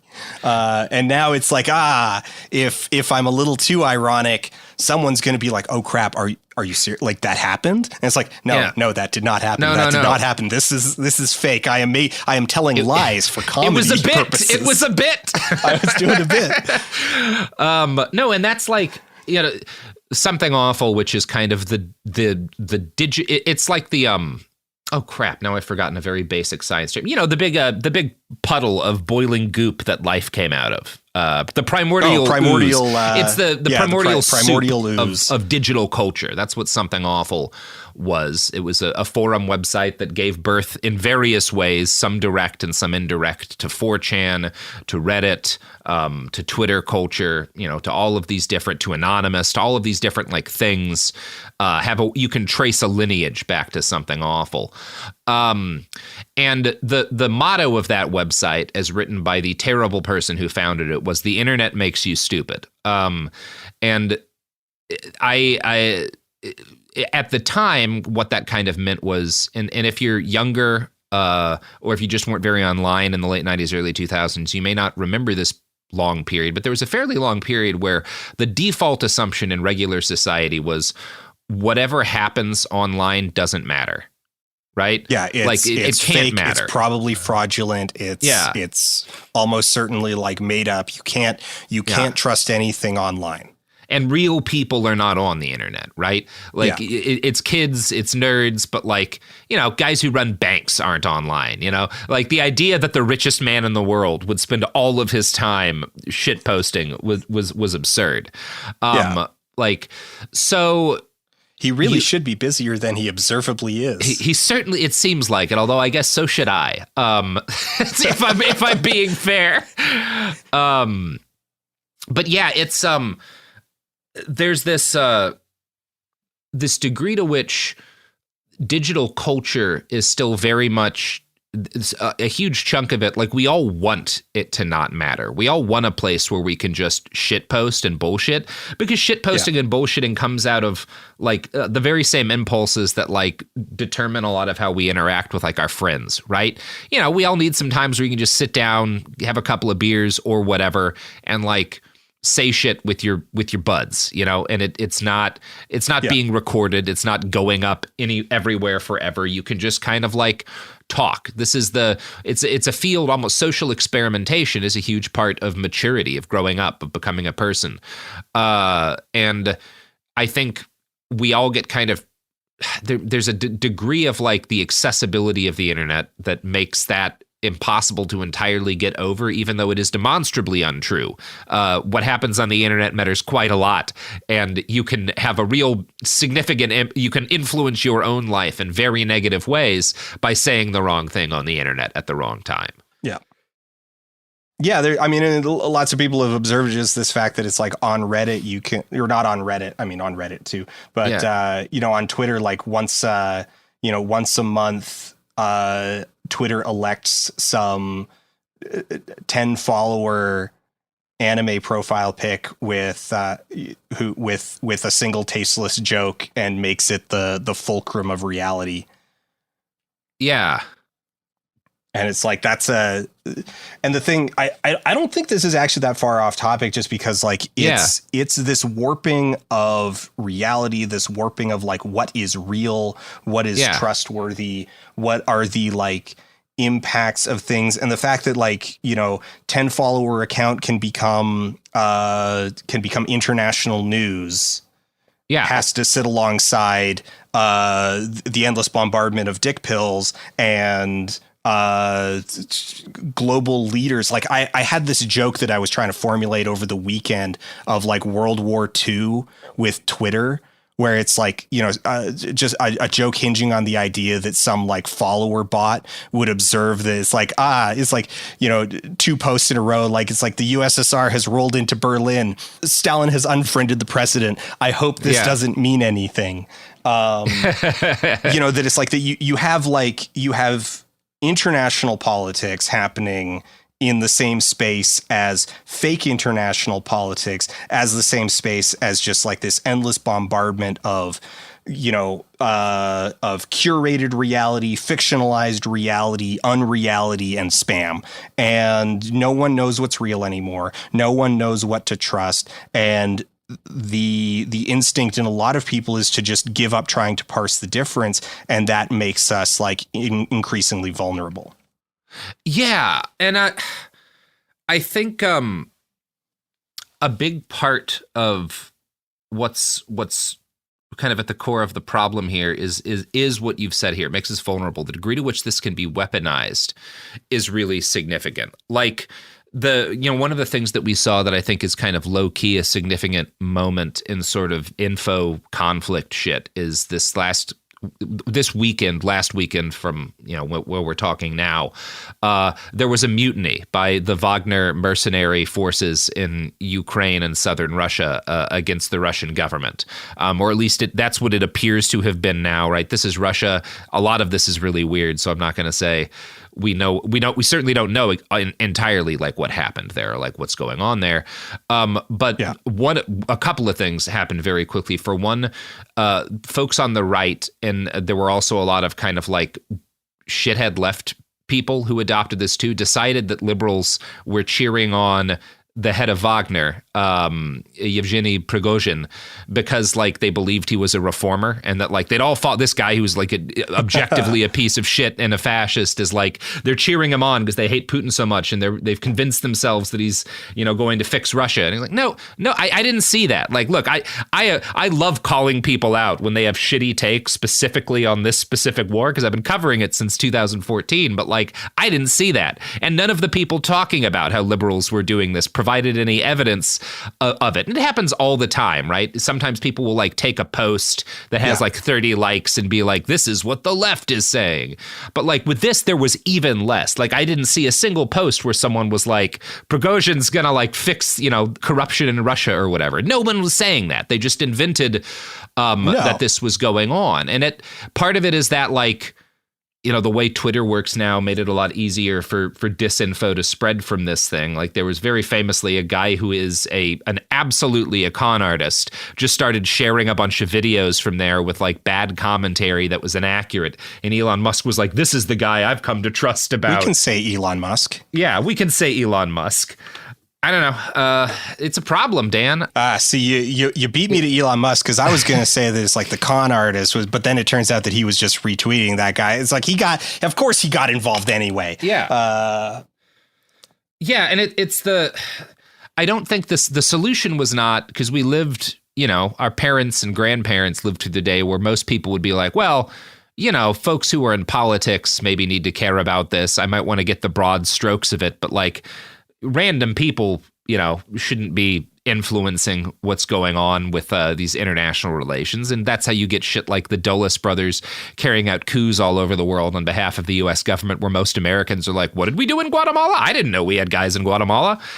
And that wasn't great. But also this new thing where if you are a personality, if you are in media, then you are obliged to be a part of every big thing that happens everywhere, even if you are demonstrably incompetent at that. And everyone is demonstrably incompetent at that past a certain point, Yeah. And that's been, that's been a lot to deal with. And going back to the original thing that started this conversation, that's part of how so many of these cons perpetuate, is that like people are only competent, including famous people, including people with followings, in limited areas. And once you get out of your area of competence, it's easy to get fooled. And if there's a bunch of people who trust you because of the things you were right about, then they can very easily get fooled when you get fooled.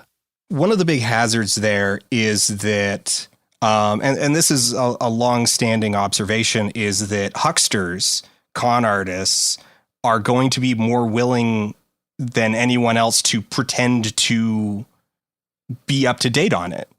They have no compunction about being, it's like, oh yeah, I know, I'm an expert on submarines and Ukraine and Russia and Belarus. Yeah, why not? Yeah. So they're the reason it's a con man is because it's a confidence man, because they get your confidence, because they act confidently and give you reason to trust them. And they have no moral compunction about lying to you. And they are always going to be faster with the take, faster with the confident statement, faster with the solution, faster with with a call to action to buy their book or dick pills. Yeah. And and often I think one of the things that's made this all so much harder to catch and so much more durable is that it used to be as obvious. You used to be able to see like, okay, well, this guy's a con man, but like, I'm not a person who can be conned by someone selling diet pills. That's not my vulnerability. So I immediately recognize this guy as a con man. Or I am not a person who can be conned by Christianity stuff because I'm not a Christian. So I'm not vulnerable to this con man. And now so much the cons are downstream of the following and of the fame. And so a lot of people are getting taken in by con men, and maybe, the fact that person's putting in a link for their supplements, on every viral post, you don't buy their supplements, but they'll come up with something else for you. Once they get you in, once you're in the funnel, or even if they never convince you to buy anything, if you're sharing their content, that's bringing more people into the funnel, and that really wasn't the case. That wasn't the case with, you go back 10 years, talk about like Young Living, right? Or some other like multi-level marketing company where they're selling, essential oils with fraudulent health claims. They weren't getting random people to spread their business without paying for shit. And now you can do that. If you're a con man and you've already got followers because you bought a bunch and you're on the Ukraine shit, you just grab whatever videos and say whatever about them, frame them in whatever way is likely to get people to share them the most. Then suddenly you gain 200,000, 300,000 followers in the space of a night or two, and your ability to scam people and get money out of them has increased several times. the con is downstream of the platform, right? So, that's you get this guy and maybe he's shilling thing X or thing Y. He's got a couple, whatever different con he has, but regular people can be in the business of spreading his platform, of increasing his profitability, even if they're not vulnerable to the con. Maybe they're not the kind of person who's ever going to buy weight loss pills or supplements or whatever kind of thing. But if this guy starts, sharing all of these videos on the fighting in Ukraine, at a moment when it happens to be the opportune moment to do that, and they go crazy viral, well, then that guy is able to triple his following and have people who are not interested in his con spread his shit, which gets him followers, which brings more traffic to whatever the money generating part of the con is. Mm-hmm. Yeah. It's all a sales funnel. That's the whole society our daily we lives. We have built our society into just like a giant nested series of sales funnels. Yeah. I don't know, Dan. That's bound to be a solid foundation. I don't see what could go wrong. It seems like that'll go well for us. How do we? You got any ideas on how to fix it, or should we just state a problem and then run away? I mean, the easy thing to do would be to restore trust in our public institutions. If we could have sort of like, I don't even want to say like a unifying cause, but just a sense of shared commonality and trust in like our local society, strong, like not necessarily strong families, but like strong family units, constructed or natural or however you want to like define or construct those, but like local with like good infrastructure around us so that our physical spaces are, appealing and comfortable to live in and provide us a sense of like enrichment and fulfillment, the easy stuff. Just fix infrastructure, fix society, fix media, and then I think we're good. Yeah. So that's good. So if we fix everything, then we won't have any more problems. That's great. We're on the same page. No, I mean it is really like, and there's also this kind of like problematic element of when you're like, well, we want to like. A problem is that there's zero trust in institutions. Objectively a problem because it means that when, say, the CDC is like, hey, guys, there's a plague, we should probably do this and this and this, it immediately becomes a culture war thing. And so you can't actually confront serious problems the way that you need to be able to confront them. It's just not possible anymore. Yeah. Likewise, but the other issue is that like, well, for significant chunks of the population, there's never been any good reason to trust, the institutions because, they're marginalized groups and whatever, when the institutional trust was higher, like the government was fucking them in this way and that way. And, that's also, I wonder, like, I think there's a significant extent to which we need new concepts of like what an institution is and should be. Like we need, it's such a ground floor problem because like, I don't know, we're never getting back to a point where Americans trust the CDC. Like, that's just not going to happen, Like, whatever the way forward is on us having less, overcoming the anti-vax, anti-science shit around medicine, it's not getting everyone to love the CDC. That's just not ever going to happen again. Yeah, and part of the complexity here is that it's really easy to sort of say that, it's like, okay, well, the solution is like strong central institutions. And it's like, that's not correct at all either, because like, I mean, my go-to example for that would be that it's like, look at the LDS Church, look at Mormons. They have a very, very strong central institution that provides this like social anchoring point for a lot of their lives. And yet Mormon communities are incredibly vulnerable to affinity fraud and MLMs, like Utah, Salt Lake is like the locus of MLM culture. And so like, it's not the sort of like strong man, like, this is why we need strong, like, strong leaders isn't the answer in its own way, even if it's a very tempting sort of like answer to gravitate towards. Yeah. That's, I don't know. I don't actually know. Part of the problem is that like there are little solutions, right? There are Yeah. little things that you can do. Stuff like advocating for, a more functional idea of like a more functional legal definition of like what an auto dialer is and what counts as like illegally sort of like flooding phone lines with cons and stuff, or restricting, the ability of people like bill collectors and stuff to utilize, the phone system in some of the ways that they do. Like and that can make stuff better.